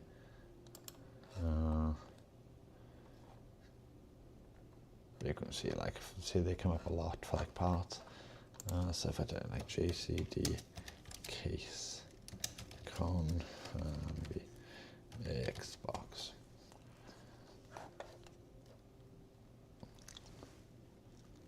I think it's that's for Xbox One. See, they've got an orange one for the Xbox One there.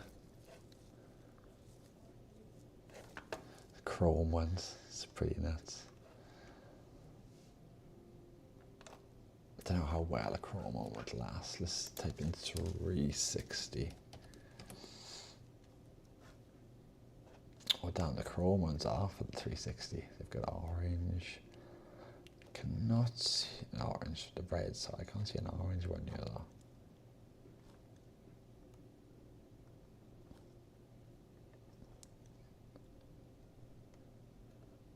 Oh damn. That's for GameCube.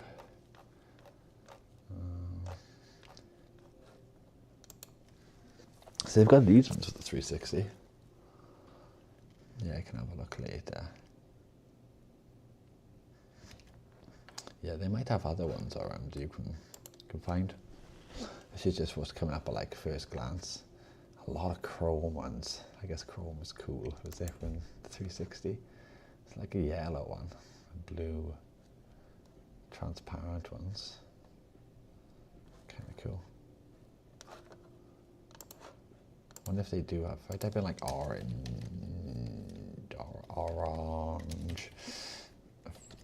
not 47. Oh damn! Is that for a? No, that's for a Sega Dreamcast. Ah, okay. So it's like a PlayStation case. That's pretty cool. You can get oh, PS1 case. That's what I thought that one I believe was.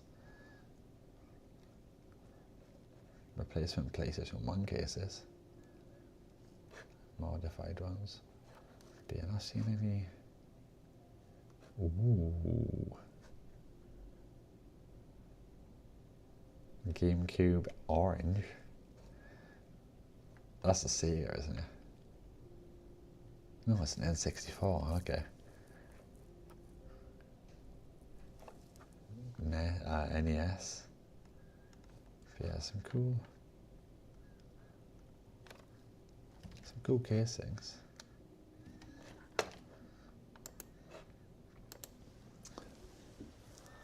So yeah, once the parts out tomorrow, we'll give that a go. If the ground roof isolator, DC isolator, if the other thing doesn't work, we've got my Soviet frequency count is round tomorrow. Sweet. Are you going to be doing a video on it straight away, like live, or are you going to do a video and then upload it? Because I'm definitely looking forward. And are you doing that with an ESP as well, you said? Hopefully you have better luck with ESP than I did with this particular project. No problems in the past with audio and stuff. Audio's always liked him. But audio on this has been a nightmare. But we have got a list of about 4 other like modules that we could potentially use, all better quality than this but more expensive. No, I need to gather all the parts. Okay, that's fair enough. I look forward to seeing that still though.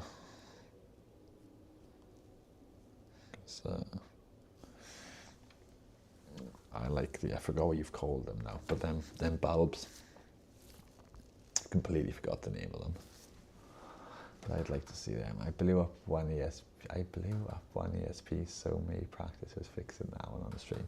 Nice. Don't worry, you're not the only one. I've got a dead ESP right here too that I potentially want to try and fix. I don't have any SMD components yet. Got a bunch of through-hole ones coming in, one of them like electronics mixed starter kits or something.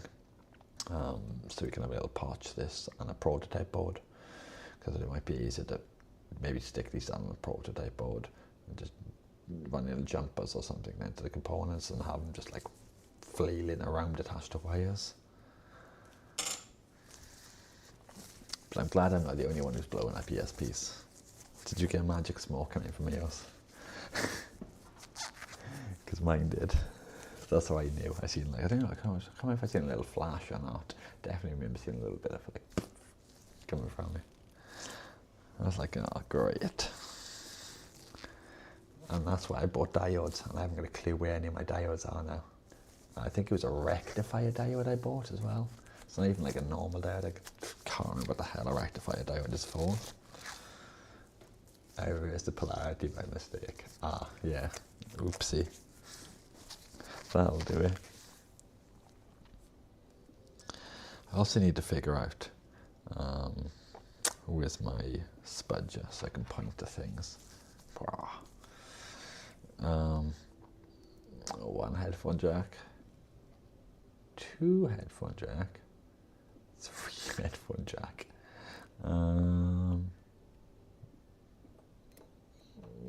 I can see two controllers in pieces, I think. I've dropped a board somewhere as well, I think. Does this one have? No, this one has one in it.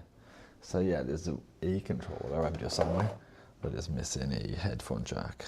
I need to figure out where this one goes. Two of them are accounted for, I think, in broken. Ones which I'd like to fix, so I might have a go on stream one day. I've tried off stream like 2 times. Can't figure it out. I've got it narrowed down to between the main chip and a jumper, but I can't figure it out any further than that. I don't have RTA to like reflow the main chip or anything like that. I can't find any shorts on there, and the other one is just a USB issue which I need hot air for. I've got the ports, but I just keep spending like what I literally spent on. I spent more on this project. I could have bought a hot air station probably. Definitely, because it was like either 20 or 30 pounds, I think, for like that component. I think I got a cheap one for like 20 pounds. The mixed components kit. You know, the basic kits comes with like transistors, resistors. I don't know if it does come with transistors. I might be making that up. But it comes with like resistors, capacitors, ceramic, electrolytic. Electrolytic. I can never tell which one. And I should probably look up which way is the correct way to pronounce it. Lithic or lytic. But yeah, it comes with a bunch of stuff, but they're crap. Does that kit come with a breadboard? I can't remember if it does come with a breadboard, to be honest. I'll have a quick look now. I know it comes with a couple of prototype boards, which are pretty small, which I'm going to try potentially probably use to put the components in, rather than them just like flailing around the place. Let's have a look. My Amazon orders are actually loading a bit faster than earlier. Do I still have that music playing, sort of random music? Yeah, I do. Okay, I mean, I can knock that off because it's just using up bandwidth I don't have. Orders. Okay, let's have a look at my orders. Arriving tomorrow.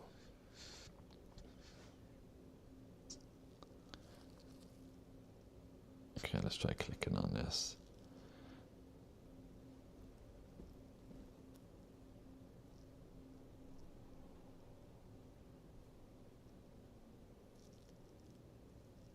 One, it's 1818. Let's try looking for this on Amazon and see if I can find it.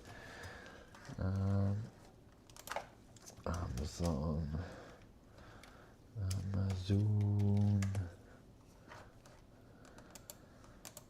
Literally just typed Amazon there.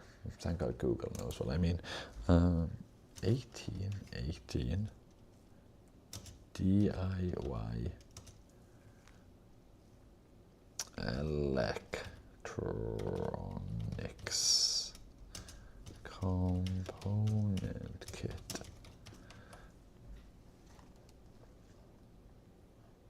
I think it's this one. I think it's this one I got. Let me switch over. Rice Krispies. I'm interested to know where the cracklings come from. Rice Krispies, yes, not crackle and pop. Yeah, I'm super curious to try to figure that out too. I think it's the ESP. Yeah, I'm not way to tell. I don't know, because this should be outputting an I2S signal. Because I'm never going to try this on its own using the 8-bit DAC. But we could always try that at one point, especially because you're probably going to be going with this alternative module. Um, let's have a look. Here you go. I was wondering if it makes a difference which GPIO pins you make. Maybe you're supposed to use certain ones for audio. I don't know, because I don't think it matters, because we're just telling a way to send the IS grid.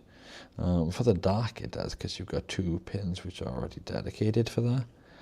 But maybe we could have a look at doing that, because I did reconfigure the pins, but I have seen other software that uses similar, but it could be a pin issue. This is the kit that I've got coming. It might take a second to load images. My internet is atrocious in this room. Is it this one? I think it's this one. I don't remember it coming with little buttons and stuff though. And buzzers. But I think it was this one I go. No, yeah. Does it show what it comes with?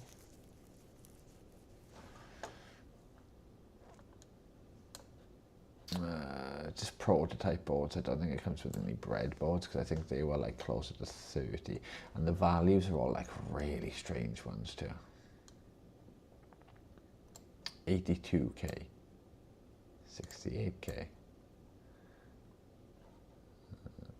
These apparently are codes rather than values.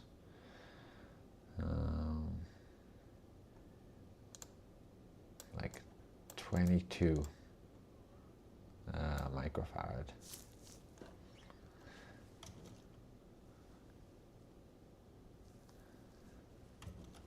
So they're quite strange. Not the best. No reviews. I'm pretty sure this is the one I got. Good, I think. That's what it comes with.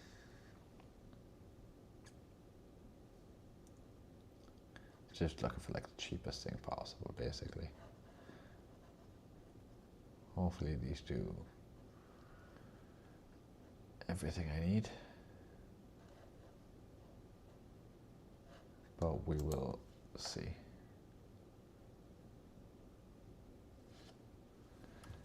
I thought it was a good place to start. It's not the best of kits, but it should be adequate enough to do what I need to, I think. You should have the parts anyway. And I know I could order the parts like separately for a couple of pence each, but then I think by the time I pay like £8 delivery on them, I might as well just buy one of these from Amazon, I think, to start off with, and go from there. So hopefully that works, and we can get this all up and running. But I will look at trying one at like some of the other modules I've looked at. Some are expensive, like £15 or more. And they do, is it LPA? I can't even remember. You doxed yourself, kind of. I don't think so. If you're looking at the delivery location on Amazon up here, delivery to London, E17, that is, I do not live in London, as you can probably tell by my accent.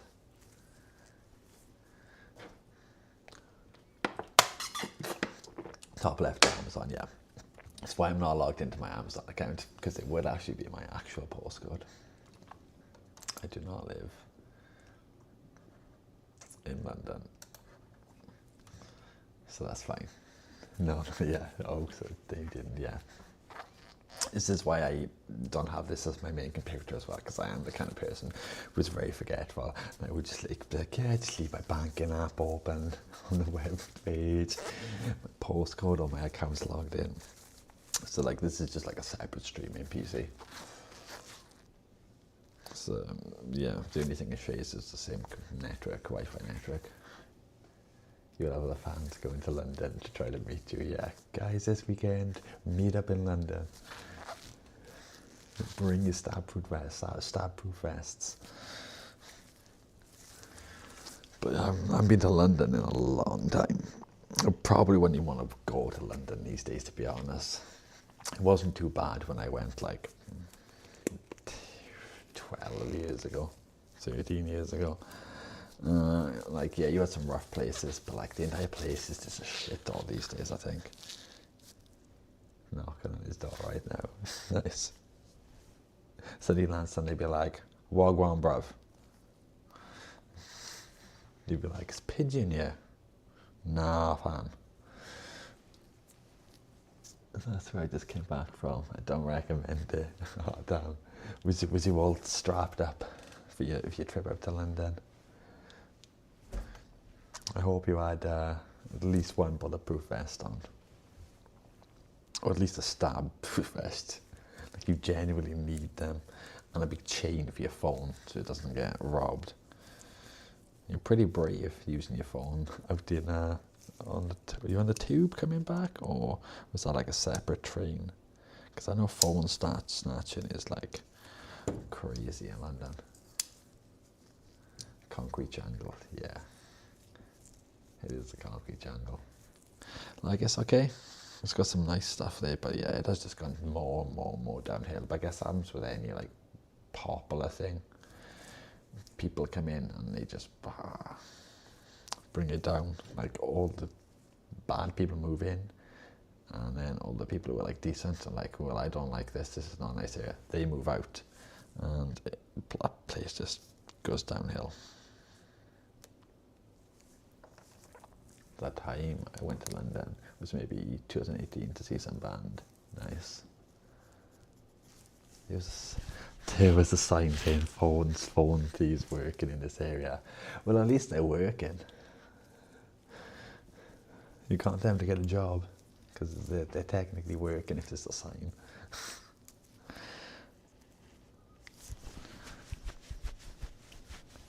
Fucking glass that is working. Yeah, I wouldn't need a glass that's working. Feeding bastards. But it is what it is, isn't it?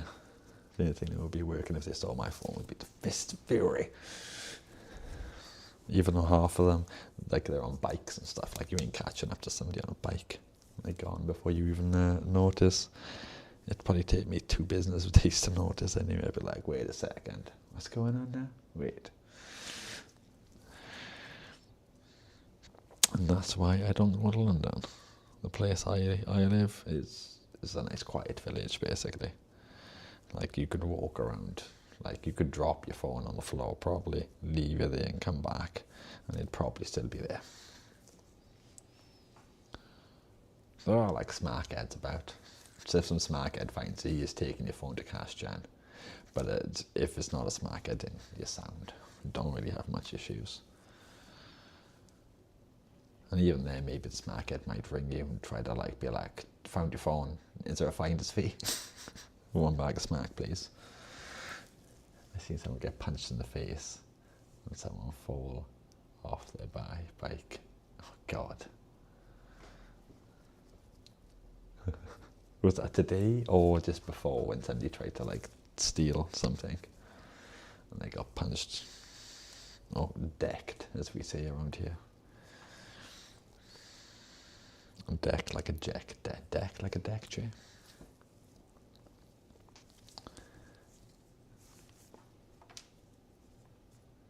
Today, Jesus Christ. She had some drama today then, some excitement for the day. I thought maybe you meant like another time, jeez. Maybe in the front line today, James, for the sound of it. Risking your life. That can happen anyway. They're drunks. Yeah. But I don't think they're drunk. Like the people in London causing issues, I think some just don't care. And others just steal to get by and stuff. Or people think it's cool and hard. And they're trying to get like, street cred or maybe work their way up in a gang. There's many, many reasons, I guess. But yeah, you seem to get a lot more of that in cities than anywhere else. Yeah, that's dirty. Okay, so I think I'm going to probably wrap up the stream now in the next minute or two, just because I only meant to stream for like maybe an hour or two, and just wanted to like test out this and this again and see if I could resolve some of the issues and just quickly go over some of the research of the other modules I'd done.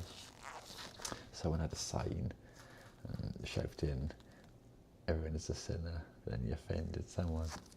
Oh God, yeah, you get like the preachers and the religious people like in almost every city. Normally they've got like a big megaphone and a big like a sandwich board sign.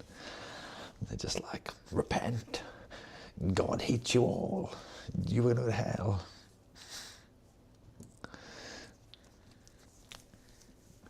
Gang, well, where cowards congregate together, yeah. You find that. Because most of the time you'll find these people who are in these gangs, you bump into them on their own, and they're just like, oh, alright, but yeah, you okay, oh, how you doing? And then you bump into them when they're in the gang, and all of a sudden they think they're like really tough and hard. And it's just like, mate, you were licking my arse last week. Not literally. That's like a figurative term for somebody like buddying up to you. Well, that's an interesting knot. Apparently this is like now a knot channel. We're going to be doing knots from now on. Don't get any ideas.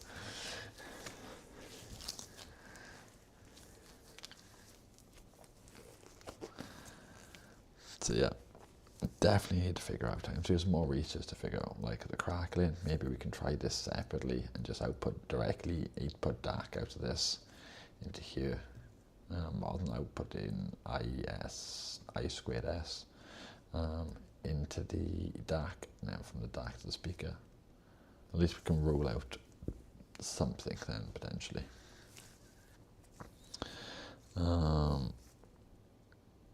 I was going to say I could reuse this, but I don't think you can configure this to output I squared S. I think it just outputs DAC.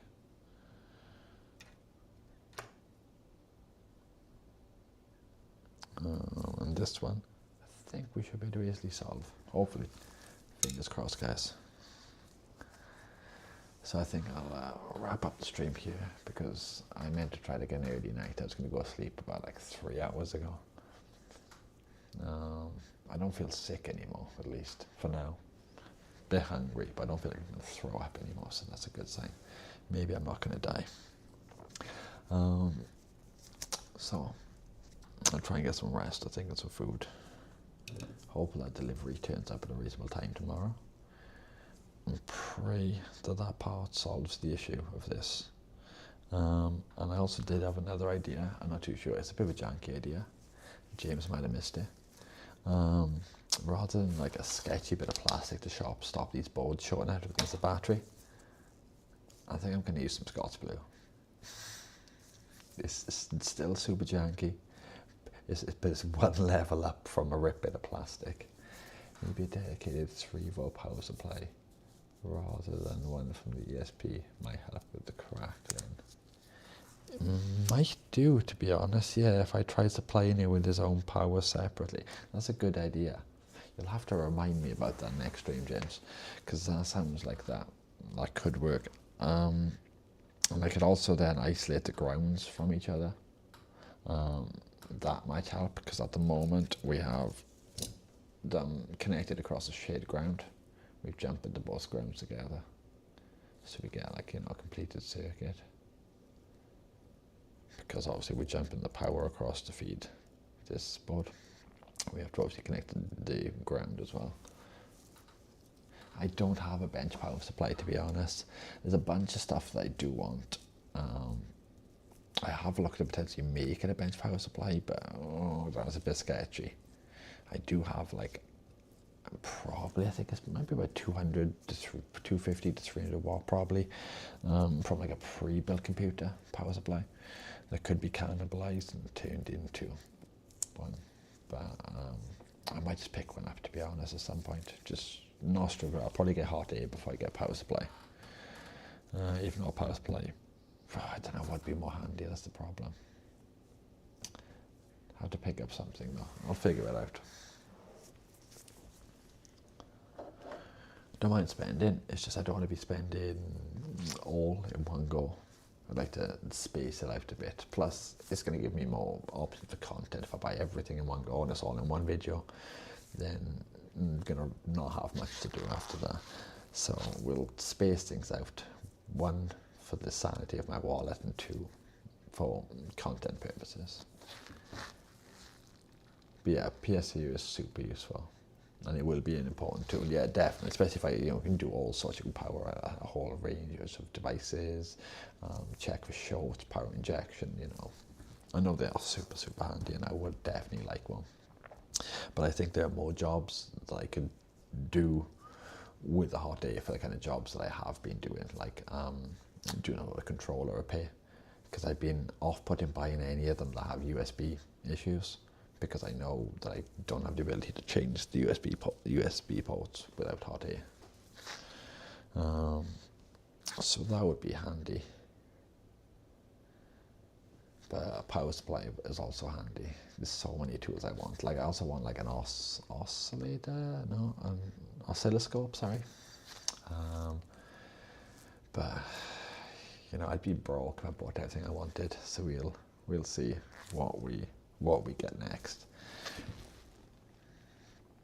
Maybe we'll do a poll or something one day if we have maybe on the weekend, because we might get a better outcome, a larger audience on the weekend. We might have a little poll and see what everybody thinks. Yeah, Oscilloscope can't wait. Yeah, Oscilloscope can't wait. It's super handy though. Some problems that I've had could have been diagnosed with that.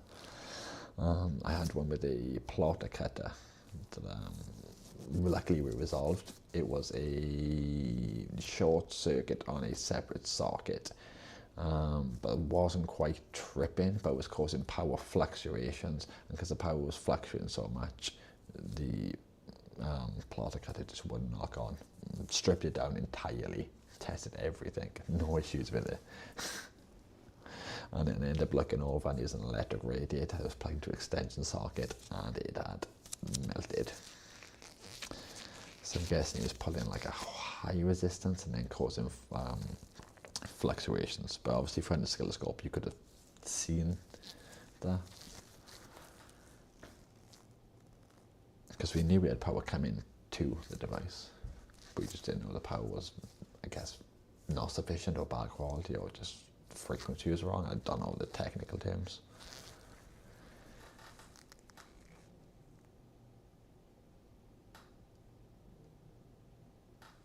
Yeah, it is better too. Yeah, I agree. I recommend building up slowly over time and investing in half decent stuff if you want to do things long term. Yeah, that's definitely a good point. That's what I was thinking of, just waiting again. Is it called Arden? I'm hopeless at remembering names and brands. But the hot air station was about £170. But I'm not too sure yet. We'll see.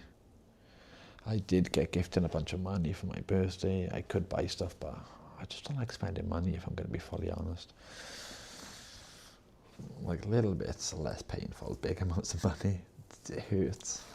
It's just yeah, you will buy something twice and it will just annoy you. Buy once, cry once. Yeah, if I buy the app, I'll never need to buy one again. Yeah, I know. And it does seem stupid just to buy a £40 one and then buy a £175 one further down the line. Who knows, say they spend it on the most cheap person that existed. Yeah, I'm kind of like that. But I have sprees sometimes where I just go and spend stupid. And then I feel really guilty. And then refuse to spend again. And I've just found another one of them. So it turns out we have 4 of these jacks. I definitely have 2 controllers which are not working. So we'll definitely have to try and figure that out. I want to get a label maker as well. I'd like a really good label maker, but I think I'm going to go for a really cheap £15 one from Amazon for now. It should be sufficient enough just to label up my drawers and put a label inside of controllers on the back of the battery, just so I know what's been done to it. New sticks, TMR, what brand, etc. Because I've done so many controllers and they're all just in plastic boxes. I cannot remember what has K-Silvers, what has Alps, what's got Jinfuls in them, who knows. But I'm going to get a little label maker for that. I was expecting one for my birthday because it was only a £15 one, but apparently that request must have completely gone over my family's head when they asked me what I wanted, and I said, this. And I didn't get that, so God knows what they asked me. My label maker is a pen. I do have the ability to make labels like this, but let me show you my writing.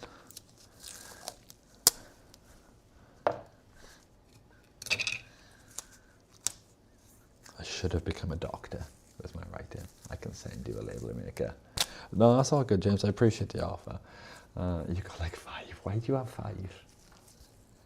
5 label makers. That's a crazy amount of label makers. I will write. Okay, this is like slightly neater than normal. My writing is not normally that neat, but yeah, look how bad that is. My writing is normally worse than that. Like, that is the writing of a psychopath. It's just like all angry and scrolly.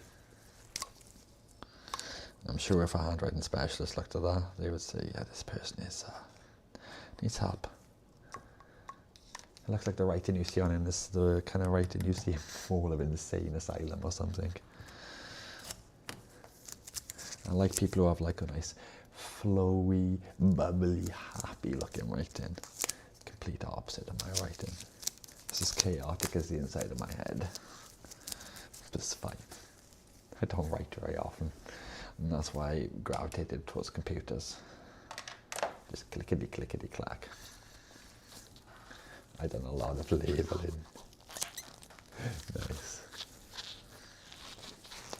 Is there any recommendations for a budget label maker you think would be good? Because I'm assuming that £15 one, it's like 400 DPI. No, it's not 400 DPI. It's not 40. I can't remember. It's quite low. Might be 200 DPI. But it's not as sharp as the quality. And I think also it uses RFID labels. And if you use different labels, apparently they reduce the quality even further if that RFID tag's not present. Just they can make more money on the labels. The same as like everybody does, you know, same as ink and printers. Basically. But yeah, I've been saying I'm gonna wrap up the stream for like ages now. I think I actually need to do it now because I'm already up way later. I'm gonna have under 8 hours sleep and I still need to eat. So I'll probably end up getting about 6 hours, I think. But it is what it is. On the plus side, I should have the delivery tomorrow. But we can carry on with this. We can look at what project to do then after this. Because I don't know whether to look at a repair, a modification, restoration, or a build project for what I want to patch with next, to be honest. I'm always open to any ideas. I got a spare Rhino 5200, I think it is. Maybe. We'll see. I just don't like taking or accepting things from people. It just makes me feel, I don't know, not quite indebted. It's not really the word, but I don't know. Just feels like not taking away my independence isn't the right word either. I don't know. I just feel bad and guilty when people give me things. I just feel like I have to, work for things. And okay, night time. What about myself? Yeah, no problem. I will speak to you guys soon. Thank you very much for coming in, tuning in, joining the stream, having a chat, contributing.